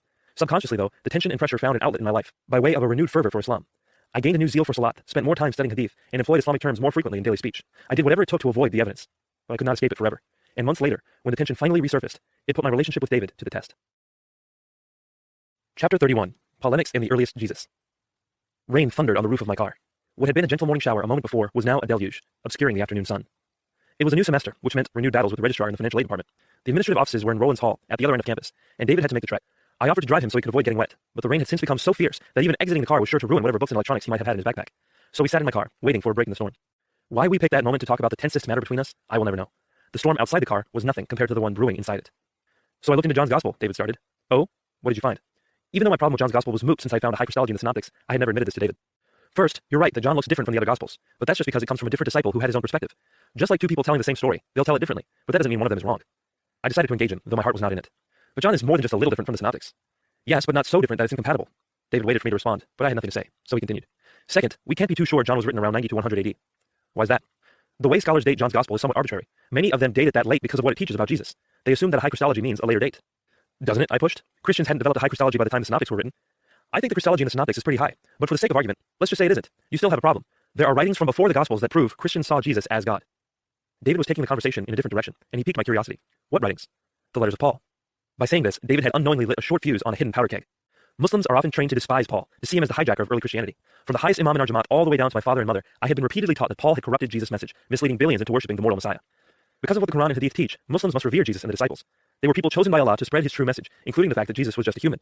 But somewhere very early in Christian history, people began to worship Jesus. That was anathema and blasphemy. Muslims are left with no recourse other than to place the blame on an early, influential Christian outside of the circle of disciples. Paul is that Christian. Oblivious, David continued. The writings of Paul make it clear that Jesus was God to the earliest Christians. Paul started writing in the 40s, a decade or so before Mark was written. For example, one of his earliest letters says that Jesus existed in the form of God, and that he emptied himself to become human. In another of his earliest letters, he divides up characteristics of Yahweh among Jesus and the Father. So what? I said, somewhat annoyed. Well, obviously, if the community is already proclaiming that Jesus is God himself in human flesh, then we can expect a gospel written by that community to contain that belief. We should read the Gospels through the contextual lens of the early Christian beliefs, which we can see through Paul's letters. By this point, I had had enough. I suddenly mimicked David in retort. Well, obviously, it's not in Mark. Paul must have been the one to invent Jesus' deity. He's the one who corrupted the Christian message. David was mystified. What in the world are you talking about? I rehashed the arguments against Paul that I had learned in khutbahs and religious books. Jesus told people that he had not come to abolish the law, but to fulfill it. Then Paul came along and said Jesus abolished the law. Jesus told people to worship my God and your God. Then Paul came along and said Jesus was himself God. Paul took the religion taught by Jesus and turned it into a religion about Jesus. David began reciprocating my agitation. And why would he invent Jesus' deity? He was a Jew. In fact, he was the top student of Gamaliel, a Jew among Jews. What did he have to gain from inventing the idea that Jesus is God? Isn't it obvious, David? Paul saw a power vacuum. He saw that Jesus was gone, and that the disciples were too disorganized to take the reins. He wanted power and authority, and so he fashioned himself a disciple, even though he never so much as met Jesus, and then he took control of the burgeoning church, promoting his gospel over other gospels that were being taught, over Jesus' gospel. David laughed incredulously. Are you serious? Okay, first off, that still does not explain why a devout Jew would turn Jesus into God. He did not need to do that, even if he was some power-hungry fiend. And second, we know he was not a power-hungry fiend because he was willing to risk his life over and over again for the sake of the gospel. David's voice was getting pressure, his volume rising. All the same, I cut him off. Sometimes people can't pull out of their lies, David. Maybe by that time he was in too deep. Pull out of his lies? What reason do you have to say Paul is a pathological liar? I told you he wanted power. David was now beside himself. Power? If all he wanted was power, he could have just stayed where he was. He was the top student of the top rabbi of his time. Power was coming his way. He went the total opposite direction, choosing a life of meekness and poverty. The early Christians had Paul and his sacrifices to thank for their survival. Yes, and every Christian will have Paul to thank when they're standing before God, being judged for worshiping a man instead of him. The moment the words escaped my lips, I knew I'd gone too far. But it was too late, and I was too proud to apologize. I just stared at David, waiting for his response. David went dead silent. For moments, he did not speak. When he finally did, his words were calm, calculated, and measured, as if each thought was being pressed through layers of filters. Nabeel, after Jesus, I see Paul as the godliest man of all time. I'm not about to just sit here and let you insult him in order to make your theories work. Our friendship is too important to me, so I think we should avoid talking about this again. He stopped. Do you agree? I agree. All right, I'll see you later. With that, David threw open the door and walked out into the storm. Part 6. The case for the gospel. But what if his majesty is not as important to him as his children are? Chapter 32. Tension and the Trinity. Our argument over Paul was not the only time David and I butted heads. Our emotions often got heated as we spoke about our core beliefs. The more important an issue on which we disagreed, the more likely it was that one of us would say something rash. Intense disagreements are bound to lead to intense emotions. But it didn't matter how rough our relationship got. We were living life together. Even if we were at our wits' end, vowing in moments of anger to never deal with one another ever again, we would be forced to smooth things out when we ran into each other in forensics practice later that week, or in class the next day, or, in the case of our argument about Paul, just 20 minutes later, because David needed a ride. This is only one of the reasons why a strong friendship is critical. A surface-level relationship might snap under the tension of disagreement, but by living our lives together, we were forced to reconcile. Of course, beyond mere proximity, we really did love and care for one another. Like true brothers, even after our biggest knockdown, drag-out arguments, we were still brothers. Love covers a multitude of sins. There was a benefit to our arguments, surprisingly. They showed us where points of tension were hiding beneath the surface, needing to be addressed. One such issue that constantly bubbled to the surface was that of the Trinity. As with the doctrine of Jesus' deity, a strong aversion to the Trinity was woven into my Muslim identity and made for a latent landmine. The core doctrine of Islam is Tawheed. A whole field of Islamic theology is dedicated to this topic, so it is difficult to encapsulate, but essentially, Tawheed is the doctrine of God's oneness. This is not merely an affirmation of monotheism, but a thoroughgoing cultivation of the concept of God's absolute unity. God's essence, or the very thing that makes him God, is that he is one, independent, unique, sovereign, set apart, and completely unified. There can be no division within him whatsoever. Distilling this theology in the context of Muslim-Christian dialogue boils down to this. Tawheed, Islam's most fundamental principle, is antithetical to the Trinity. Growing up in an ostensibly Christian nation, my Muslim elders galvanized me against the Trinity. I can recall many Jummah khutbahs, classes at youth camps, religious education books, and Quran study sessions dedicated to rebutting the Trinity. They all taught the same thing. The Trinity is thinly veiled polytheism. Roughly, they taught me to see the Trinity like this. Christians want to worship Jesus in addition to God, but they know that there is only one God. So they say God is at the same time both three and one, calling him a Trinity. Even though this makes no sense, Christians insist it is so. When asked to explain the Trinity, they will say it is a mystery and that it needs to be accepted with faith. When asked to explain the Trinity, they will say it's a mystery and that it needs to be accepted with faith. As a young Muslim in the West, I set out to test this. Whenever I had a discussion about the Trinity with a Christian, the first question I asked was, is the Trinity important to you? When they replied affirmatively, I asked, how important, anticipating the response that it would be heretical to deny the Trinity. The third question completed the setup. I would ask, so what is the Trinity? And would receive the rote answer that God is three in one. Then came the coup de grace. And what does that mean? I usually got blank stares. Sometimes people would start talking about eggs or water. But no one ever was able to explain what the doctrine of the Trinity actually meant. Three what in one what? And how is that not self-contradictory? My questions were not abstruse questions on a peripheral topic. They were simple questions of clarification on essential Christian doctrine, yet no Christian I met growing up was able to answer them. That meant every Christian I encountered bolstered what the Quran had taught me about the Trinity. It was a ridiculous doctrine that merited divine retribution. The elders who taught me to see the Trinity in this light ranged from revered imams to learned leaders to my own parents and grandparents. Everyone I loved and respected taught me to reject the Trinity, and that, combined with the inability of Christians to explain it, makes it easy to see why a repulsion to the Trinity was part and parcel of my Islamic identity. The same is true for almost all practicing Muslims. David and I had a few conversations about the Trinity, and though he answered with more depth and clarity than many other Christians, my mind had been made up well before I met him that the Trinity was unviable. So we butted heads, and as with the issue of Paul, we decided to table the discussion indefinitely. It was coincidence that the solution came to me while I was sitting next to him in the unlikeliest of places. Chapter 33. Resonating with the Trinity. It was July 2003, the summer after my sophomore year, and big life changes were upon me. I had made the decision to graduate from college a year early, which meant I had to begin contemplating the next phase of life. My decision also meant I had to sit for the August administration of the medical college admissions test, an exam that required organic chemistry. So I sacrificed my summer to grueling doses of OChem 5 days a week. Not surprisingly, David took the class with me, which meant I got grueling doses of David 5 days a week too. But I was not the only one with big life changes. A while earlier, before boarding a flight to a forensics tournament, David and I had been discussing the resurrection. I made an argument to support the swoon theory, to which David responded, "That weak stuff isn't going to work on me, man. I come from the trailer park. I got common sense." Unbeknownst to us, a new girl on the forensics team had been listening to our debate. She threw her hat into the ring, interjecting, "Oh yeah? Well, I come from single-celled organisms." David and I incredulously turned to her. We barely knew who this girl was, yet she wanted to take us on. One thing David and I agreed on was that blind evolution was statistically impossible. We attacked her arguments together, but she fought back. Over the course of the weekend, we argued with her about truth, relativity, God, evolution, and science. She had spark, and she didn't go down without swinging. 3 days later, Marie was a theist, and David was in love. 2 months after that, the two were engaged. By the summer of 2003, David and Marie had been married a year, and we were all eagerly awaiting the arrival of their first child. David and I sat in OChem on a hair trigger, ready to pick up the phone and race to the hospital. It was a very exciting time. Despite the need to leave at any moment, and quite despite our incessant note-passing and chuckling, we sat front and center in Mrs. Adamski's lecture hall, not more than 3 feet from her as she taught. I vividly remember the exact location of my seat, because it was there that I first opened up to the Trinity, a moment still etched in my mind. Projected in the front of the room were 3 large depictions of nitrate, in bold black and white. We were studying resonance, the configuration of electrons in certain molecules. The basic concept of resonance is easy enough to understand, even without a background in chemistry. Essentially, the building block of every physical object is an atom, a positively charged nucleus orbited by tiny, negatively charged electrons. Atoms bond to one another by sharing their electrons, forming a molecule. Different arrangements of the electrons in certain molecules are called resonance structures. Some molecules, like water, have no resonance, while others have 3 resonance structures or more, like the nitrate on the board. Although the concept was easy enough to grasp, the reality proved to be baffling. Mrs. Adamski concluded her lesson by commenting, "These drawings are just the best way to represent resonance structures on paper, but it's actually much more complicated. Technically, a molecule with resonance is every one of its structures at every point in time, yet no single one of its structures at any point in time." The rest of the class must have had the same expressions on their faces that I did, because Mrs. Adamski repeated herself. "It's all the structures all the time, never just one of them." After another brief pause, she afforded us some reassurance. "But don't worry about that. You're only going to be tested on the structures we can draw," to which the class gave a collective sigh of relief. But not me. I turned to David, unable to get past what Mrs. Adamski had just said. David subtly shrugged and returned his attention to the professor as she moved to the next topic. It appeared I was the only one still thinking about the bomb she had just dropped. How could something be many things at once? Many different things. We weren't talking about the attributes of something, like a steak, which can be hot, juicy, thick, and tender all at once. We were talking about separate spatial and electrical arrangements. What the professor said would be akin to saying that Nabeel is eating said steak in Texas, while simultaneously napping in a hammock in the Caribbean. As wonderful as each would be individually, it made no sense to say that I might be doing both at once. I was perplexed, and what made it even worse was that no one around me seemed bothered in the least. I looked around the room, agape at their blind acceptance. But was it really blind? The professor was teaching rarefied science, describing the subatomic world. At that level, things happen that make no sense to those of us who conceptualize the world at only a human level. Even the apparently simple idea of atoms is baffling when we think about it. It means that the chair I'm sitting on is not actually a solid object, innocently supporting my weight. It is almost entirely empty space, occupied only in small part by particles moving at incomprehensible speeds. When we think about it, it seems wrong, But it's just the way things are in our universe. There's no use arguing about it. I turned my glance away from the other students, concluding that they had not blindly accepted a nonsensical concept. They had just realized before I did that there are truths about our universe that do not fit easily into our minds. My eyes rested on the 3 separate structures of nitrate on the wall, my mind assembling the pieces. One molecule of nitrate is all 3 resonance structures all the time, and never just one of them. The 3 are separate, but all the same, and they are one. They are 3 in 1. That's when it clicked. If there are things in this world that can be 3 in 1, even incomprehensibly so, then why cannot God? And just like that, the Trinity became potentially true in my mind. I looked over at David and decided to say nothing. Later, I revisited the doctrine of the Trinity with a fresh perspective. What do Christians mean when they say God is 3 in 1? 3 what in 1 what? I looked it up in a book called The Forgotten Trinity by James White, and it all made much more sense after I realized a triune entity was possible. The doctrine of the Trinity teaches that God is 3 persons in 1 being. Being and person are not the same thing, which means the Trinity is not a contradiction. To illustrate, consider this. I am 1 being, a human being. I am also 1 person, Nabeel Qureshi. So I am 1 being with 1 person, a human being who is Nabeel Qureshi. The doctrine of the Trinity teaches that God is 1 being with 3 persons, Father, Son, and Spirit. In the fullness of time, and without any productive discussion with David, I understood the Trinity on my own terms and realized it was a possible model of God's nature. I was not convinced it was the true model, since it contravened Tawhid, but I had to concede it was viable. And when that happened, my thoughts about God became richer. But there was one major Christian doctrine that still hindered me from understanding the gospel. How did Jesus' death pay for my sins? By the time David and I addressed the question, our duo had become a trio. Chapter 34. Salvation in the Balance. My senior year at ODU was atypical. Apart from the fact that it was actually my 3rd year, it was also my 1st year living on campus. Up to that point, despite my protestations, Ummi and Abba insisted that living on campus would doom me to depravity. It was not until my senior year that I was able to convince them I simply had too many responsibilities at school to continue commuting. One of those responsibilities was serving as president of the Honors College, and I tapped into that role to choose my dorm room when I finally got my parents' permission to move out of the house. Located in the southwestern wing of Whitehurst Hall on the top floor, my room afforded a grand view over the Elizabeth River, the 2nd best view on campus. The adjacent room had the best view, but I declined it because it had heating problems.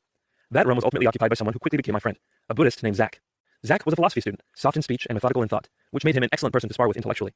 A few weeks into the semester, we were already good friends, and I had engaged him in dawah more than once.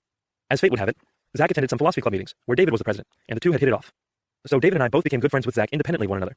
After we learned about our mutual friendships, the 3 of us began spending time together. We were a motley trio, serving as the butt of more than a few jokes. On one particular day, when a Muslim, a Christian, and a Buddhist were sitting in a smoothie bar, I brought up the final Christian doctrine that continued to offend my sensibilities: substitutionary atonement. It was part of my ongoing efforts at dawah for Zach, which made for a comical scene. Here I was, hoping to bring Zach to Islam by indirectly critiquing David, who was evangelizing both of us. Caught in the middle was Zach, who wanted nothing. Literally, his goal as a Buddhist was to attain nothingness. You see, Zach, I pontificated boisterously, pointing my smoothie at him, Islam is a fair religion. It has none of this nonsense about some random person having to suffer for your sins. Now wait just a minute, David sputtered over his smoothie, trying to interject. I steamrolled right over him. You wait a minute, I'm not done yet. As I was saying, according to Islam, we will all stand before God, each accountable for our sins. No one will be able to intercede for us. Our spiritual lives are our own responsibilities, and if our good deeds outweigh our sins, we will go to heaven. If our sins outweigh our good deeds, we will go to hell. That's fair and just. See what I'm saying? Zach was characteristically stolid. I do. Of course, if God wishes to grant us grace, he may. He is God after all. But what is completely out of the question is God taking your sins and placing them on an innocent man, as if that man can be punished for your crimes while you get off scot-free. What kind of justice is that? David was smiling, but looked ready to jump across the table. You're not representing it fairly. Stinks when people aren't fair, doesn't it? Now cool down a bit. Try sipping on that smoothie. I got one more thing to say. We were all laughing. This was fun, even though the topic was very serious. I wanted to make my most poignant illustration before turning the conversation over to David, who obviously had a lot to say. Our national debt right now is, what, $7 trillion? Suppose I walked up to President Bush and said, hey W, I know our debt is $7 trillion, but I can pay for it. Here's $1, that should cover it. What do you think Bush would say? Zach didn't skip a beat. He'd say you're an idiot. Exactly, I exclaimed, accentuating each syllable by jabbing my smoothie at David. Zach wanted me to spell it out. What are you trying to say? I'm saying it's bad math. Just like $1 can't pay for trillions of dollars of debt, Jesus' death on the cross can't pay for everyone's sins. Even if one man could pay for another man's sins, it just doesn't add up for one man to pay for billions of sinners. So not only is Christian soteriology unjust, it's bad math. Islam, on the other hand, simple, easy to understand, totally fair. With that, I returned to drinking my smoothie with a triumphant air of finality. Zach looked off into the distance, considering. Well, that makes sense to me, I guess. David wasn't having any of it. Are you done? He asked pointedly, half smiling and clearly amused. Nah, I just started drinking it. I mean with your rant. Oh, the floor is yours. I had once again deployed arguments I had known since childhood in order to build my case against Christianity, and I felt confident in their strength. Smug even. Nabeel, you're inappropriately compartmentalizing Christian doctrines in order to make your case. I had no idea what he was talking about, so I was unfazed. Proceed. You know full well that Christian doctrine teaches Jesus is God. Yet you took that out of your equation when you critiqued the theology. God is not forcing some random person to suffer for our sins. He is paying for our sins himself. A better analogy would be a son who has stolen from his father's business. If after wasting the goods, the son returns to his father and sincerely seeks forgiveness, it is well within the father's right to forgive him. But not all would be settled yet. The accounts haven't been balanced. Someone has to take the hit for the stolen goods. If the father wants, he has every right to pay for his son's debt from his own account. That's fair. I was confused. Who's the son? We're the son, and God is the father. We have incurred a debt against God, and we can't pay him back. So in his mercy, he pays our sins for us. The wages of our sin is death, and he died on our behalf, balancing the accounts. I sat silently, sipping my smoothie. Zach chimed in. Okay, David, I think I get what you're saying. Since our sins are against God, God has the right to forgive us. And if Jesus is God, then Jesus can pay for our sins. David considered this. Yeah, I guess you can put it that way. I wasn't convinced. But that still doesn't explain how one person can pay for all the sins of mankind. Nabeel, you're still forgetting that this isn't just any person. This is God. This was not like paying off trillions of dollars of debt with $1. This was paying trillions of dollars of debt with an infinite bank account. God's life is worth more than all the other lives in the universe combined. His death more than paid for all the debts that the rest of us deserve. I looked over at Zach to see what he thought, hoping for some support. He impassively returned my glance, as if to say, it's your move. I rallied my thoughts. All right, David, there's another problem. You've been assuming this whole time that if someone sins, then it means they need to die. I'm not buying it. It's what the Bible says, Romans chapter 6, verse 23. It always impressed me when David quoted Bible references, but it also irked me. I rarely knew the references to Islamic doctrine, since most of what I learned was from my teachers, who never knew the references themselves. In this instance, his reference to the Bible sharpened our disagreement. I honestly don't care if the Bible says it. It makes no sense. What kind of judge is it who punishes the pettiest crime with the same judgment as the most heinous? Think about it. Imagine you were sent to court for jaywalking. The guy before you is found guilty of rape and murder and sentenced to execution. Then you are found guilty of jaywalking and also sentenced to execution. Forget unjust. That judge would be cruel and probably sadistic. This argument had real implications for my heart. I knew I was a sinner and that I had rebelled against God's commands at times and chosen my own path over his dictates. But since Muslims believe that salvation is a matter of doing more good deeds than bad, I never really felt anguish over my sins because I believed myself to be on the positive side of the scales. To me, sin was bad, but not that bad. But if it was true that all sins are so devastating that they lead to hell, what chance did I have? Of course, Allah could show me mercy, but the Quran says Allah does not love sinners. What reason would he have to forgive me? David must have been given some insight because he spoke to the heart of the issue. He shook his head and said solemnly, Nabeel, you're still seeing Christian doctrines from an Islamic perspective. Christianity teaches that sin is so destructive, it shatters souls and destroys worlds. It's like a cancer that slowly consumes everything. That's why this world went from perfection in the Garden of Eden to being the sick and depressing place it is today. Do you think God would allow any of that stuff in heaven? Of course he wouldn't. If heaven is going to be a perfect place, by definition, there can be no sinners in it. None at all. His last words hung in the air, their gravity slowly sinking in. After a few heavy moments, I spoke. Then what hope is there for us, David? David smiled reassuringly. Only the grace of God. But why would he give me his grace? Because he loves you. Why would he love me, a sinner? Because he's your father. David's words hit me powerfully. I had heard Christians call God Father, but it never clicked. Only when trying to figure out why God would give me mercy and grace when I deserved none did the gears start turning. I couldn't speak. It was all connecting. Would I ever question why Allah loved me? He had loved me since I was born, the day he first spoke the Adhan into my ear, not because anything I did, but because he was my father. I never doubted his love and generosity towards me, not because I had somehow earned his favor, but because I was his son. Was this really how God loved me? Could God be that loving? Could he be that wonderful? It was as if I was meeting my Heavenly Father for the first time. After having just confronted the depravity of my sins, his forgiveness and love was that much sweeter. This God, the God of the gospel, was beautiful. I was spellbound by this message. My heart and my mind were caught in the beginnings of a revolution. Chapter 35. Assessing the Gospel. The three of us left the Tropical Smoothie Cafe, climbed into my car, and started heading back to campus. While driving, I continued to process what I had just grasped. It was as if the last groove of a key had just clicked into place, and my mind was beginning to turn over the message. David could sense that I was still processing, so he decided to interact with Zach, giving me space, while also affording me the opportunity to interact should I choose to do so. So, Zach, how do you think the case for Christianity compares to the case for Buddhism? Zach had already been with David to one of Mike's Dream Team meetings, so he was used to this kind of questioning. He answered from the back seat, there isn't really a case for Buddhism. It's a path you can choose to follow. I follow it because of the meditation, but I wouldn't tell anyone else they should follow it or that it's true in some sense. Christianity is really unique like that. With Christianity, either Jesus died and rose from the grave, or he didn't. That's something you can build a case for. This caught my attention, and I couldn't help but respond. I think you're right about one thing, Zach. You can build a case for Christianity, but I think you can do the same for Islam. This was the open door that David wanted. All right, Nabeel, time to man up. You said that the case for Christianity rests on three things: that Jesus claimed to be God, that he died on the cross, and that he rose from the dead. We've studied all those issues. On a scale of 0 to 100, with 0 being unfounded and 100 being the best explanation, how historically likely do you think those claims are? This was a moment of truth. Our conversation at the smoothie bar had softened my barriers, and I was not in a defensive posture. I considered his question carefully before responding. 80 to 85. I think it's pretty strong. I didn't have to turn to the passenger seat to know that David was shocked. Where do you put Islam? All of a sudden, I was in a defensive posture, and the knee-jerk defense of my faith kicked in. David, it's 100%. There's no hole in the Islamic case. Anyone who studies the life of Muhammad honestly will walk away concluding that he was Allah's prophet, and anyone who objectively approaches the Quran will be astounded by its scientific truths and beautiful teachings. Now I knew, as did David and Zach, that I had not studied Islam with as much careful scrutiny as I had Christianity. But for me, as for most Muslims, an uncritically reverential and fulsome assessment of Islam was a given. It is as much a part of Islamic culture and heritage as the very language Muslims speak, and it is absorbed in a very similar way. Everyone around us just operates in that paradigm. So my bold response to David was not obstinacy, it was the filter through which I saw the world. David didn't dwell on my brash response. Are those your two criteria then? Muhammad and the Quran? Yeah, I think so. If I can show with a high degree of probability that Muhammad is a prophet of God, then I can conclude the message he brought is true. Or, if I can show that the Quran is a divinely inspired book, then I can conclude that the message it teaches is true. Although David gave me some grace, Zach did not. He gave an incredulous laugh and put me on the spot. Do you really think the case for Islam is 100%? I mean, come on, nothing is that strong. I think Islam is, Zach. It's hard to believe, I know, but if you take a look at it, you'll see what I mean. Zach wouldn't let me off the hook. If you really think so, then why don't you come to the next Dream Team meeting at Mike's house and make a case? A case for Islam? Well, you can start with either Muhammad or the Quran, and we'll go from there. I'm sure Mike won't have a problem with it. We just finished talking about Buddhism, so we're looking for a new topic anyway. The more I thought about the idea, the more I liked it. I saw it as an opportunity for da'wah, and since we weren't planning to argue Christianity, I felt like I would be more in control of the conversation than Abba and I had been when we were discussing Jesus' death. Sure, let's start with Muhammad next time, and I'll discuss the Quran after that. David checked the calendar and determined that the next Dream Team meeting was only 2 weeks away. Our plans were set, and we were all looking forward to it for our own reasons. Through it all, I had no idea that I was coming to the end of an era. I had innocently accepted the world that had been built for me by my family and culture, a world in which Islam was unassailable. What lay before me was a critical dismantling of my very foundation. Part 7. The Truth about Muhammad. How can I bear witness that Muhammad ﷺ is your messenger? Chapter 36. Muhammad Revisited. The message of Islam is intertwined with its messenger. Allegiance to one more than implies allegiance to the other. It is often defined by it. What makes this surprising is that the same is not the case for Allah. Muslims who question Allah are usually tolerated by other Muslims, but questioning Muhammad is grounds for excommunication, or worse. Even though every Muslim would quickly admit that Muhammad is human, in theory fallible like any other man, they often revere him as flawless. To that end, Islamic theology has accorded him the title Al-Insan Al-Kamil, the man who has attained perfection. But far closer to the Muslim heart, Muhammad is the man that embodies Islam, a symbol for the whole of Islamic civilization. Because of hadith and tradition, Muslim religion, culture, heritage, and identity all find their core in the person of Muhammad. That is why Muslims see an attack on his character as equivalent to a personal attack on them and everything they stand for. That is also why, generally speaking, Muslims cannot dispassionately discuss Muhammad. They bring immense baggage to the table, and the discussion will doubtless be colored by apparently unrelated things, such as loyalty to kin or even current affairs between Israel and Palestine. So no one really grasped the full depth of my motives when I was back in Mike's living room discussing Muhammad. I was excited, hoping to make a strong case for Muhammad and to glorify Islam by representing him with vigor. The other attendees were there to learn and ready to examine critically what I had to say. Had they known the effects that their questions would have, they probably would have been much gentler. In retrospect, I'm glad they didn't know. The turnout was more varied than I had expected. Of course, Mike, David, and a few other Christians were there, and Zach was representing Buddhism, but there were also atheists and agnostics from disparate walks of life, a police detective, an astrophysicist, and a couple school teachers. After the introductions, I had the floor. I used an easel and a flip chart to make my case for Muhammad, sharing the information that had crafted me from childhood. The result was a description of Islam and Islamic history that Muslims often share with non-Muslims in the West as an attempt to build bridges and perhaps win some converts.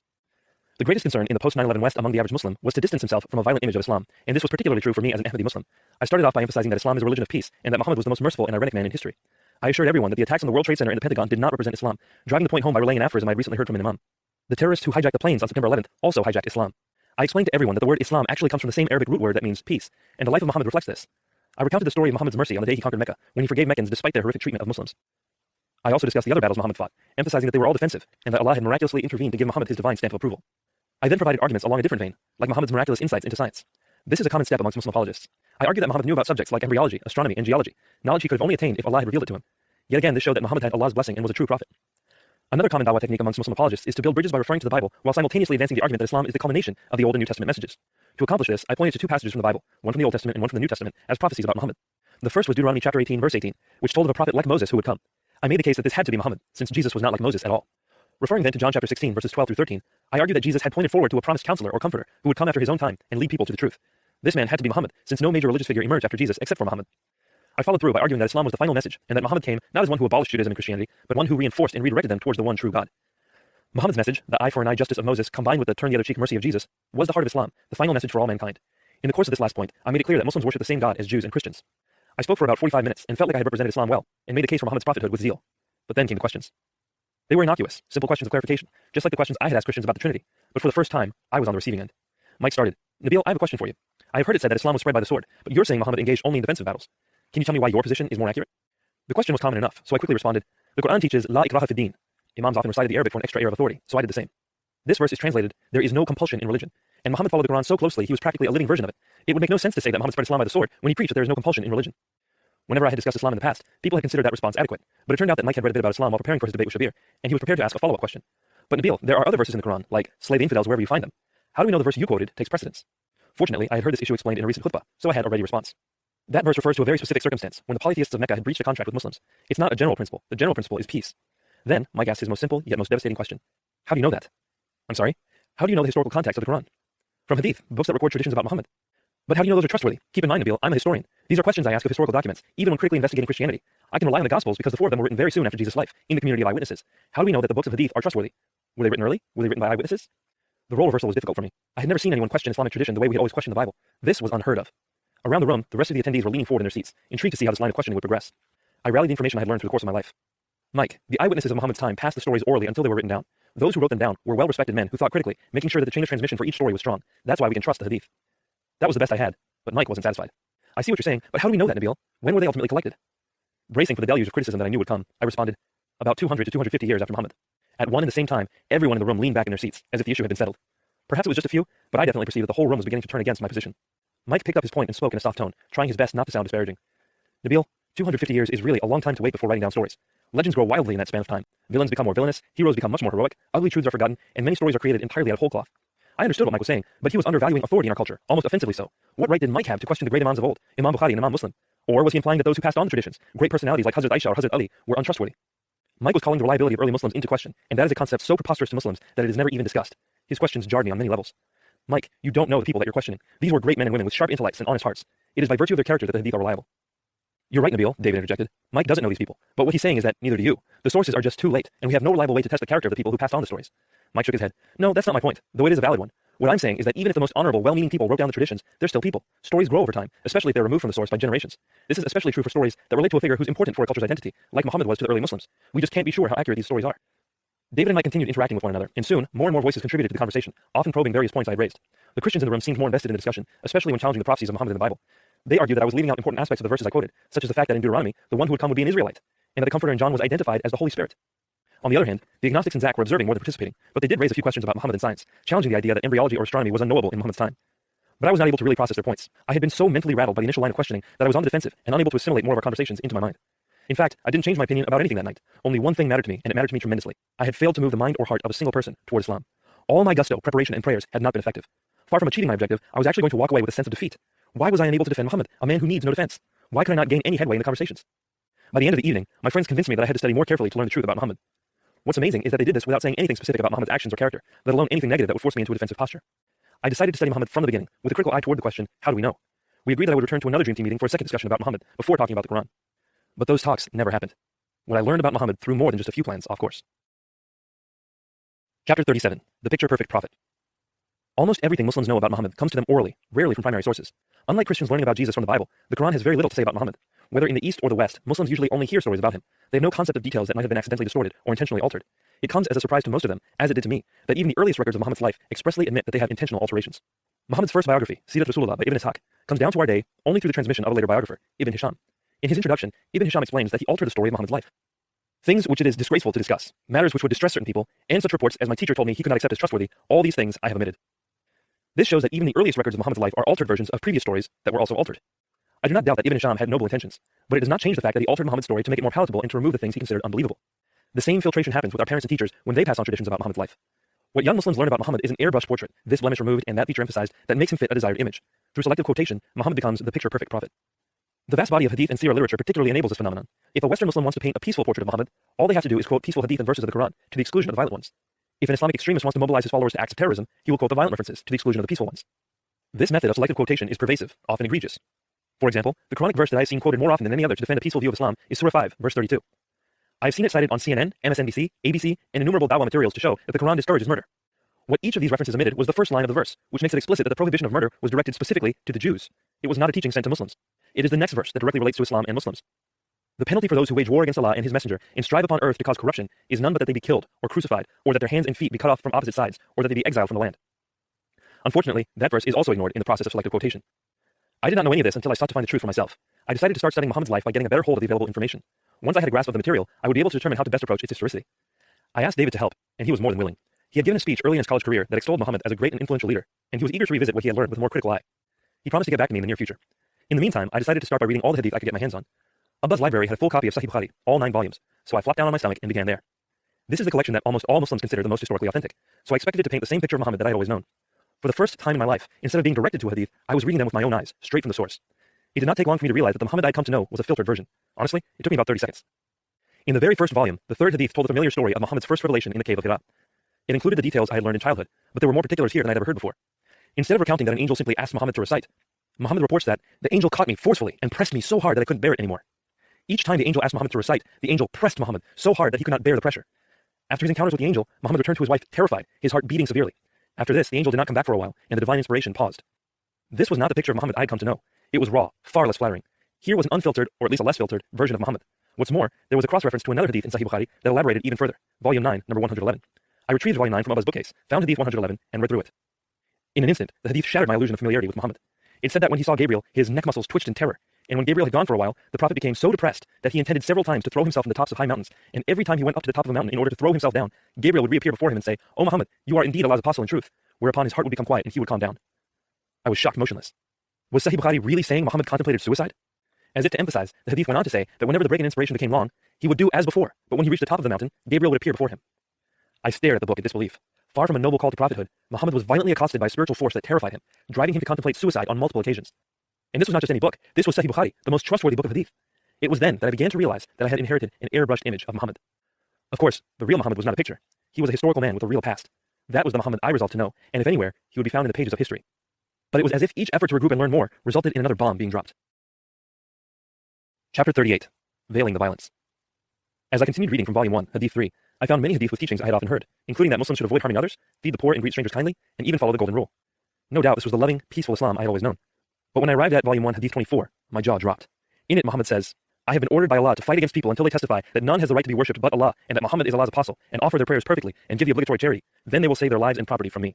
Were my eyes playing tricks on me? Muhammad was saying that he would fight people until they became Muslim or until he killed them and took their property. That was impossible. It ran counter to everything I knew about Muhammad, and it contradicted the Quran's clear statement that there is no compulsion in religion. I simply could not believe it, and so I hurriedly moved on to the next hadith. But Volume 1, Hadith number 25, said that the greatest thing a Muslim can do after having faith is to engage in jihad. As if to clarify what kind of jihad, Sahih Bukhari clarifies, religious fighting.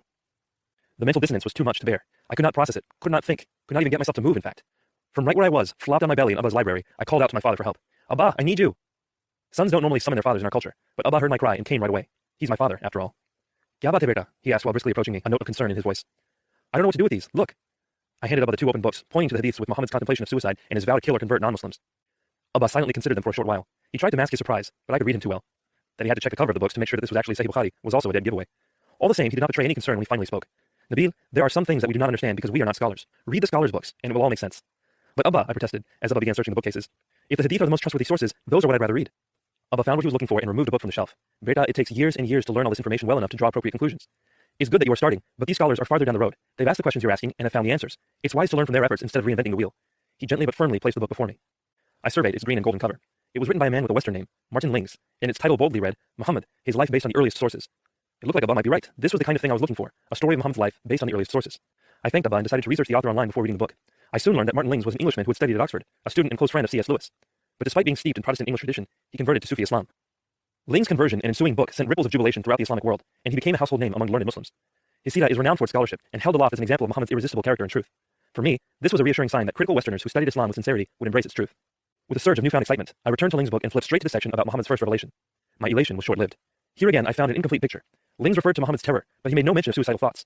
There was no reference to it at all, not even an explanation for its omission. It was as if Martin Lings did not know, or did not want us to know, that it even existed.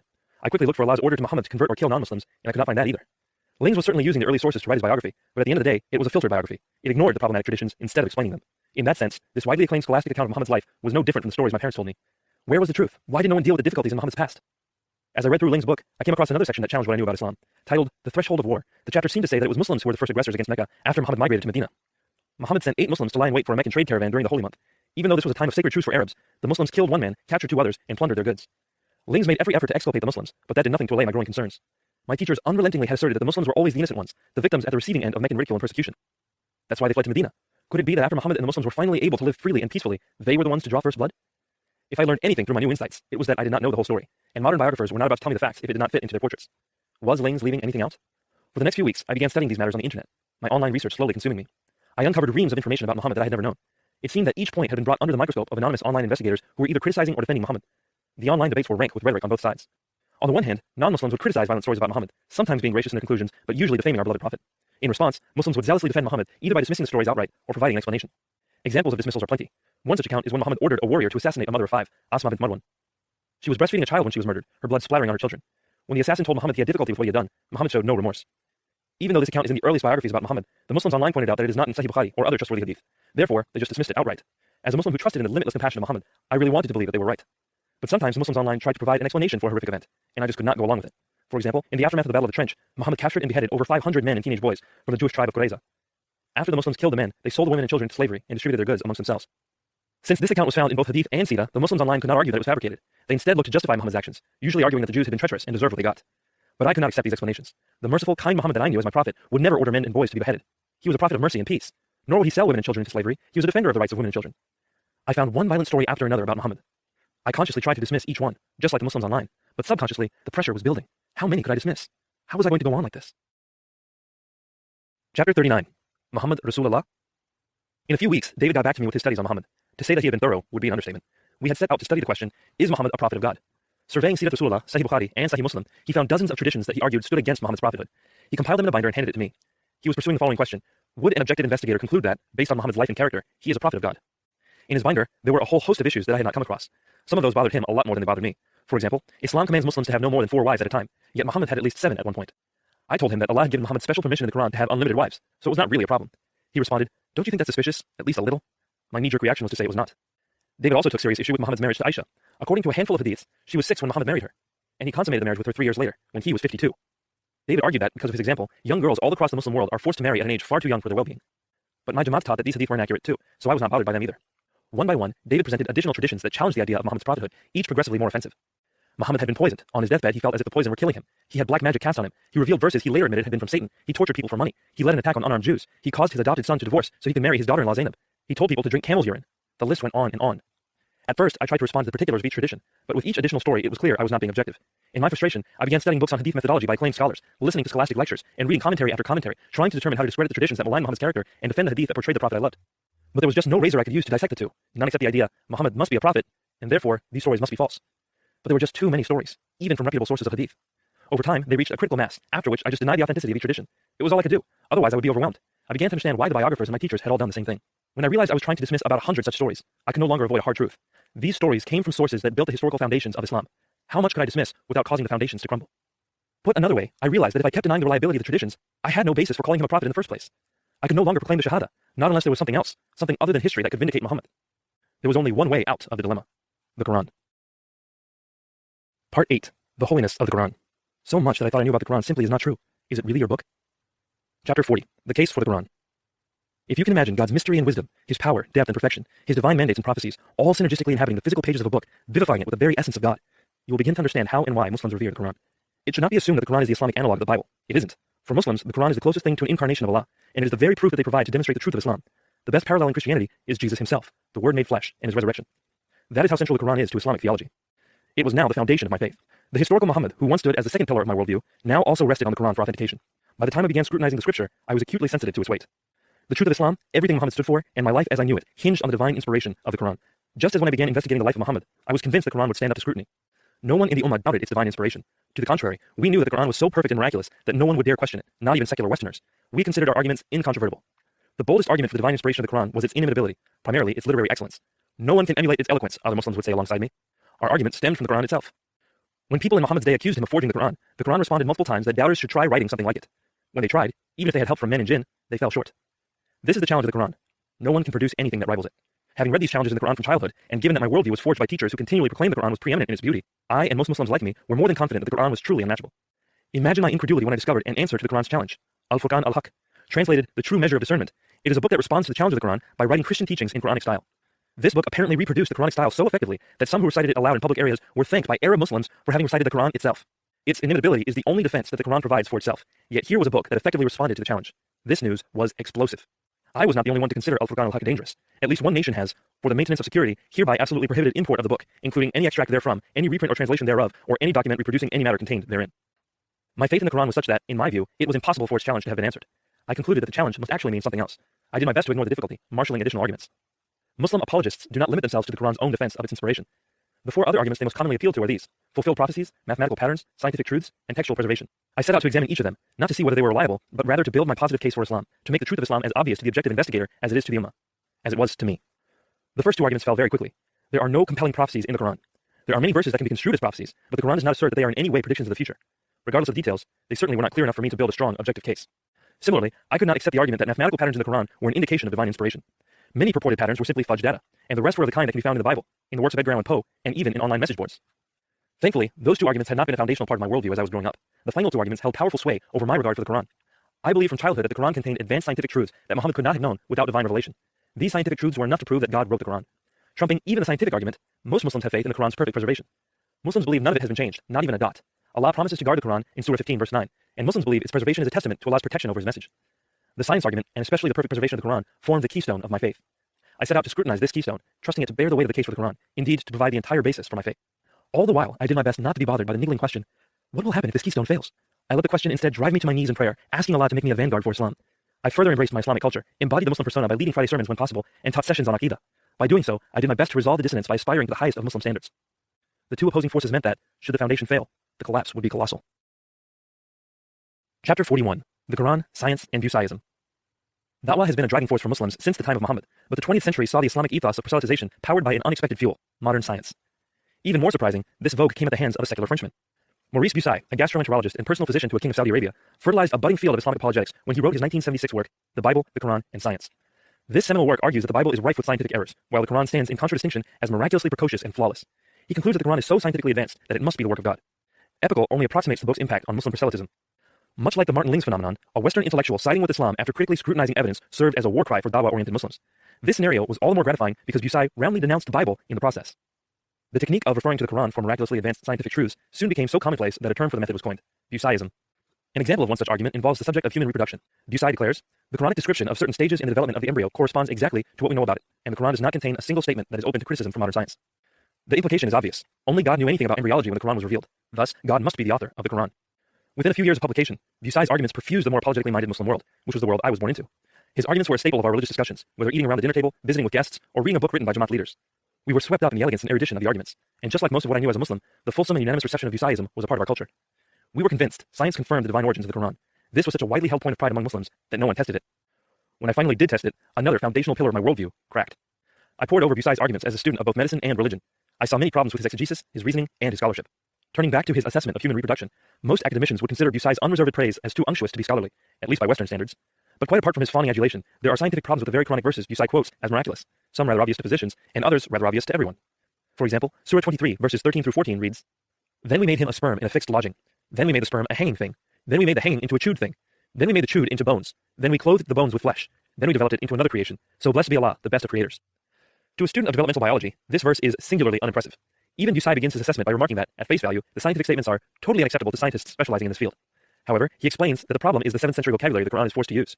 Once we substitute modern scientific vocabulary, such as uterus for lodging, the problems are more than resolved. As a Muslim who grew up with somewhat fluid interpretations of the Quran, I conceded Bucay's point. But as a student of medicine, I realized that no matter how much we substituted the words, one aspect of this verse was simply inaccurate. The verse explains the sequential development of an embryo, but the sequence is incorrect. An embryo does not first become bones to be later clothed with flesh. One layer of an embryo, the mesoderm, differentiates into bone and flesh at the same time. I investigated responses to this critique.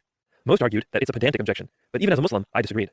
The very point Bucay was making by referring to this verse is that the sequence of embryonic development is miraculously accurate, but the sequence is incorrect. This was serious, and though Bucay treated this verse with some depth, he glossed over the difficulty. That this inaccuracy is found in the clearest section of the verse, the easiest to understand, only compounds the problem. The first part of the verse requires us to substitute appropriate scientific concepts for the incorrect terms captured by the Arabic. So if we have to fix the first half of the statement and ignore the latter half, what is left to be scientifically miraculous? I then realized that this verse could not defend the inspiration of the Quran. Far from it, we had to assume the inspiration of the Quran to defend this verse. More obvious problems arose in the Quran as I continued my search, even in the subfield of human reproduction. Surah 86 verses 6 through 7 state that sperm gushes from between the backbone and the ribs. Believing that it was impossible for the Quran to say something so obviously incorrect, I began looking online for answers. Once again, I found a similar procedure to defend the verse, redefine the words, and gloss over the difficulties. And that was the pattern that emerged. Whether proclaiming scientific miracles or defending scientific inaccuracies, the protocol always called for redefining the clear statements of the Quran to say something that they did not say, and then glossing over any strain. After I recognized the pattern, it struck me that Bucayism was very much like studying the life of Muhammad. I could defend my Islamic beliefs if I approached the issue as a partisan Muslim, willing to redefine certain terms and emphasize certain points in favor of my position. But if I tried to build a case as an objective investigator, reading the text at face value, there simply was no scientifically miraculous knowledge in the Quran. At that point, I did not dismiss the possibility of scientific knowledge in the Quran, but I concluded that something far stronger had to anchor a defense of its divine inspiration. With unrelenting confidence, I now turned to the deepest of all my roots, my faith in the perfect preservation of the Quranic text. Chapter 42, Hadith and the History of the Quran. At least two powerful forces combine to make the perfect textual preservation of the Quran the bastion of Muslim confidence. On the one hand, much like the other proclamations of Islamic pride, it is a ubiquitous axiom that becomes ingrained in the Muslim psyche. At no point has anything in the Quran ever been changed. It comes down to us exactly as Muhammad received it from Gabriel. In this, we are told, is a prophecy of the Quran fulfilled. Surely we have revealed the reminder, and we will most assuredly be its guardian. On the other hand, this belief in perfect textual preservation also forms the very basis for the condemnation of modern Judaism and Christianity. One of the most well-known dawah initiatives in the United States, called Why Islam, summarizes the sentiment well. The Psalms, the Torah, and the Gospel, according to Islam, are no longer in their original state. They have been added to, cannot be traced directly to the prophets, or were simply altered. Only the Quran has been preserved in its original state, exactly as it was revealed to the Prophet Muhammad. Serving as a basis for the rejection of other faiths and the acceptance of Islam, the preservation of the Quran is critical to Islamic apologetics. But it is even more important to Islamic theology. The Quran is the cornerstone of the Islamic worldview. It underlies all of Sharia, serves as the fulcrum of daily devotions, and provides the source of Islamic identity. In the minds of most Muslims, if the Quran were not perfectly preserved, their world would be in jeopardy. Since that is not the case, they maintain the utmost confidence in their faith. Thus, the preservation of the Quran undergirds the unparalleled confidence of the modern Muslim zeitgeist. It is not even a remote possibility in most Muslims' minds that the Quran of today might be different from the Quran of Muhammad today. But most Muslims have not read the Hadith for themselves. Once again, it was the most trustworthy Islamic traditions that subverted my faith. Volume 6 of Sahih Bukhari, a volume dedicated to the Quran, details the process of the Quran's collection in Book 61. We find that Muhammad used to dictate the Quran to Muslims orally, not having first written it down. It came to Muslims a few verses at a time, and sometimes Muhammad would relay the same verse differently to different Muslims. Because of this, people recited the Quran disparately enough, even in Muhammad's time, that there were heated, accusatory arguments among pious Muslims over what constituted the real Quran. Since Muhammad was still around, he dispelled the arguments by addressing the parties directly, saying, "Both of you are reciting it in a correct way, so carry on reciting." He admonished them not to argue over their differences, since the nations which were before you were destroyed because they differed. When Muhammad died, many people no longer felt the need to remain Muslim. Abu Bakr sent Muslims to fight the apostates, ordering them to fulfill their Islamic obligations. Muslim fought former Muslim until many who had known the Quran lost their lives in battle. Abu Bakr was worried that large parts of the Quran would be lost if the battles continued, so he officially ordered the Quran to be collected under the auspices of one Zayd ibn Thabit. Sahih Bukhari emphasizes that the Muslims easily forgot Quranic verses, and Zayd found the task of collecting the Quran extremely burdensome. He collected the verses from people's memories and from written fragments. On more than one occasion, only a single person was able to testify to some of the Quran's verses. After Zayd finished, the Quran was ultimately given to one of Muhammad's widows to safeguard. Even though the primary purpose for this collection was that verses not be lost, it was discovered that Zayd had accidentally left a small portion out of the Quran. Moreover, regions of the Muslim world were reciting the Quran incongruously enough that an appeal was made to the Muslim leaders to save this nation before it differs about the Quran. Breaking from the preference of Muhammad, who simply told his people not to focus on the differences, the Khalifa Uthman ordered that the Quran be standardized. They recalled the previous copy from Muhammad's widow, edited it, copied it, and distributed the copies to each Muslim province. Then, to settle the disputes over the Quran once and for all, Uthman ordered that all other Quranic materials, whether written in fragmentary manuscripts or whole copies, be destroyed by fire. This was the story of the Quran's collection as found in Sahih Bukhari. Like the life of Muhammad, Sahih Bukhari depicted a raw, much more realistic story than what Muslims generally teach one another. What I had been taught was that Muhammad would dictate the Quran to scribes while Muslims memorized the revelations, and after Muhammad died, many Muslims had the Quran written and memorized. Zayd ibn Thabit was the first to officially write down the Quran, though this was not a difficult task because he had it memorized. His Quran was confirmed by other leading Muslims who also had the Quran memorized. That was it. According to widely accepted knowledge, there were no arguments over its contents, no poor memories, no fear of lost passages, no solitary witnesses, no forgotten verses, and certainly no orchestrated destruction of variants. The process of collecting the Quran recorded in Sahih Bukhari was so choppy that it left the door wide open for lost sections of the Quran. In fact, Sahih Bukhari testifies to this. When Zayd's standardized Quran was distributed, it left out some sections that a man named Ubay ibn Ka'b used to recite. Ubay insisted that, regardless of Zayd's Quran, he would not stop reciting those verses because he had heard them from Muhammad himself. I was shocked by the testimony of Sahih Bukhari. Why had my teachers not taught me the whole story? What else didn't I know? I turned to other books of hadith for their story. Sahih Muslim, the next most trustworthy source, records more problems. It documents that a whole surah is no longer found in the Quran, and at least one verse went missing around the time of Muhammad's death. Sunan Ibn Majah, one of the next most authentic books, clarifies that the verse went missing because the paper on which it was written was eaten by a goat. As I continued my research, tradition after tradition kept cropping up that challenged the preservation of the Quran. Much like my incredulity when I studied the historical Muhammad, I simply would not assimilate these hadith into my mind, keeping them at bay by accepting the far-fetched explanations of Muslim apologists or by inventing some of my own. What finally pushed me over the edge, though, was when I revisited a hadith from Sahih Bukhari. According to the hadith, Muhammad named 4 men as the best teachers of the Quran. The first was Abdullah ibn Mas'ud, whom Muhammad distinguished as the foremost expert of the Quran. The last one was Ubay ibn Ka'b, whom Sahih Bukhari identifies as the best reciter of the Quran. These were the men that Muhammad hand-selected as the best teachers of the Quran, but as I studied the early sources, I found that they did not agree with the final Quran, which has been passed down as today's version. They didn't even agree with each other. In addition to the previously quoted hadith in which he refused to stop reciting certain verses, Ubay is known to have had 116 chapters in his Quran, 2 more than Zayd's edition. Ibn Mas'ud had only 111 chapters in his Quran, insisting that the additional chapters in Zayd's Quran and Ubay's Quran were just prayers, not Quranic recitation. Multiple early Muslims documented the differences between the many Qurans of the early Muslim world. Though it was thought that all of those documents were destroyed, one resurfaced in the early 20th century. It shows that, in many places, Abdullah ibn Mas'ud and Ubay ibn Ka'b agreed with one another where Zayd ibn Thabit's Quran differed. I added up all the pieces in my mind. Multiple recitations of the same verse, missing verses, missing surahs, disputes over the canon, controlled destruction of all variants. How could we defend the Quran as perfectly preserved? I researched defenses online and read the most scholarly Islamic books I could find. As usual, attempts were made to dismiss as many of the sources as possible. Even still, after attempts at logical explanation were made, the Muslim scholars argued for a shocking position. Allah intended the lost sections to be lost, He intended the variants to be destroyed, and He intended Zayd's edition to be the final Quran. So in truth, the scholars were not arguing that the Quran had remained unchanged. They were arguing that Allah intended all the many changes that came to it. That was a defensive position at best, not one that could bear the weight of the entire Islamic case. I was forced to conclude that, once again, the early Islamic sources challenged what modern Islam taught me. The doctrine of the Quran's perfect preservation, far from defending the faith, needed to be defended by faith. With that final investigation, the keystone of my faith crumbled. The entire structure was ungrounded, poised to collapse at the slightest burden. What came next might as well have been dynamite. Chapter 43. Those whom their right hands possess. I had read the words multiple times since childhood, never really stopping to consider what they meant. But David had just added it to his binder, and now I was forced to research it. Those whom your right hands possess was a phrase found in multiple Quran verses. The 3 references David included were Surah 4 verse 24, Surah 23 verse 6, and Surah 70 verse 30, none of which made much sense at first blush. Surah 4 verse 24. Forbidden for you are women already married, except such as your right hands possess. Allah has enjoined this on you. Surah 23 verse 6.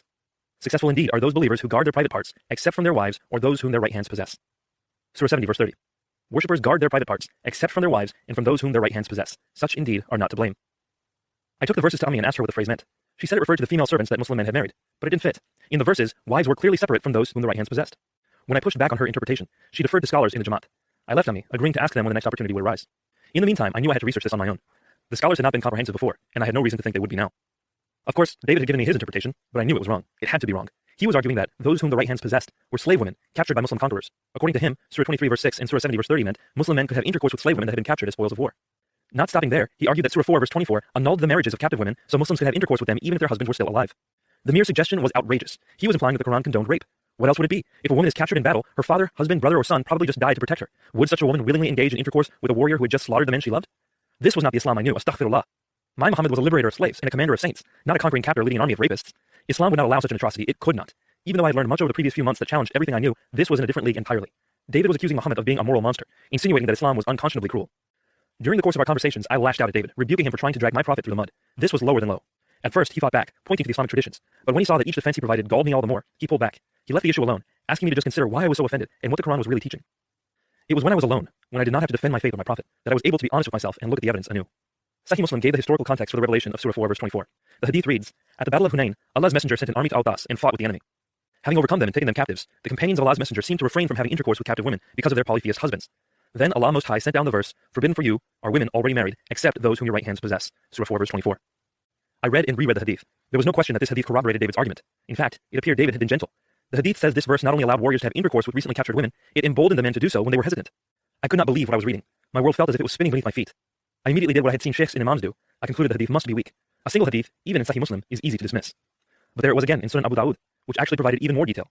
The Muslim warriors were hesitant to have sex with the women because their husbands were still alive and in their presence.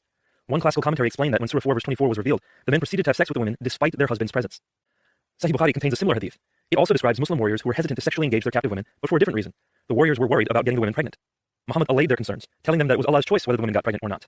Sahih Muslim adds to this hadith, saying that the Muslim warriors did not want to get the women pregnant because they planned on selling them. That was enough. Not only was David right about the meaning of those whom their right hands possess, but the truth was inescapable. It was in the Quran, it was in Sahih Bukhari, in Sahih Muslim, in Sunan Abu Dawud, in commentaries. It was everywhere. How could it be possible? The Quran allowed men to have intercourse with women whose lives had just been destroyed, sometimes in the presence of their captive husbands? Allah and Muhammad both showed no concern for getting the women pregnant or later selling them into slavery? How could it be possible? What if it were my people who had been conquered by Muslims? What if I fought to protect my family, only to see Abba killed, to see Baji and Ammi? No, that was more than enough. I was done. I could not think about it any longer. It was revolting, and thinking about it would only cause me to despise my prophet and my faith. I would not allow myself to despise them, but I could find no way to excuse them either. So I was done. I was done fighting. I was finally broken. Part 9. Faith in Doubt. I don't know who you are anymore, but I know that you are all that matters. Chapter 44. Rationality and Revelation. For 3 years, we had wrestled with one another intellectually, and what started in the first month of my freshman year finally came to a head the day before graduation. I was giving up. But not on Islam. Not yet. I was giving up on reason. We sat in the front seats of my car, having just returned from an award ceremony. Out of a graduating class of thousands, 6 students were selected to receive ODU's highest recognition, Kaufman Honors, based on grades, leadership, and community service. David and I were 2 of the 6. The award signified the culmination of my college career. But it sat heedlessly tossed in the back seat. I didn't care about it. I couldn't get myself to care about much of anything. I had lived my whole life with a vibrant confidence. Islam, my beliefs, my family, my words, and my actions all converged into one point: me. I had been authentic and transparent, able to speak my mind and live my beliefs freely and fully. But now I was a shell, outwardly steadfast in Islam, while inwardly a torrent of confusion. The honor-shame paradigm hindered me from sharing my inner turmoil, rendering me unable to speak to friends or family about my struggle without further destabilizing my life. I did not know who God was, I did not know what the world was, I did not know who I was, and I had no idea what to do. I was in a maelstrom, flailing for something to hold on to. I made a final, desperate effort to lay hold of the life I'd always lived. There's no way I can accept the Christian message, David. I kept my eyes glued to the steering wheel while David stared at nothing in particular through the passenger window. He gave me space to speak. The Christian God demands that I proclaim a fact, I continued. He demands that I believe Jesus is Lord. But I wasn't there. I can't know whether he claimed to be God. I'm Muslim. I've always seen the world as a Muslim. My perception is colored in such a way that, even if Jesus were God, I probably wouldn't be able to know it. How can God hold me eternally accountable for not grasping a finite fact, one which I had no access to in the first place? This was my last-ditch effort to maintain my Islamic faith, denying my ability to arrive at objective truth. David continued staring into the distance, considering my words carefully. When he finally spoke, his words cut to the quick. Nabeel, you know that's not true. Your parents see dreams, and God has directed you with supernatural signs in the sky. You know full well that if you ask him to reveal the truth to you, he will. As soon as David spoke, I knew he was right. It was as if his words resonated a raw nerve, one that had only just been aired. If I truly believed God existed, why did I not simply ask him who he is? Could he not reveal that truth to me? It was then that I realized the value of apologetics and what the arguments had done for me. All my life, barriers had been erected that kept me from humbly approaching God and asking him to reveal himself to me. The arguments and apologetics tore down those barriers, positioning me to make a decision to pursue God, or not. The work of my intellect was done. It had opened the way to his altar, but I had to decide whether I would approach it. If I did, and if I really wanted to know God, I had to cast myself upon his mercy and love, relying completely upon him and his willingness to reveal himself to me. But at what cost? Chapter 45. The Cost of Embracing the Cross. The cost for a Muslim to accept the gospel can be tremendous. Of course, following Jesus meant that I would immediately be ostracized from my community. For all devout Muslims, it means sacrificing the friendships and social connections that they have built from childhood. It could mean being rejected by one's parents, siblings, spouse, and children. This becomes exponentially more difficult if the Muslim has no person to turn to after following Jesus, no Christian who has reached out. I know of many Muslim women who recognize their need for Jesus, but have nowhere to turn if their husbands abandon them, or worse. They often do not have the financial means to survive the next day, let alone fight for their children in court. They would have to do all this while reeling from an emotionally violent expulsion from their extended families. What many do not realize, what I did not realize when I was making these decisions, is that these costs are not considered consciously. They form part of the knee-jerk reaction against the gospel. I never said, I choose to remain Muslim because it would cost me my family if I were to follow Jesus. Far from it. I subconsciously found ways and means to go on rejecting the gospel, so I would not be faced with what I would have to pay. But I was not the only one who would have to pay for my decision. If there were traits my family was known for in the Muslim community, they were my parents' joyfulness, our close-knit relationships, and the honor we had garnered by faithfully following Islam. My choice to follow Jesus meant raising all three. My decision would shame my family with incredible dishonor. Even if I were right about Jesus, could I do such a terrible thing to my family, after everything they had done for me? It is this kind of familial dishonor that drives many in the Middle East to commit honor killings. Although there is no command in the Quran or Hadith to carry out honor killings, there are commands in the Quran to kill mischief makers, as well as plenty of commands in the Hadith to kill apostates. These kinds of killings are not limited to the Middle East. A few months after graduation, I received a phone call from Mike telling me about an entire family of Middle Eastern Christians who had just been slaughtered in New Jersey for bringing dishonor to Islam. He asked me if I thought I'd be safe were I to accept Jesus. I appreciated his concern, but I told him that that was the least of my worries. My family would never do such a thing, and in reality, the killings are not as common as some fear. Besides, in my view, martyrdom would be an honor. The greatest concern for me, were I to accept Jesus as Lord, was that I might be wrong. What if Jesus is not God? I'd be worshipping a human. That would incur the wrath of Allah, and more than anything else, it would secure my abode in hell. Of course, that is exactly what the Quran teaches. In Islam, there is only one unforgivable sin, shirk, the belief that someone other than Allah is God. Shirk is specifically discussed in the context of Jesus, in Surah 5, verse 72. He who believes Jesus is God, Allah has forbidden heaven for him, and his abode will be the hellfire.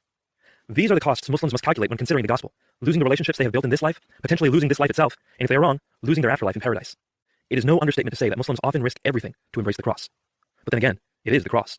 There is a reason Jesus said, whoever wants to be my disciple must deny themselves and take up their cross and follow me. For whoever wants to save their life will lose it, but whoever loses their life for me and for the gospel will save it. Mark chapter 8, verses 34 through 35. Would it be worth it to pick up my cross and be crucified next to Jesus? If he is not God, then no. Lose everything I love to worship a false God 1,000,000 times over? No. But if he is God, then yes. Being forever bonded to my Lord by suffering alongside him? 1,000,000 times over, yes. Now more than ever, the stakes were clear, and I needed to know who he was. Everything hinged on his identity. I began begging him to reveal himself. Standing, walking, praying, lying in bed, I implored him to show me his truth. Because he had supernaturally guided me before, I had full faith that he would guide me once again. But the interim was agonizing. I traveled from mosque to mosque, asking imams and scholars to help me with my struggles.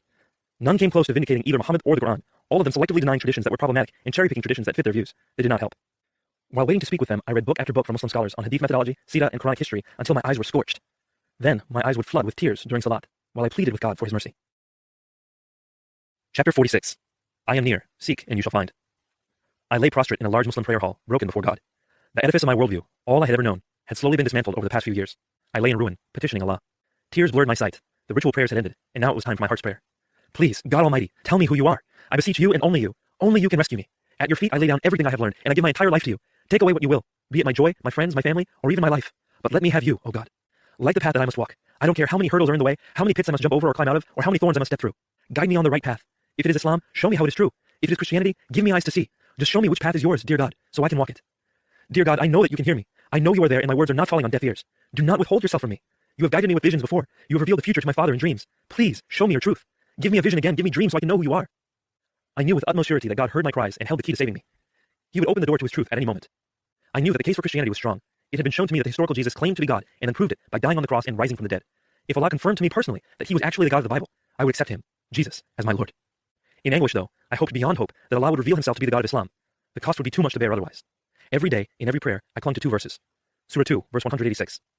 When my servants ask about me, I am near. I answer their prayers when they pray to me. So let them hear my call and believe in me, that they may walk in the right way. Matthew chapter 7, verses 7 through 8. Ask and it will be given to you. Seek and you will find. Knock and the door will be opened to you. For everyone who asks receives. The one who seeks finds. And to the one who knocks, the door will be opened. Because of these verses, I had full faith that God, whether Allah or Jesus, whether the God of the Quran or the God of the Bible, would answer the prayers of my heart. The question was when, and whether I could brave the storm until then. 5 months later, he gave me my answer. Chapter 47. A Field of Crosses. On December 19th, 2004, Abba and I were in Orlando, Florida. I had just finished my first semester of medical school, having once again chosen the school closest to home so I could be with my family. Ami and Abba saw me diligently studying the whole semester and wanted to reward me.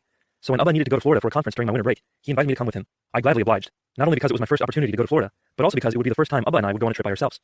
We had a fantastic time traveling to Orlando, cracking jokes and sharing stories. I recounted our antics in the anatomy lab, and he shared humorous accounts of his early years in the Navy when he worked as a medic. Except for in the airport security line, when we were under the post 9/11 microscope, we goofed off the whole way to Florida. We were forging a new aspect of our relationship, a father-son friendship. That night in the hotel room, after Abba and I prayed the Isha Salat together, we discussed our plans for the next morning while getting into our beds.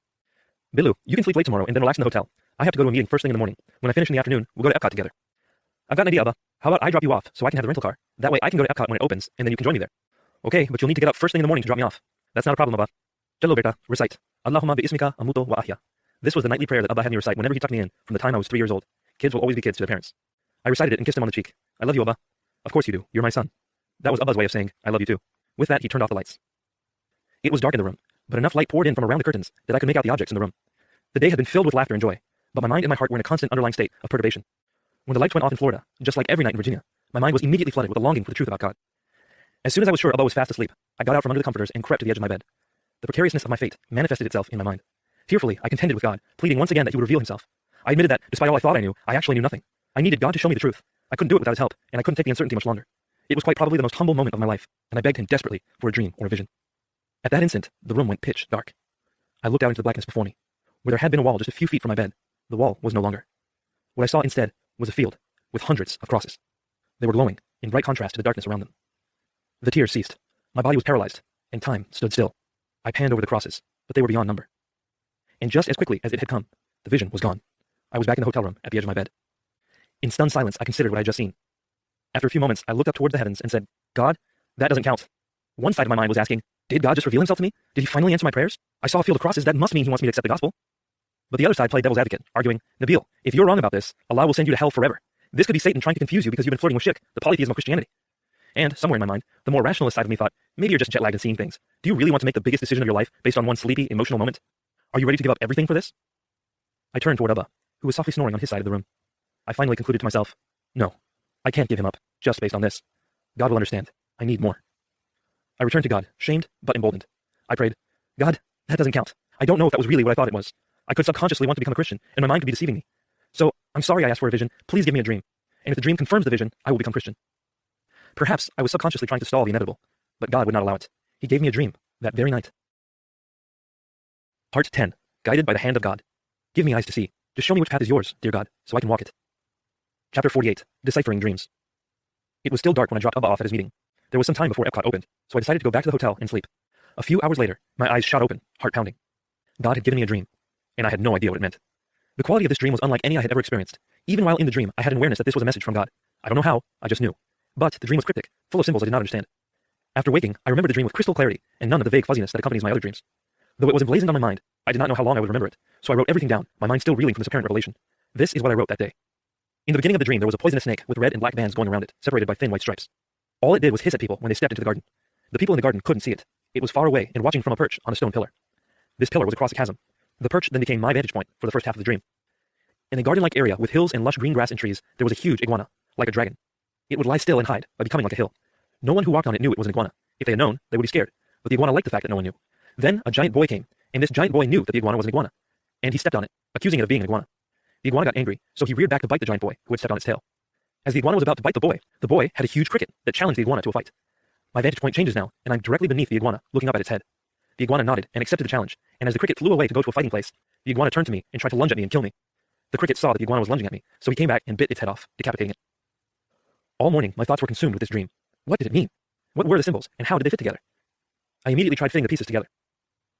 The snake on the stone pillar had to symbolize evil. What else could it be? The garden was the world. That I started seeing the world from the snake's perspective means I must have had some hidden evil inside me from the beginning of my world. This strikes me as a Christian concept, original sin. Or perhaps it means that Islam, which was in me from the very beginning, is evil. I'm not sure, but both seem to point to Christianity.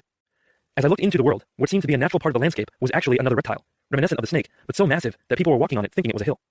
Then a boy came along and challenged it, calling it out for what it actually was. In tandem, these symbols could only fit one explanation. The boy was David, calling out the iguana, Islam, as a falsehood. The iguana, Islam, was naturally deceptive and tricked people into thinking that it was a natural part of the world. The boy's cricket had to be Christianity, which challenged the iguana. That the cricket could speak, and the iguana could not, means that Christianity is able to speak for itself, or in other words, it has a strong case. That the iguana could not speak, means it is unable to provide proof for itself. This is confirmed when the cricket challenged the iguana, but the iguana tried to kill me, instead of rising to the challenge. When the iguana tried to kill me, the cricket saved me. This strikes me as salvation, which comes from no merit of my own. Another Christian concept.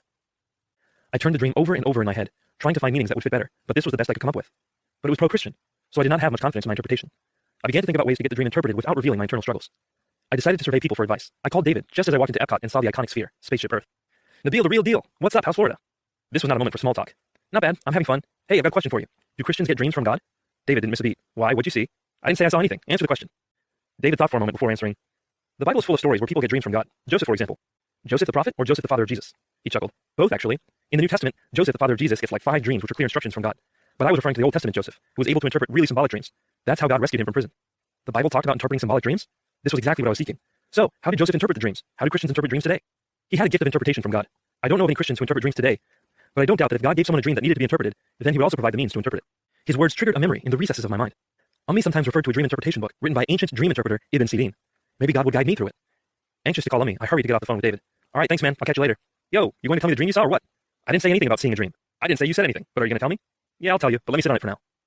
I got off the phone with David and immediately called Ummi. This was going to be tricky. I wanted to share the symbols in my dream without telling her the whole story. Hello? Assalamu alaikum, Ummi. Wa alaikum salam. Are you with Abba? I'm at Epcot. Abba will be meeting me here after work. I can't talk much right now. I want to make the most of my time at the park, but I had a dream last night. Do you have Ibn Sirin's book nearby? It's upstairs. What was your dream? Ummi's tone took on a note of concern, which I found exasperating. How was it that everyone could see right through me? Ummi, it was long and complicated. Nothing to worry about. I'll share the details with you when I get home. I just want to know what the symbols mean so I can think about it for now. It doesn't work like that, Billu. You have to share the whole thing for me to interpret it. But Ummi, can't you just read me what the book says? I want to interpret it for myself. Berta, the book says a lot. The symbols depend on their context. Tell me the first symbol. A snake. Astaghfirullah, she gasped. What kind of dream is this? Ummi, okay, fine. Was the snake in the water? Was it sleeping? Was it eating? What did it do? Why does that matter? The book says different things. Just a snake means a deceptive or avowed enemy. But if the snake eats someone, or if someone turns into a snake, then it can mean something else. Her last words caught my attention.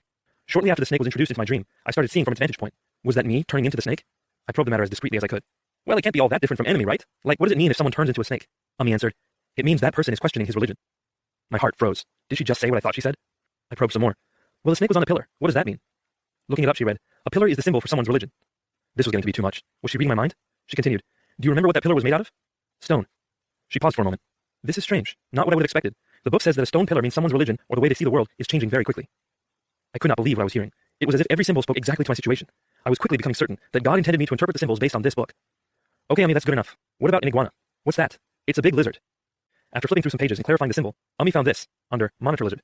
It means a cruel, hidden enemy who appears very great and fearsome, but if it is challenged, it will fail because of inability to provide proof. I was stunned. Could it really say all that? Those were my exact concerns about Islam, which is how I understood the symbol. Plus, in the dream, the iguana started off hiding through deception, ultimately unable to speak for itself. What about a boy?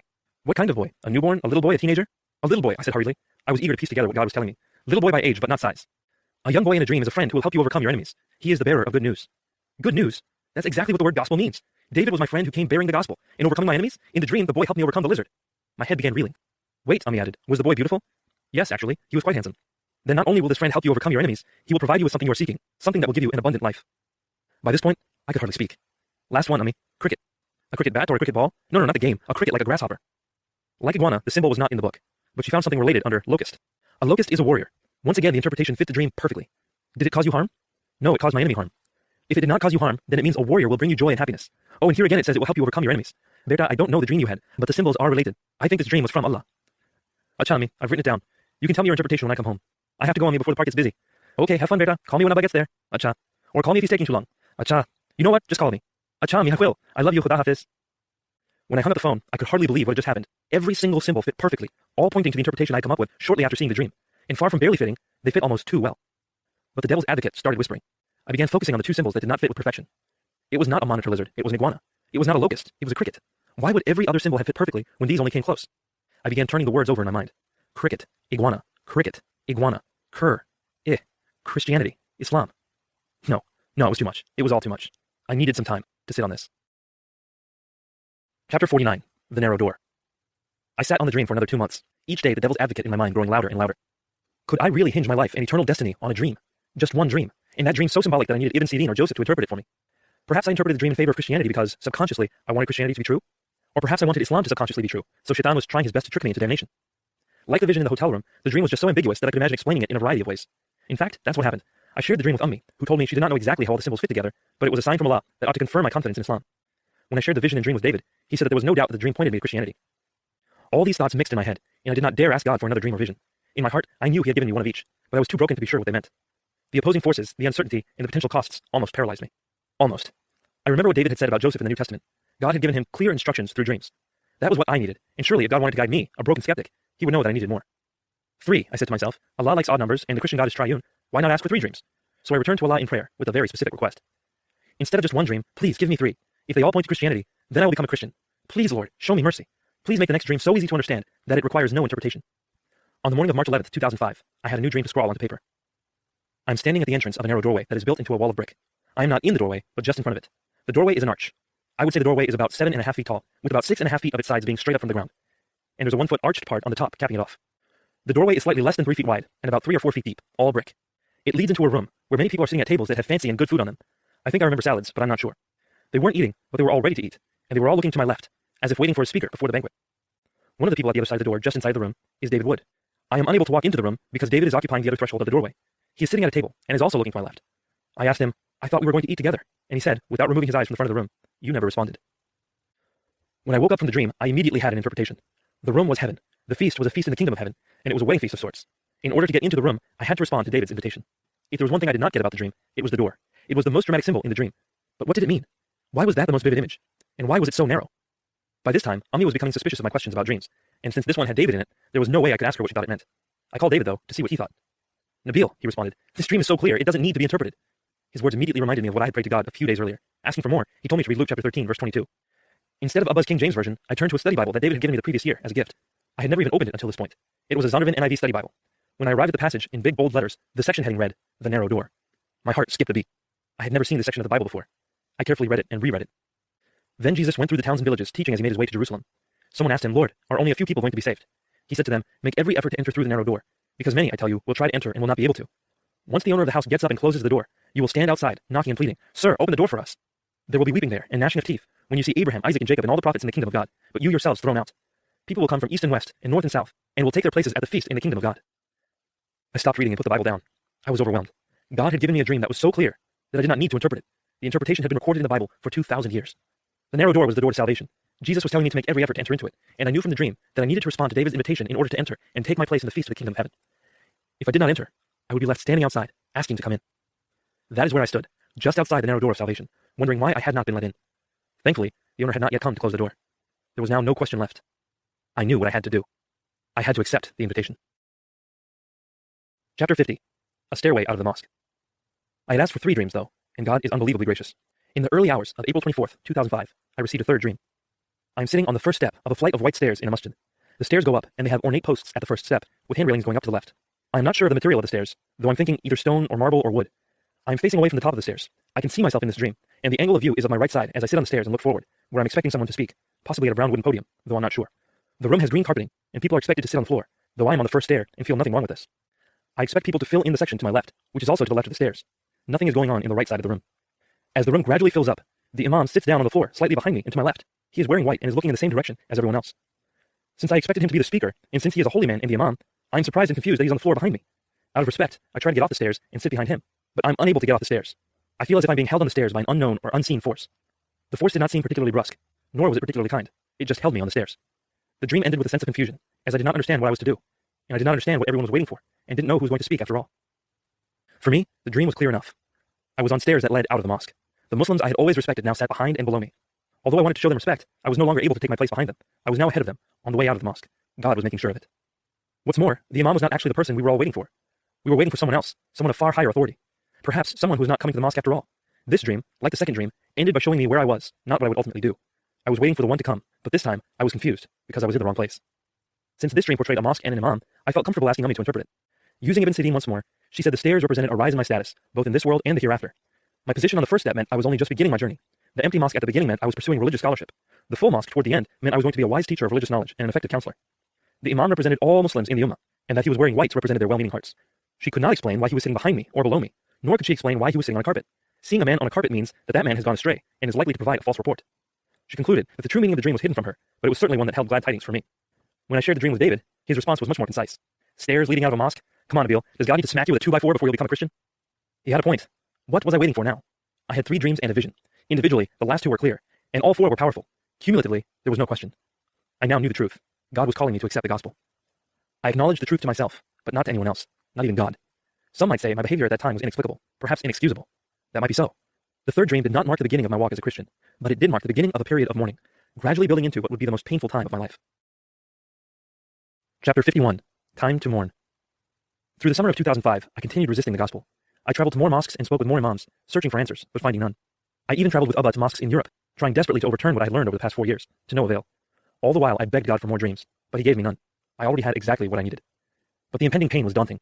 I knew the cost I was about to pay, but I did not know what it would look like. Would Ummi and Abba hate me? Would they kick me out of the family? Would they die from heartbreak? This last one seemed the most likely to me. Honestly, I did not know what would happen. All I knew was life was never going to be the same. At the end of the summer, I was set for the next year of medical school. I planned on moving in with a roommate, so the night before the first day was a sort of farewell for my family. On the one hand, I was moving only 25 minutes away, so they did not see it as a big deal. On the other hand, I knew it was going to be one of the last loving and intimate moments we would ever share as a family. I savored each bittersweet laugh, relished each millisecond of every embrace. Ummi and Abba had no clue what I was about to do to them, no clue what I was considering. I was beset with hidden guilt. How could I destroy this family? What was I about to do? I was barely able to drive to school the next day. My tears overwhelmed me. Forcing myself to leave home, I kept reminding myself how important this day was, and that I had to keep it together. The second year of medical school is arguably the most academically difficult year a physician will ever face, and the first day was one of the most important days. I had to compose myself. But I simply could not. Instead, I began pleading to God out loud. Ya Allah, oh God, give me time to mourn. More time to mourn the upcoming loss of my family. More time to mourn the life I've always loved. As I approached the school, I knew I was in no state to go inside. I drove instead to my new apartment, right across the street from school, where Abba and I had moved my belongings just a few days before. At this moment, there were 2 books that I particularly sought, hoping for God's comfort. As soon as I entered the apartment, I went straight to the bookcase and retrieved my old Quran and my study Bible. I sat down on the couch and opened the Quran first. I flipped through the pages, looking for verses of comfort, at first carefully reading each page for the subject matter, then more quickly thumbing through the index, and then frantically flipping from page to page, hoping for something, anything that would comfort me. There was nothing there for me. It depicted a God of conditional concern, one who would not love me if I did not perform to my utmost in pleasing him, one who seemed to take joy in sending his enemies into the hellfire. It did not speak to the broken nature of man, let alone directly to the broken man in need of God's love. It was a book of laws, written for the 7th century. Looking for a living word, I put the Quran down and picked up the Bible. I had never read the Bible for personal guidance before. I didn't even know where to start. I figured the New Testament would be a good place, so I opened to the beginning of Matthew. Within minutes, I found these words. Blessed are those who mourn, for they shall be comforted.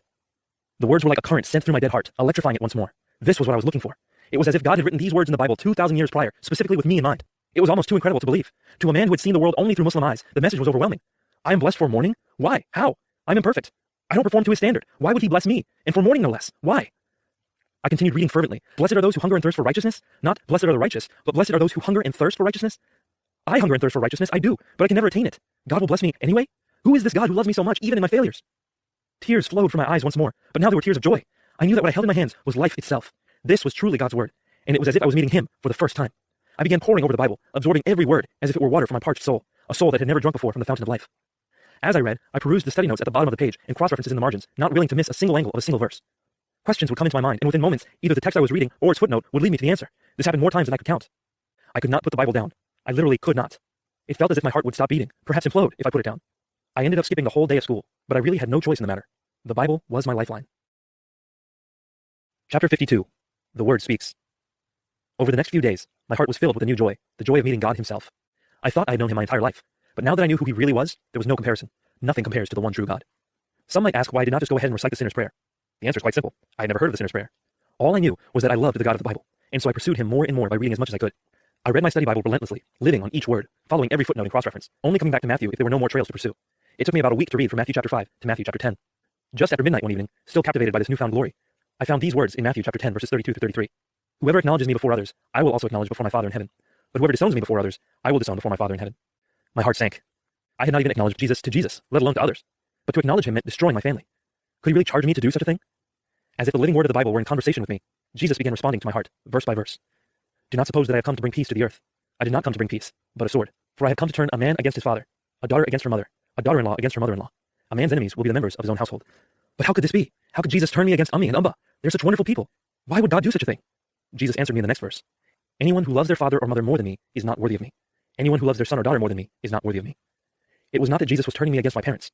It was that if my family stood against God, I had to choose one or the other. God is obviously best, even if that caused me to turn against my family. But how? How could I bear the pain? He assured me that inconceivable pain and social rejection is part of the Christian walk. Whoever does not take up their cross and follow me is not worthy of me. To be a Christian means suffering real pain for the sake of God. Not as a Muslim would suffer for God, because Allah so commands him by fiat, but as the heartfelt expression of a grateful child whose God first suffered for him. But Lord, I pleaded, acknowledging my faith in you will mean the end of my life. If I don't die a physical death through emotional torment or at the hands of some misguided Muslim zealot, at least my entire life as I know it will come to an end. Nabeel, my child, I felt him say, whoever finds their life will lose it, and whoever loses their life for my sake will find it. I had to give up my life in order to receive his life. This was not some platitude or cliché. The gospel was calling me to die. Burdened by these words, I lay awake deep into the night. But far from resisting sleep, sleep was ashamed to fall upon me. I had denied God long enough. On August 24th, 2005, at 3 o'clock in the morning, I placed my forehead on the foot of my bed and prayed. I submit. I submit that Jesus Christ is Lord of heaven and earth. He came to this world to die for my sins, proving his lordship by rising from the dead. I am a sinner, and I need him for redemption. Christ, I accept you into my life. The difficult night that had not granted me peace was quickly fading away as sleep washed over me. I had finally proclaimed the truth of the gospel. I was finally a believer. Although I believed, I did not yet know the power of the gospel.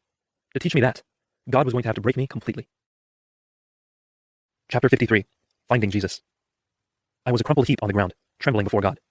2 weeks after accepting my Lord, I tried to plead with him, while wailing and stammering through quivering lips. Why, God? But I could not formulate my words. The shaking was uncontrollable. The night before, I had looked into Abba's eyes as they welled with tears. Those eyes that had so tenderly cared for me since the day he whispered the adhan into my ears. The eyes that softly closed in prayer every night as he invoked the protection of God. The eyes that would turn back lovingly as he went off to sea, serving his nation and his family. To be the cause of the only tears I had ever seen those eyes shed, I could not bear it. Why, God? Though Abba did not say much, what he did say has haunted me ever since. The man who stood tallest in my life, my archetype of strength, my father, spoke these words through palpable pain. Nabeel, this day, I feel as if my backbone has been ripped out from inside me. The words tore through me. It felt like patricide. I had not given up just my life to follow Jesus. I was killing my father. He has never stood as tall since that day. I extinguished his pride. Why, God? Ummi had even fewer words than Abba, but her eyes said more. You are my only son. You came from my womb. Since you were born, I have called you my Jan ke Tukre, a physical piece of my life and heart. I cradled you, sang to you, taught you the ways of God. Every day since you came into this world, I have loved you with all of me, in a way I have loved no one else. Why have you betrayed me, Billu? Her eyes seared my soul, and remained branded in my memory. They were the final image I saw before Abba ushered Ummi out of my apartment, and to the hospital across the street. None of us were sure she would make it through the night. She survived, but her eyes have never been as bright since that day. I extinguished their light. Decimated before God, eyes pouring, nose and mouth unable to withhold the grief, I was finally able to sputter my question through tears and mucus. Why, God, did you not kill me the moment I believed? Why did you leave me here? Why did you leave me to hurt my family more deeply than they've ever been hurt? They never deserved this. I've destroyed it all. Nothing's left. Why didn't you kill me? I pleaded with God, full of despair because it was too late. It would have been better if you had killed me the moment I believed, so my family would never have had to taste betrayal. This is far worse for them than my death would have been. At least our love would have lived on. At least our family would always have been one. Why, God? At that moment, the most agonizing moment of my life, something happened that was beyond my theology and my imagination. As if God picked up a megaphone and spoke through my conscience, I heard these words resonate through my very being. Because this is not about you. I froze, with my mouth agape. The tears, the sobs, the shaking, everything stopped. I was rooted to the ground, as if electricity had just shot through me and paralyzed me. For about 10 minutes I sat, unable to move, unable to close my mouth even. He was rebooting me. When I was able to move, I felt no sorrow, none whatsoever. It was as if my prayers of anguish and self-pity had been words uttered in a previous life. Rising from the ground and walking out of the apartment, I gazed at everything intently, the trees, the sky, even the stairs I stood upon. Yet again, I was seeing the potential of the world in a new light. I had been wearing colored glasses my entire life, and they had just been taken off. Everything looked different, and I wanted to examine it all more carefully. Then I saw something that I had seen countless times before, a man walking down the sidewalk toward the medical school. But that was not all I saw. Though I had no idea who this man was, I knew he had a dramatic story, replete with personal struggles, broken relationships, and splintered self-worth. Taught by the world that he was an outcome of blind evolution, he subconsciously valued himself as exactly that, a byproduct of random chance, with no purpose, no hope, no meaning except what pleasures he could extract out of the day. Chasing these pleasures resulted in guilt and pain, which caused him to chase more pleasures, which led to more guilt and more pain. Burying it all just beneath the surface, he went about his day with no clue how to break the cycle, how to find true hope. What I saw was a man who needed to know that God could rescue him, that God had rescued him. This man needed to know about God and his power. Did he know? Did he know that God loved him from the foundations of the earth? With a power far exceeding the immensity of the cosmos, he turned all his attention to creating that man and declared, "You are my child. I love you." Did he know that God made him exactly how he wanted, knowing each hair on his head and each second of his life? God knew full well that the hands he gave to this man would be used to sin against him, that the feet he gave to this man would be used to walk away from him. Yet instead of withholding these gifts, he gave to him the most precious gift of all, his own son. Did he know that God entered into this world for him, to suffer in his stead? Received with slaps and fists by the very people he came to save, he was scourged until his skin fell off in ribbons, only to be pierced through both arms and feet, nailed naked on wood for all to ridicule. He scraped his skinless back on splintered wood with each rasping breath. His last breath, finishing the task of rescuing us, of securing our eternity with him. Did he know? Of course not. We have to tell him. While I was wallowing in self-pity, focused on myself, there was a whole world with literally billions of people who had no idea who God is, how amazing he is, and the wonders he has done for us. They are the ones who are really suffering. They don't know his hope, his peace, and his love that transcends all understanding. They don't know the message of the gospel. After loving us with the most humble life and the most horrific death, Jesus told us, "As I have loved you, go and love one another." How could I consider myself a follower of Jesus if I was not willing to live as he lived, to die as he died, to love the unloved and give hope to the hopeless? This is not about me. It is about him and his love for his children. Now I knew what it meant to follow God. It meant walking boldly by his spirit of grace and love, in the firm confidence of everlasting life given through the Son, with the eternal purpose of proclaiming and glorifying the Father. Now I had found Jesus. Epilogue. Dear friends, thank you for listening to my story. I pray that the Lord bless you through it with a keener knowledge of Islam and a greater love for Jesus and his truth. There are a few questions that come up regularly whenever I share my story. I would like to address some of them here, in case you're wondering, before leaving you with a final exhortation. Just a few days after I accepted Jesus as my Lord, David moved to New York to start his PhD program in philosophy. Unfortunately, his church in Virginia disbanded after his pastor was called away, and I was left alone. The only other Christian friend I had at this time was Zach, as he had become a believer in Jesus Christ a few months before me. The two of us connected with two other friends newly committed to Christ, and we started gathering together every Wednesday. For the first hour, we read So You Want to Be Like Christ by Charles Swindoll, and for the next few hours, we pored over the scriptures. Sometimes we remained in the scripture until 4 o'clock in the morning, eschewing other responsibilities in our zeal for God and his truth. We prayed together, fasted together, memorized scripture together, confessed our sins to one another, and otherwise pursued the Lord with everything we had as a fourfold cord. During this time, we experienced miracles, prophecies, visions, and even saw an exorcism. This golden period in my early walk with Christ ended after about 7 months. After finishing the Bible, I started paying more attention to school and less to scripture. We joined a church, and our Wednesday night meetings became less frequent. The supernatural occurrences mostly ceased as I immersed myself into the world around me once more. When David returned for summer break, we entered into ministry together. On May 21st, 2006, David and I preached a Sunday sermon together at Central Baptist Church in Norfolk, Virginia, responding to Dan Brown's The Da Vinci Code, which had just come into theaters. At the end of the sermon, 2 atheists came forward to accept Christ. Our call to ministry became evident. We named our ministry Anastasis Apologetics, a Greek reference to the center of our message, Jesus' resurrection. Ultimately, after realizing that Anastasis Apologetics was a mouthful and rather hard to spell, we changed our ministry title to Acts 17 Apologetics. Regarding my family, after recovering from the initial shock, my parents made 2 things very clear about their stance towards me. They felt utterly betrayed, yet they loved me regardless. Emotions raged, harsh words were spoken, and arguments flared, but they did not ostracize me. On the one hand, this was a blessing because I remained a part of my family. On the other hand, it was extremely painful because I had to weather emotional storms regularly. Ami cried every time I saw her for almost the next 2 years, often while painfully indicting me for destroying our family's joy. During this time, I clung to scriptures like Philippians chapter 4, verses 6 through 7, Luke chapter 18, verses 1 through 8, and Matthew chapter 6, verses 25 through 34. I met my bride-to-be in 2007, proposed to her a year later, and married her less than 4 months afterward. Aside from 5 dear cousins and an uncle, no one from my family came to my wedding. The entire ordeal was agonizing for me, and just thinking about it still elicits pain. In 2009, when I graduated from medical school, I decided to enter into full-time ministry instead of practicing medicine. When my parents heard of this decision, they cut off all communication with me. About a year later, we started speaking again, and it has been tumultuous ever since. By June 2011, due to a series of unforeseen events that spanned the previous 2 years, Acts 17 Apologetics had become focused on free speech, Sharia in the West, and Islam. I felt called to start a new ministry that focused only on sharing the gospel, so I departed from Acts 17 and started Creed 2.6 Ministries. I met Ravi Zacharias toward the end of 2011 and joined his team in July 2013. In closing, I wish to appeal to those who are considering following Jesus, especially those who will sacrifice much by doing so. I will honestly say that my first year as a Christian was unimaginably difficult, without a doubt the most painful period of my life. Each and every single day was a struggle, and I experienced depths of emotional pain I didn't know possible. But I will also honestly say that looking back on it 8 years later, it was the most powerful time of my life. It shaped me, molded me, changed me into a disciple of Jesus. The Holy Spirit was my comforter, His word my sustenance, and I would not give that up for anything. The suffering is what transformed me into a true follower of Jesus. My life now, including my walk with God and my relationship with my wife, are truly blissful, far more wondrous than anything I could have ever imagined when I was a Muslim. All suffering is worth it to follow Jesus. He is that amazing. I pray that I will meet you someday, my dear friend, so we can rejoice and praise God together for our joys and our sufferings. In Him, Nabeel, Qureshi. Afterward, by Mark Milberg. The path of the righteous is like the morning sun, shining ever brighter till the full light of day. Proverbs 4:18. I glanced out the window as my early morning flight began descending into uncharacteristically sunny Houston. It had only been a couple of weeks since Hurricane Harvey deluged the region, but what I saw was mostly beauty, including intensely green yards, parks, and wooded areas. I guess 50 or 60 inches of rain over a few days will liven up any landscape, I mused. Then something jolted me from my sleepy introspection. My eye caught a series of bright flashes emanating from a plot of ground far below. What could be causing this strobe-like effect? I stretched to look down just in time to see that the sun was intermittently reflecting off the many granite gravestones in a cemetery. What a poignant picture, I thought. The reason for my trip was to visit Nabeel Qureshi, one of my closest friends, as he clung to life in the palliative care unit of a Houston hospital. Nabeel had been fighting stage 4 stomach cancer for a little over a year, and it seemed clear that his battle was nearly done. Like those polished headstones, this unusually gifted young man brightly reflected a light that was not his own. Ever since I first met Nabeel just over a decade earlier, his life had shown a love and passion that seemed, well, supernatural. He truly did, as Paul put it in 2 Corinthians 3:18, reflect the Lord's glory, the one true God who makes us more and more like Him as we are changed into His glorious image. You've learned much about Nabeel by reading his powerful story. Allow me to highlight here 6 things he cared about deeply. First, Nabeel loved knowledge and truth. In fact, he went to school for almost his entire life. Besides his undergraduate degree, Nabeel earned an MD degree, and when he became a Christian, while in the middle of getting his MD, he decided to pause that and get an MA in Christian apologetics from Biola University. Then, after he finished both of those programs, he earned another MA, this one in religion from Duke University. Soon after that, he went to Oxford to work on a PhD, and he had progressed through another MA degree there before finding out that he had cancer. So by the time Nabeel turned 33, he had earned 4 advanced degrees from 4 prestigious universities. Proverbs 1:7 says, "Fools despise wisdom and instruction," but Nabeel loved both, even when they challenged his long-held beliefs. Like any of us, he didn't enjoy finding out that he was wrong, but he was not willing to blindly perpetuate hand-me-down ideas. He had to know that what he believed, what he built his life on, was based on reality, not speculation or tradition. On a more personal level, Nabeel referred to me as one of his mentors, and in spite of his brilliant intellect and extensive education, I found him to have a humble and teachable spirit. He was hungry for godly wisdom and instruction, and he often came looking for it. Second, Nabeel loved God. Initially, that meant following Allah wholeheartedly, but his love for truth led him to dig deeper. When he found the true God, when he found Jesus, he was immediately committed to loving and serving Him with all of his heart, soul, mind, and strength, just as Jesus instructed in Mark 12:30. I never saw Nabeel waver in his love for God. He prioritized God above all else, including his family, his career, and his future.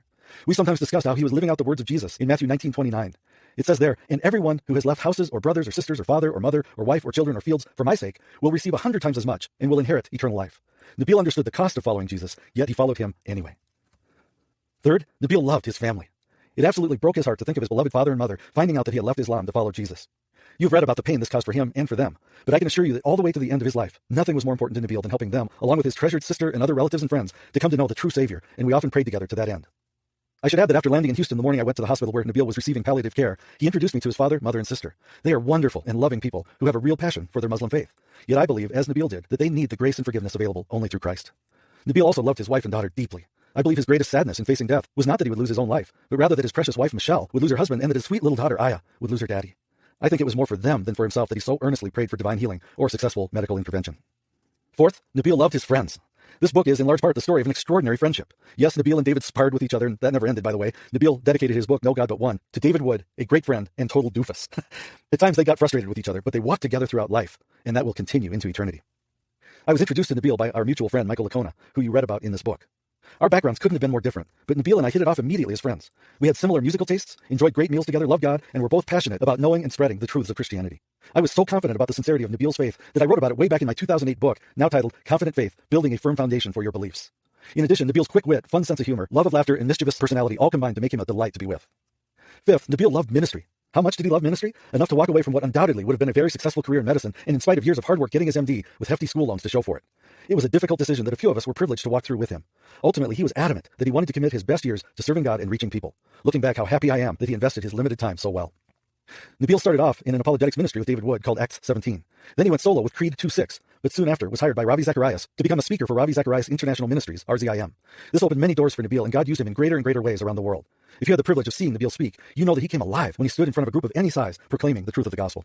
In addition, Nabeel enjoyed mentoring younger Christians as he did frequently, including when he would stay at our home and build into the lives of my own kids, Emma, Jean, and Matthew. Nabeel's influence was part of what led Matthew to study at Oxford University with Ravi Zacharias' Oxford Center for Christian Apologetics, known as ACA, and to serve as a fellow with that organization. In addition to writing Seeking Allah, Finding Jesus, Nabeel wrote Answering Jihad, A Better Way Forward, and finally, No God But One, Allah or Jesus. A former Muslim investigates the evidence for Islam and Christianity. 2 of his books became New York Times bestsellers. Nabeel also recorded dozens of online videos in which he talked about his life and taught about Islam and Christianity. 6th, Nabeel loved good food. I can't end without mentioning Nabeel's love for great cuisine. It was a key component of many of his relationships. I have great memories of meals with Nabeel at a dodgy Japanese restaurant near the heart of Washington, D.C., at a wonderful bistro in Carmel by the Sea, California, at a sushi restaurant in Denver, Colorado, though I prefer my sushi grilled, thank you, and at my home where he, my kids, and I would devour my wife Heidi's Louisiana-style prime rib roasts. I should add that Nabeel had his own recipe for broiling steaks, and one time he almost ignited our kitchen in the process of preparing them for us. As you have probably guessed, my journey to Houston that day was the final visit I had with Nabeel. He died just 5 days later, full of faith and hope in the Savior who had redeemed him. It is with both joy and sadness that I remember my friend. Joy for the life he lived, the great memories, and the impact of his highly effective ministry.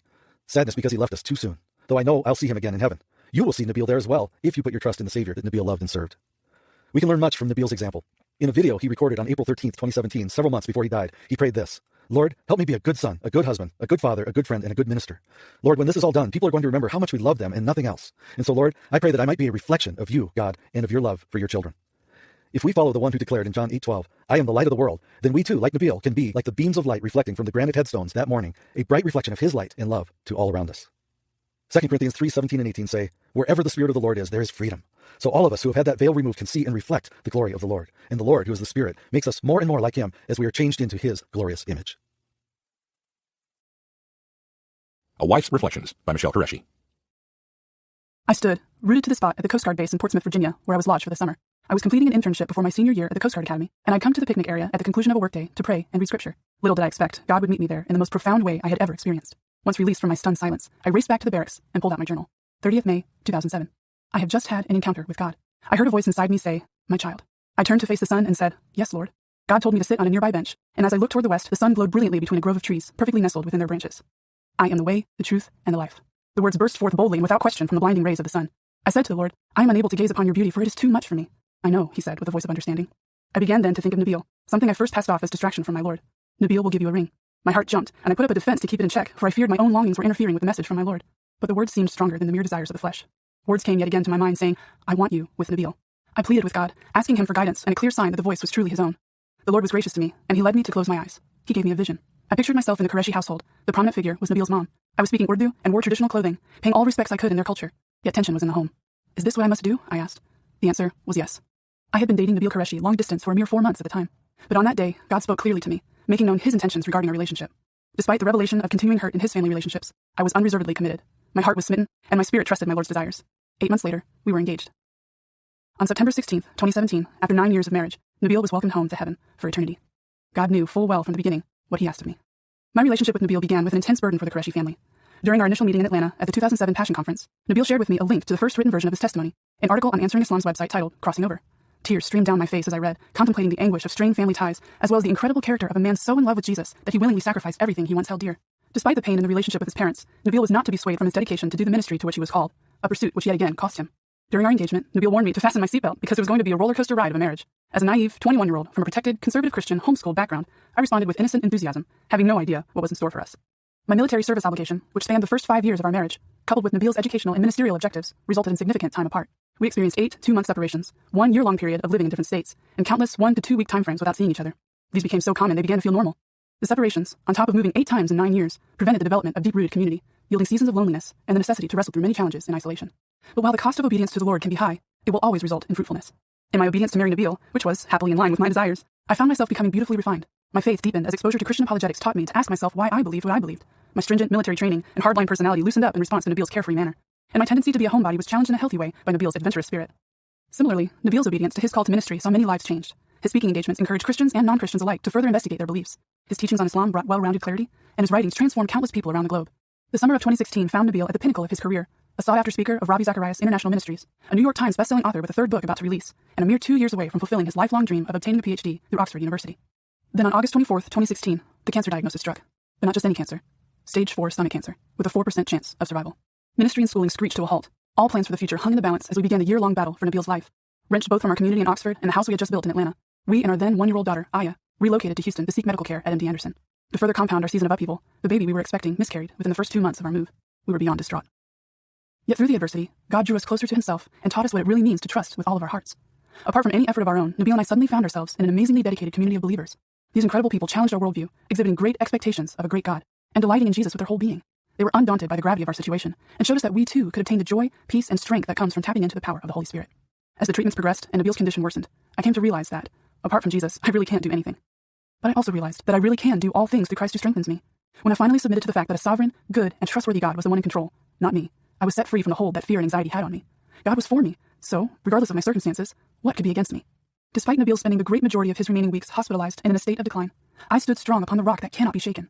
During his last few days in palliative care, I was reminded that, at the end of the day, I can only rely on the Word of God. No message of intended inspiration or encouragement can ever compare to the hope and confidence provided by the one infallible truth. In the months following Nabeel's burial, I realized anew with startling clarity that this life is not purely physical, nor is it arbitrary. The spiritual realm is very real, and God's perfect plan for our lives is full to the brim and overflowing with purpose. He is all about far exceeding our expectations. Nabeel was a God-fearing man, fully dedicated to the Great Commission. I am convinced that his death will lead to a more glorious end than we would have seen if he were still alive. What a privilege to have been chosen to lift high his message for the season I was called to be his wife. I look forward to what the Lord has in store for the seasons to come.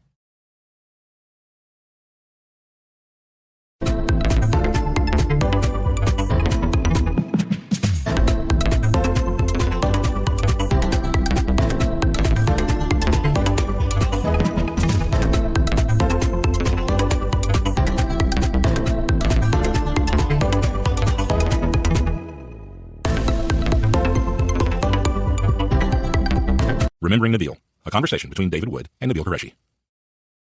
David, we haven't ever actually talked about this before, so I think it'd be interesting to join our memories together. When was the first time we met? I mean, I remember being on the forensics team with you at Old Dominion University, but I don't recall the very first time we met. Yeah, it was, I guess, September, and you came in when you started that year to the meetings, and didn't take long to figure out that you're a Muslim. Your name's Qureshi, and I was thinking, cool, a Muslim. Maybe he's not here by coincidence. Now, you had a Muslim friend before, though, right? Yeah, that didn't work out well. This was right after I'd become a Christian. I didn't know a lot, either factually or character-wise about being a Christian. And I had a good friend who was an imam, and he was my weightlifting partner. I know you're probably thinking I've never been in a gym in my life, but it was a long time ago. And so we'd go in the gym and we'd be lifting weights and arguing, and it was just a mess. We'd get very vocal very quickly. And so we were friends for like 6 months or something like this, and then it didn't work out. And then so actually when I met you, I was like, all right, I need to make sure that I don't dial it up to a 10 very quickly like I do with my friend Anthony. Because I remember in the forensics team, we hung out, we chatted, we talked, we were friends. You were actually writing a paper on Muhammad that semester. Yeah, I was taking a class on Muhammad. So my major was philosophy with emphasis in religious studies. So I took classes on various religions. And when we read books on Islam, it was by modern authors like Karen Armstrong and John Esposito. And if you read those books, Muhammad sounds like a really good guy. And actually gives speeches on Muhammad doing a really wonderful job in Arabia. And so, yeah. And so that was, we started talking about faith. Do you remember the first time we actually had a discussion on religion? Yeah, you started that. Now, actually, we were in the hotel room on a trip, and I was actually over there praying. I had my Bible, reading my Bible, but I was praying, God, my last conversation with a Muslim did not work out very well. And so I don't know if you want me to talk to this guy. If you want me to talk to him, let him start it. And that's when you said, so are you a hardcore Christian? And so that worked out. And what did you say in response? Yes, I am. I just remember thinking, I've been raised, to think the Bible was corrupt, and everyone knew that. I had never actually seen somebody reading the Bible before. I knew people read it in church, but you packed the Bible. When you picked up that Bible, were you thinking, I'm going to show this Muslim that I'm reading the Bible? No, I had I just read the Bible every day, and that had started from the guy who got me to start reading the Bible. It was him. He was the first person. His name was Randy. He was the first person I'd ever seen read the Bible. And I walked up to him and started telling him. It's weird, the parallels. But I walked up to him, started telling him the only reason he's a Christian is because he's born in the United States. If he'd been born anywhere else, he'd believe something else. And people like him just believe what they're taught to believe. And but this guy actually knew what he was talking about. He made me so mad that I went and started studying. And it's weird because after I became a Christian, I didn't know anything about becoming a Christian, so I just did what this guy did. And he had times where he would just sit down and read his Bible and stuff. So I did that. He would put verses on cards to memorize. So I started putting verses on cards to memorize because that's the only that's the Christian I knew. So yeah, that was the only reason I was reading is I had the habit of doing that since becoming a Christian. So how did you? That evening we started talking about how the Bible was passed down. Now I obviously know a lot more about the Bible now than I did back then. As a Muslim, I was very confident that I knew a lot about the Bible, even though now in retrospect I knew I didn't. How did you perceive my knowledge of the Bible, my attacks against the Bible? How did that strike you? Well, I talked to Muslims before, and I know that they are very confident because they hear certain things all their lives. And whether you're talking to your mom or your family or your Muslim friends, they'll have kind of the same story about what went on with the Bible. And so you think this must be what the Bible teaches. And so it was just this guy really believes this, and it's totally wrong. And I hope he eventually sees that if we get an opportunity. Because then I didn't know we were going to be friends for years, right? I didn't know if we were going to be friends past that weekend or something like this. But I was still taking it as maybe we're here for a reason, and if so, then we'll be able to get through a lot of these discussions. So coming into that conversation, I was thoroughly convinced that Christians didn't know what they were talking about. I thought that Christians read the Bible not knowing that it had been corrupted, or if they had any education, they would have known it was corrupted, so they wouldn't read it. I thought Christians were polytheists. I've been raised to believe that the belief that Jesus is God and the belief in Trinity was just obviously false, and all I had to do was tell people it was false, and they would realize that they were wrong, and also just proclaim Islam, and people would fall in love with the beauty of Islam. That's what I believed. And we had this conversation that night, and for the first time, I recall thinking, here's a Christian who knows what he's talking about. So even though I was kind of seeing myself as sparring with you and fighting with you in a sense, I had respect for you because you had backbone. You actually had some knowledge about your faith. You didn't believe it blindly. I don't know how it was for you, but for me, it was shortly after that point I thought, hey, we're kind of the same sort of person. He's Christian, I'm Muslim, but we have the same values, we have the same kind of conviction in our faith. What did you think? I was thinking some of the same things. That in college there are a lot of people who have the attitude of whatever you believe is fine, whatever I believe is fine. That's true in a sense, as far as let's not start beating each other up over it. But people can just have become totally relativistic, and it's hard to have a conversation. So you're sitting here telling me Islam is proven by history, and it's proven by science, and it's proven by logic, and any evidence you can find, it's all in favor of Islam. I think I can deal with that, right? I can deal with that. There are people who be intimidated by that, but it's actually good if you're saying here's the evidence, because then we can look at it, and we can sit down and go through the evidence and see where it points and stuff. So I'm actually much happier with someone who's arguing based on evidence, because we can do something with that, than someone who just, hey, whatever anyone believes is fine, because then it's just, you can't really have a good conversation like that. There was one specific moment I recall thinking, now we're brothers. And this was, I forget the context, you might have to remind me. But I remember we were in the forensics office, or in the classroom, and someone was arguing something, I forget what, and they were clearly in the wrong, they were trying to argue against you. Yeah. Do you remember this at all? Oh, I remember it very well, because then it wasn't just, hey, here's this guy that I'm having discussions with. You actually had a lot of integrity. My whole life, I've usually been like the biggest guy around, and so people don't have to stick up for me. But I was arguing with a girl. She was blaming me for something and really yelling it at me, and it was after she had run and talked to a bunch of people, and I just wanted to say, hey, are you going around and saying all these things? Because none of that is true. And she started freaking out, and then you, who didn't even know me, stood up and said, I think if you're going to say something about someone, you should go to that person first. And you started telling me, I mean, you were brand new, right? You were brand new. And so it was cool.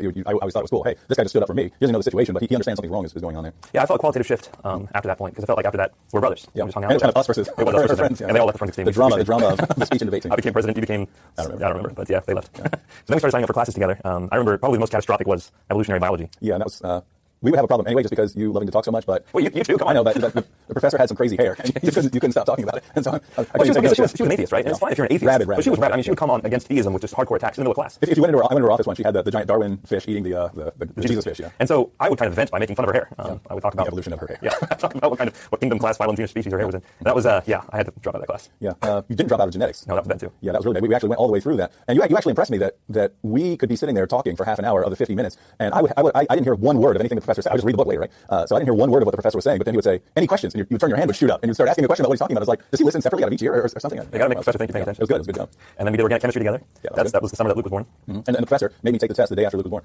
I contacted him. I said, my son was just born. Can I not take the test tomorrow? He says, oh, I'm sure there are lots of people who would like extra time on the test. maybe take the high screen in the class. It was good. That's true. Did you beat me? Are you sure? Yeah, I didn't even show up. After that. Someone told me he announced it. He said, the guy who just had a child has the highest grade in the class. He's trying to make a point to the rest of the kids. I don't recall that part.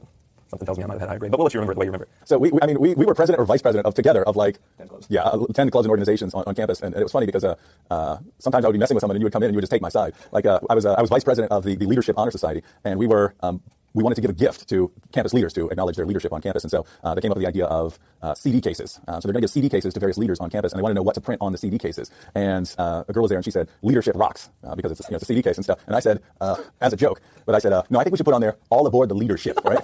and the president, his face just like got all shocked that I was actually going to argue this, and so that made me want to argue even more. So I started going, "No, we're going to vote on this. I want all aboard the leadership," right? And they were all against me. And all of a sudden, you walk in the middle of the meeting, and you hear me arguing for this, so you start arguing for it too. And we're like, "Yes, look, it's so cool. I mean, it's so witty and stuff like this." And then we had a vote, and we lost like one vote of this ridiculous thing. So I still have CD cases that say leadership. That's catastrophic. I'm glad that didn't happen. Yeah. But that was just life. It was awesome. Those were good days. Can you recall the time we met Marie?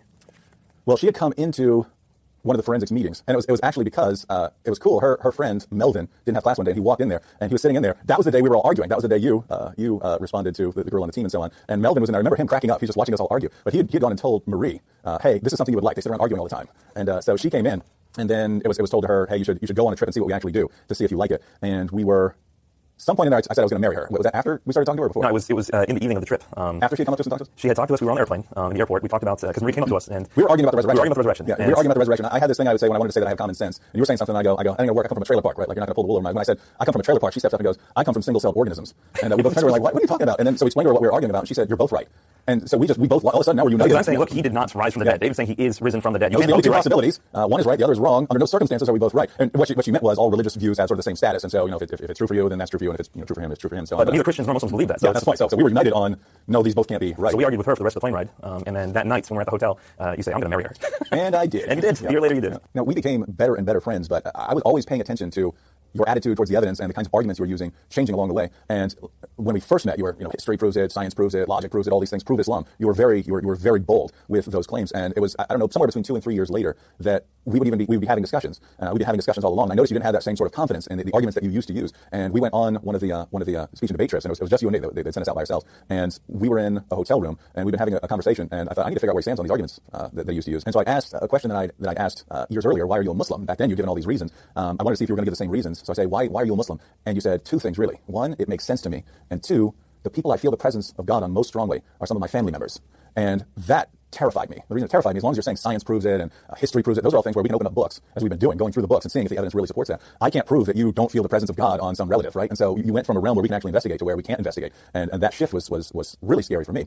And it was a while after that when I was thinking, wow, all I can do is pray for this guy now. Then I realized, no, not actually. If he's taking those things as evidence, then maybe even if I can't respond directly to whether you feel the presence of God on someone, maybe we can still eventually see that there's greater evidence than what you think that is. There's greater evidence pointing somewhere else. And so after a while of that, even much later, again, I was trying to find out later because you weren't even thinking like that anymore. This is when we were graduating. Yeah, I remember sitting in the garage next to the competition center. Yeah, you terrified me that day when you said God knows that our faculties are limited and we can't get to the ultimate truth of these things, and so he's just not going to hold us all that responsible, and so he's not going to hold someone responsible as a Christian or Muslim and so on. And so I'm just going to remain a Muslim, something along those lines. And I was thinking, wow, if you no longer even trust your abilities, your cognitive faculties to get you to the truth about these things, now there's no point in even discussing it. If you don't trust, if I don't believe I can even get to the truth, then that's some scary stuff. The ironic thing about that, though, that a lot of people don't get, but I think I get in retrospect, I want your thoughts on it, is that at that time, as I'm losing confidence in my ability to know Islam is true, I was still outwardly acting more and more Muslim. Mm-hmm. You remember that? Oh yeah. You were. It wasn't with the arguments and so on. But I mean, you were supposed to go up to DC and be presenting and stuff. And you were pretty hardcore. I started leading the Muslim youth group in our city.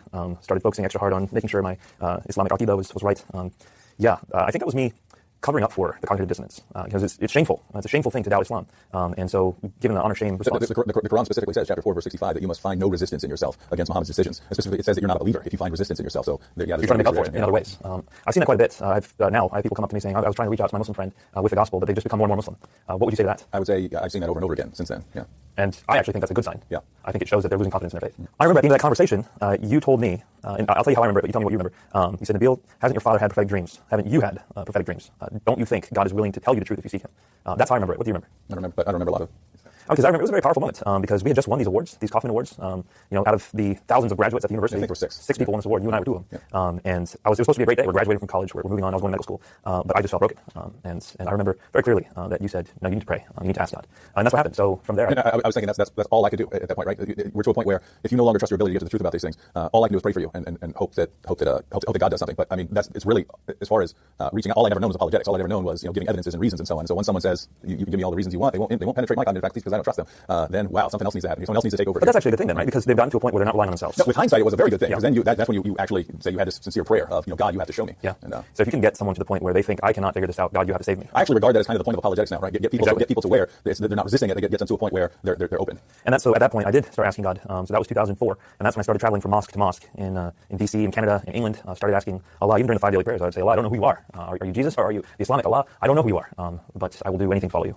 And that's when I started asking God for dreams and visions. And I remember I was in Florida with my dad in December of 2004. So it was many months. I mean, what we're talking about was May, and then May of 2004, and then up until December, it was just traveling, praying, asking God. I remember shedding tears. And I think back to that time when God would not answer. That's what I was seeing. I was like, God, I know you're there. I'm absolutely 100% convinced you're there. Why aren't you answering this prayer? And at the time, it just hurt. But in retrospect, I know that He was answering that prayer by making me ready. He was tenderizing my heart. He was making it such that I'd be able to receive what He was going to say. And so that took many months. But when December came around, I had just finished my first semester of medical school, and Abba said he had a conference in Florida, and he wanted me to go with him. And so we went down to this conference. I had a dream that night. Very symbolic dream, of course, but I knew it was from God. The moment I woke up, and people ask, how do you know a dream's from God? You just know. It's just something you just know. And so I wrote it down, and then as I was going to Epcot Center, I called you up, and I said, hey, David, do Christians believe that God can give people dreams? And your response was referring to Joseph. Yeah, I remember that part, I didn't know that's when you were at Epcot Center or something like that, yeah. Yeah. Do you remember at all what you told me? No, but I remember talking about Joseph. So yes, in the Bible, God gives people dreams. Yeah, I didn't tell you the dream that moment, but I was asking you if Christians believe that God gives dreams, and you pointed me to the Bible. And then you kept asking me on the phone, "Did you see a dream? What did you see? What did you see?" And I didn't want to tell you because I had a feeling deep down that God was pointing me to Christianity. I didn't want you to be right. I didn't want to let you win. So I hung up the phone with you, called my mom, told her the dream, and she started trying to interpret the symbols using a book, an Islamic dream book, Ibn Sirin's book. And as she was telling me the symbols one after another, it was very clear that God was telling me that Christianity would save me and that Islam would be the death of me. Well, even though that dream was really weird, multiple people, when they heard it, it's kind of only one interpretation that really fits what was going on. And because I told you at Cold Stone Creamery, and when I told you the dream, you said... I think I said, does God need to whack you with a baseball bat or something? He said 2x4. What's it going to take? He said, does God need to go there with a 2x4? What's it going to take? You don't listen to Nabeel. You never listen. And my response to you was, look, it's a symbolic dream. I mean, I think it says this. It makes the most sense, but I can't wage my eternal destiny, my family, everything I have. And I kind of agreed with you. I mean, if I had a dream telling me to convert to Buddhism, I would think, it's a dream. But at the same time, I did understand that culturally, you have a lot more emphasis on dreams, and so that maybe there is something there. But I wouldn't put a lot into it. And we discussed the death, deity, and resurrection of Jesus for years. And we talked about Muhammad and the Quran for years. And so it wasn't like just out of the blue I was asking for a dream. I had reasons that had shaken my confidence in Islam. But all the same, I wanted something more clear. And so that's when I asked God for a second dream. That was December of 2004. It didn't come around for a few more months. But when the dream came, I remember calling you, and first thing in the morning, when I woke up, I didn't even wait to call you that time. I just called you first thing in the morning. And that time I did tell you the dream on the phone. And that one was much more interesting to me because when you were telling it, because, if you have a dream that really sounds like, hey, Jesus is the truth and Jesus is going to save you or something like this, if you are just subconsciously putting this dream together, then, you're putting it together with materials that are already in your mind. When you have a dream that inserts you into a Bible parable that you hadn't read before, now that sounds like something I took that much more seriously. Yeah, I mean, at the time, I'm standing at a narrow door. I'm watching a feast. I know that there's Christians in there because you're in there, but I'm not allowed in. I have to respond to the invitation you issued me in order to enter into this feast, which I know is in heaven. Again, people ask, how do you know? I just knew in the dream that room was heaven. And when I called you, I didn't expect you to say what you said, but you said the Gospel of Luke has this passage in it. Go to Luke, and you had given me a study Bible. And so it was a Zondervan NIV study Bible. So when I opened it up to Luke 13, verse 22, the narrow door. Yeah, it said the narrow door. And I remember in my dream that the narrow door was the most powerful symbol. I don't know why God focused on that. Maybe because he knew that would be the passage heading in the Bible I was reading. But that's when I think that was the moment I realized for sure that God was telling me if I want to be saved, I have to be a Christian. And so you converted right after that, right? No. I asked for a third dream. My reason for asking for a third dream was because in Islam, Allah prefers odd numbers. And in Christianity, God is Trinity. So I was like, great, three's a good one. Yeah, that's airtight reasoning. So I said, Allah, whoever you are, please, a third dream. And then that third dream came pretty quickly, actually. That was in April of 2005. And it was a dream of me on a set of stairs leaving the mosque. And I could not get off those stairs anymore. No matter how much I wanted to fall in line behind the imam that I loved and that I trusted, I couldn't get off those stairs. And by this time, it was even funny because when you asked for hey, how would you interpret this first dream? It's possible to come up with. There's so much there that you can come up with all kinds of various interpretations. There's only one that really fits. Whereas this one, wait, you're on a stairway leaving out of a mosque, and you can't get off the stairway that goes up out of the mosque. Why are you asking anymore? I mean, it's pointless. So yeah, and that was April. So you became Christian then, right? Shut up. I know. So yeah, at that point, it was wrestling with what I was going to have to do. It was grappling with the fact that I was going to have to become Christian and asking God for comfort and guidance. And by the way, that's rough stuff, and that's something that I had to think about all along. Like as we're talking, I mean, when I became a Christian, I could have told my family that I become a Martian Buddhist. It wouldn't have made a difference to my grandma would wanted me to be a Christian and so on. But other than that, my family didn't care very much as long as I'm not doing bad things or something like that. But seeing how close your family, that was the closest family I'd ever seen in my life. I've never seen someone who goes away for 2 days on a trip and comes back and his mom hugs him for 10 minutes in the airport and won't let him move. Never seen anything like that. And so all along I'm thinking, man, I'm telling this guy all the time that he needs to believe in Jesus. And lots of times we think, hey, people accept the gospel, their lives are just going to get so much better. This guy's life is going to be destroyed in a lot of ways. And so this could be really, really devastating for my best friend here. And I'm doing this every day. So if this guy ever listens to what I'm saying, I could be messing up his life. And so I was thinking of that all along. But it actually fits. I mean, with the psychological pressures that Islam puts on people in terms of family and community, and of course threats of hell as well. But death and so on. That during this time when you're taking so long, what is his holdup? What is his holdup here? Everything he's asked for, he got, and he still won't become a Christian. And so it's just it's much easier for someone like my wife. I mean, she was an agnostic, but after a couple weeks of discussing these things, okay, I think that Christianity is true. Now I'm going to believe it. Whereas it's just not that easy. It's not that easy for Muslims. Yeah. It was a very difficult time. And in retrospect, I can imagine, how much you must have wrestled internally, because you did see our family as a really close family. How did my family strike you? Because a lot of people have these preconceived notions of Muslims, or they just don't know anything. How did my family strike you when you first got to know them? When people post on Facebook or something like this, all Muslims are evil, they're just pretending not to promote jihad and stuff like this, they're all terrorists and so on. It's actually, I mean, the first thing that pops into my head is your family, right? Just because, I was over there so much. And so it's I know that they're really, really good Muslim families and really, really good. I understand we're all sinners and so on. So I'm talking about, in this world, they're really, really good Muslim people. And so that's the situation, right? You're my best friend. I want you to become a Christian. I want you to know Jesus. But at the same time, I know even as great as that is, I mean, I can't comprehend it as bad as it is, but I can understand what that's going to do to your mom, what that's going to do to your dad. And so it's hey, I'm thinking about you, but this is going to cause a lot of pain to a lot of people. And that's some stuff to think about here. I have had Christians say, well, I don't think you should become a Christian based on dreams, but I would say that's not how it came out. It was a collection. And it was first, like you said, the apologetics that tore down the barrier between me and asking God to reveal himself. And I got to that point where I needed to rely on God. And then it was the dreams and visions that I trusted as a Muslim that really opened my heart to see God is answering this prayer. But the final step was actually reading Scripture. I remember reading through Matthew because I was asking God to comfort me and to give me some peace in this time. Is that when you were coming to our Sunday school? This was right before I came to Sunday school. So I was asking God, I said, God, any time to mourn, will you comfort me? Because I know what I'm about to have to do. I know I'm about to have to leave my family and accept the gospel, but will you comfort me? And that's when I opened up the Quran and the Bible, and I asked God for comfort in the Quran. And you know how we used the Quran. We used it to memorize passages. We used it liturgically. We didn't actually use it to do a Quran study to learn from it personally. So when I first looked, for the first time in my life, looked through the Quran to ask Allah for comfort, there was nothing in it. It was all conditional. It was, if you repent, Allah will respond. If you do this, God will do that. That's not what I needed at that time. I needed God who just loves me and just wants to comfort me. So I put the Quran away, turned to the Bible, got to Matthew chapter 5, where it says, blessed are those who mourn, for they shall be comforted.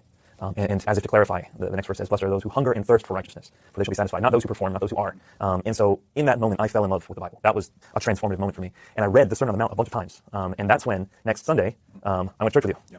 My wife and I, Marie, so the girl who we met in an airport there, we taught the Sunday school at that point, and it was just hilarious that one, that you'd come to church, into our Sunday school group with the youth, but then as we're talking about this, you start pointing things out. You start pointing things out to the kids there. Hey, and notice this verse right here. And I remember pointing out to them, when you're fasting, don't let your one hand see what the other is doing, or basically to try to be helpful. Giving, but not making right, external show. Yeah, when we're talking about the giving, don't let one hand know what the other hand is doing. I, as a Muslim, was teaching these Christian kids how to do exegesis on the Bible, and after that, I remember you pulling me aside and saying, Nabeel, you're trying to teach Bible studies. When are you going to become a Christian? You do that quite a bit. You just poke and you'd say, hey, when are you going to become a Christian already?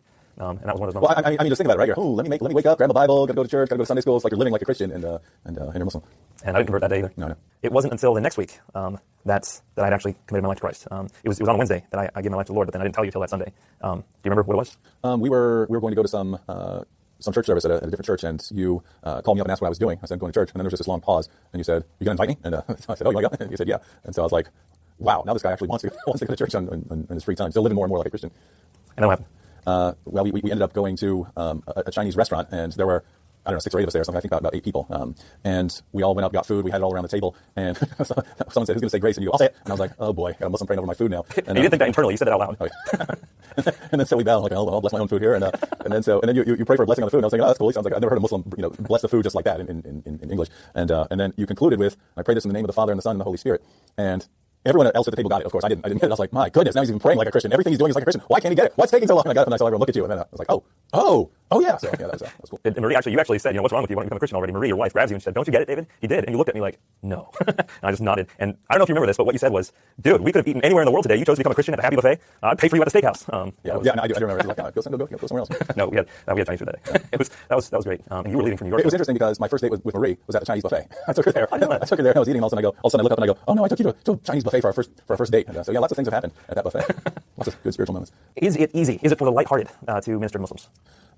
No, and not just for the reasons that came about with our relationship, but afterwards, of course, that you'll get called racist and a bigot and a hate monger. You don't get called those things if you're talking about atheism or something like this. But there can be an impression that if you're witnessing to Muslims, it's because you're racist against Muslims. Like, oh, I want these guys in the kingdom of God, so I must be a racist against them. But you will be attacked. You will be attacked if you start reaching out to Muslims. But apart from that, apart from insults and so on, which Christians need to be prepared for, you're supposed to. Is you have to be in it for the long haul, and that we had sort of an idea of witnessing. It's almost like, hey, a Billy Graham crusade is the ideal, right? You go there, you preach the gospel, a bunch of people convert, and then cool, they're Christians now. And we can get from that idea that if you preach the gospel and someone doesn't convert, well, they're hard-hearted, you're wasting your time. And I actually had Christians tell me I was wasting my time because we're spending years going through this stuff. And I had Christians tell me, "You could be talking to so many atheists right now. You're a former atheist. Think about how many atheists you could be witnessing to right now. You're spending all this time with the same guy, writing these 30-page emails and so on, going back and forth, arguing about things." And so this was Christians telling me this, but at the same time, it was, no, if God put us together, on that team and in that hotel room and in this relationship, then who am I to say, well, it's time to stop now. But yeah, it's when you're talking about most other people, like again, my wife, 2 weeks and she was a Christian. She was someone who was saying all religious truths are the same and doesn't believe any of them.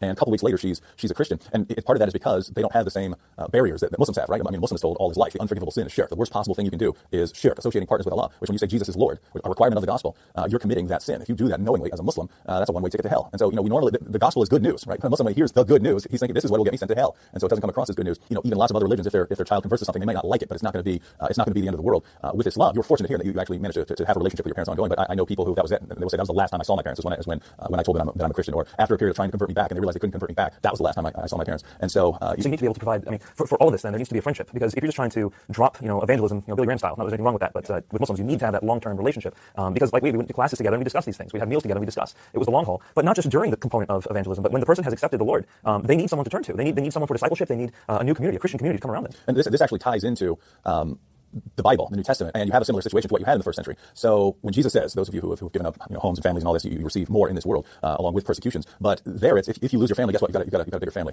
And with Islam especially, just like in the first century, there's a reason that in the book of Acts that people were selling their possessions to provide for the community. These are people who'd come from different lands and converted to Christianity, the preaching of the apostles. They don't have homes to go home to, right? They don't have, that's it. This is their new family. Which is why, and that's the verse that I had to rely on, Mark chapter 10, verse 29. He who gives up father, mother, brother, sister, crops, and fields for the sake of the gospel will not fail to receive 10, 30, or 100-fold as much in this life. I needed to hold on to that promise because when I became a Christian, it was like I was losing everything. You were my only friend at that point. Even Zach. And so this goes back to what you're saying about it's very important. And it's really important across the board. It's important to have that friendship because if I just go up to someone and I start telling them about Muhammad, if they don't know me, there could be all sorts of explanations for that, right? A person could actually hate Muslims and really despise Muslims and just want nothing to do with Muslims, and that could be why he's saying things about Muhammad. Or you could be saying things about Muhammad because I really care about you and you've been told things about Muhammad all your life that are false, and I want you to know the truth. So in either situation, you as a Muslim, you don't know if you don't know the person, and so it's in a long-term friendship that actually helps. It helps to be able to have serious kinds of discussions without losing your mind and getting very angry at it. When you're telling me about the Bible's been corrupted or this or that and wrong about this and wrong about that, I understand that you're not saying it because you hate me, right? We're friends. And you understand when we talk about Muhammad and the history of Muhammad, I'm not saying that just to be mean. It's we understood we have each other's best interests in mind. So as we had this friendship, was it always sunshine and roses? Or? No. There were very, very heated discussion,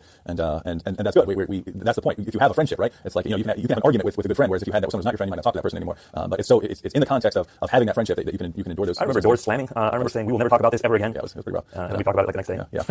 and then so definitely after you become a Christian, so you were in a better position than lots of converts would be, and again, in that you still had an ongoing relationship with your family, and that you're in medical school, you have a lot to fall back on. For lots of Muslims, it's not like that, right? If that family door shuts, they don't know what they're going to do. They have no idea what they're going to do. And so again, going back to like the first century, we need to get to the point where it becomes common knowledge that if you're a Muslim and you accept the gospel, you guys you Muslims need to understand that you have a family out here and your family cares about you. So let's gather some points together then. Friendship is an absolute must, by and large. I mean, with very few exceptions. You need to have that friendship. You need to be prepared for the long haul. You need to develop thick skin.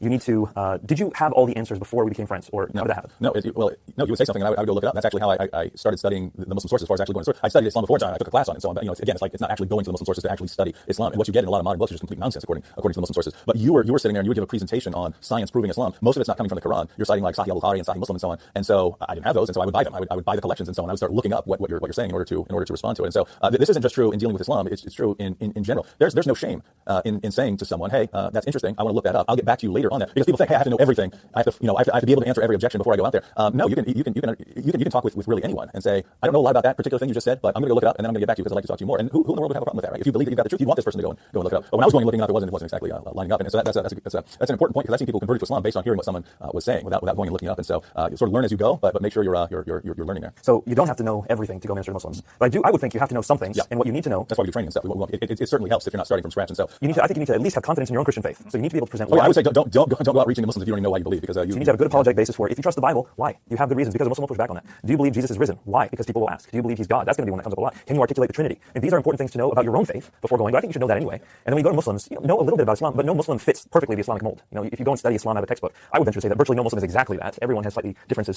So you need to know some about Islam, but you need to know a lot about your own faith. Yeah, and what's interesting is the issues you just brought up. There are people who think that they need to know all kinds of things because this Muslim might come with 200 different objections. Muslims usually come with 5 or 6 objections over and over and over again, and that there's a negative to that and a positive to that. The negative is if Muslims are asking the same questions over and over again, it sounds like they're not getting answers.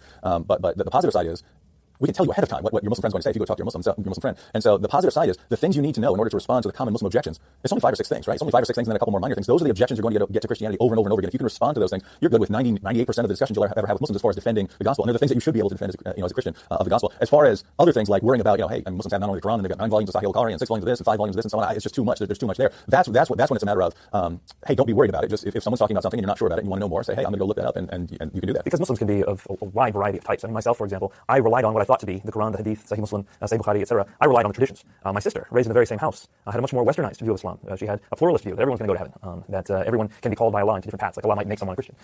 So yeah, you need to know the Muslim that you're reaching out to.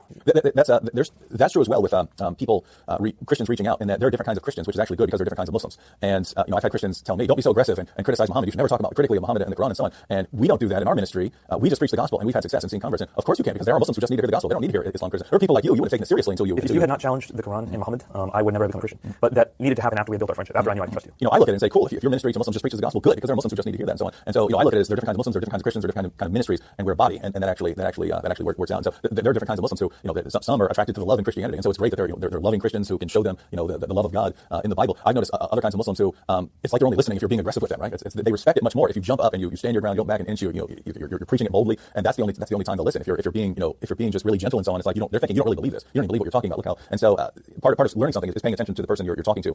What sort of language does this person respect? And you see it even in the Bible. Someone jumps up and speaks in the Bible, and they're speaking very boldly. Culturally, that's what they would have respected there. And Muslims today are, I'd say, much closer to especially Eastern Muslims. Exactly. And so on, yeah. So I've had people say to me, Nabeel, as I was ministering to my Muslim friends, they became much more Islamic. I actually drove them further into Islam. And I've had that experience too, with my Muslim friends and relations I've reached out to. But I don't think that's necessarily a bad thing. What do you think is happening when that happens? And did it happen with me? Yeah, definitely happened with you. And I think what's happening is you, of course, have passages of the Quran warning you even against doubting. Chapter 4, verse 65 of the Quran, if you have any resistance against Muhammad's decisions, you're not a real believer. And so that has had a psychological impact on the Muslim community over the centuries, right? In all kinds of areas, even apologetics areas, where they'll say that the Quran has been perfectly preserved. That's total nonsense according to the history of the Quran. They say it because we don't want to be the people who doubt anything about Islam, right? So just praise it more and more. Whether you talk about the Quran, whether you talk about Muhammad, he's the greatest person who's ever lived. Whatever you're talking about, it's the greatest in Islam. And it ended up that way because if you are on the more negative or critical side, you can start worrying that you're an apostate if you're having doubts or having resistance. And that's kind of what it was for me. It was I did not want to give up my allegiance to Islam, but I was beginning to doubt its truth. And so in order to make up for that internal distance, I had to outwardly force myself to act more Muslim, say more Muslim things, look more Muslim to people. Yeah. And so if you see someone becoming what looks like more and more of a devout Muslim, it's possible that person is becoming more and more of a devout Muslim. But it's also possible that is an outward sign of an inner struggle, that this person is really struggling and they're doing that to compensate. And so you might not actually know. The point is, if you see your Muslim friend that you're witnessing to becoming seemingly more of a hardcore Muslim, don't take that as something bad. That can actually be something good. So to summarize, in ministering to Muslims, you and I back in 2007 gave a whole seminar series on ministering to Muslims. But looking back at it later, I feel like we can encapsulate it with Mark chapter 12. Love the Lord your God with all your heart, soul, mind, and strength, and love your neighbor as yourself. I feel like this, the greatest commandment, basically says, love your Muslim neighbor, love them as yourself. And as you're loving people, like you did with me, I became your friend. We lived life together. But that wasn't to the exclusion of loving God. You loved God with all your heart, soul, mind, and strength while you loved me. And so I got to see that. I got to interact with that. And the danger is when people only love their neighbors and don't proclaim the gospel, or on the flip side, they proclaim the gospel but they don't love their neighbors. You need to do both in tandem, and a lot of these things flow from that. So that's my final piece of advice for people who are ministering to Muslims. Do you have any final advice that we might not have covered? Yeah, and I think it's one of the most important in that we live in a time that Christians have never had this opportunity, the kind of opportunities that we have, right? Where Christian and Muslim side by side can become friends and have this opportunity. For centuries, Christians did not have it. If it happened, it was very rare, right? Because you have the Muslim East and you have the Christian West. If you wanted to reach out to Muslims, you had to go to the Muslim East. You had a good chance of getting your head chopped off if you're going around preaching the gospel. We live in a time in history where we have lots of Muslims and Christians living side by side. And so Christians have this opportunity anytime they walk down the street or anytime they're going to school. Every Christian on a college campus now has opportunities that centuries of Christians would have longed for if they had a heart to reach out to Muslims. And but to go along with that, even Muslims in Muslim countries now, as far as technology-wise, you can talk to a Muslim today in Saudi Arabia if you want. You can talk to a Muslim in Saudi Arabia on Facebook today if you want. And the idea here is for centuries, Muslim leaders and Muslim clerics were able to keep their people fairly insulated from the gospel, fairly insulated from ever hearing anything critical of Islam. And they were able to do that by, if you apostatize something like this, you die. If you're a Christian evangelist, you die. Whereas now, the walls are being broken down. And that's our generation. And so we look at the terrorism, we look at the negative impacts, we have to look at the positive side too. No generation of Christians has ever had this opportunity we have to reach out to Muslims. So after I became a Christian in 2005, we started ministering together in 2006, started agnosticusapologetics.com. That was the worst website decision ever. No, everyone go to Agnostics. What? How do you spell it? 10 seconds later. Never mind. So we changed that to Act 17 Apologetics back in 2007. Ministered together until 2011. And then in 2011, a lot of stuff started happening about Sharia in the U.S., whereas I thought that was important to cover.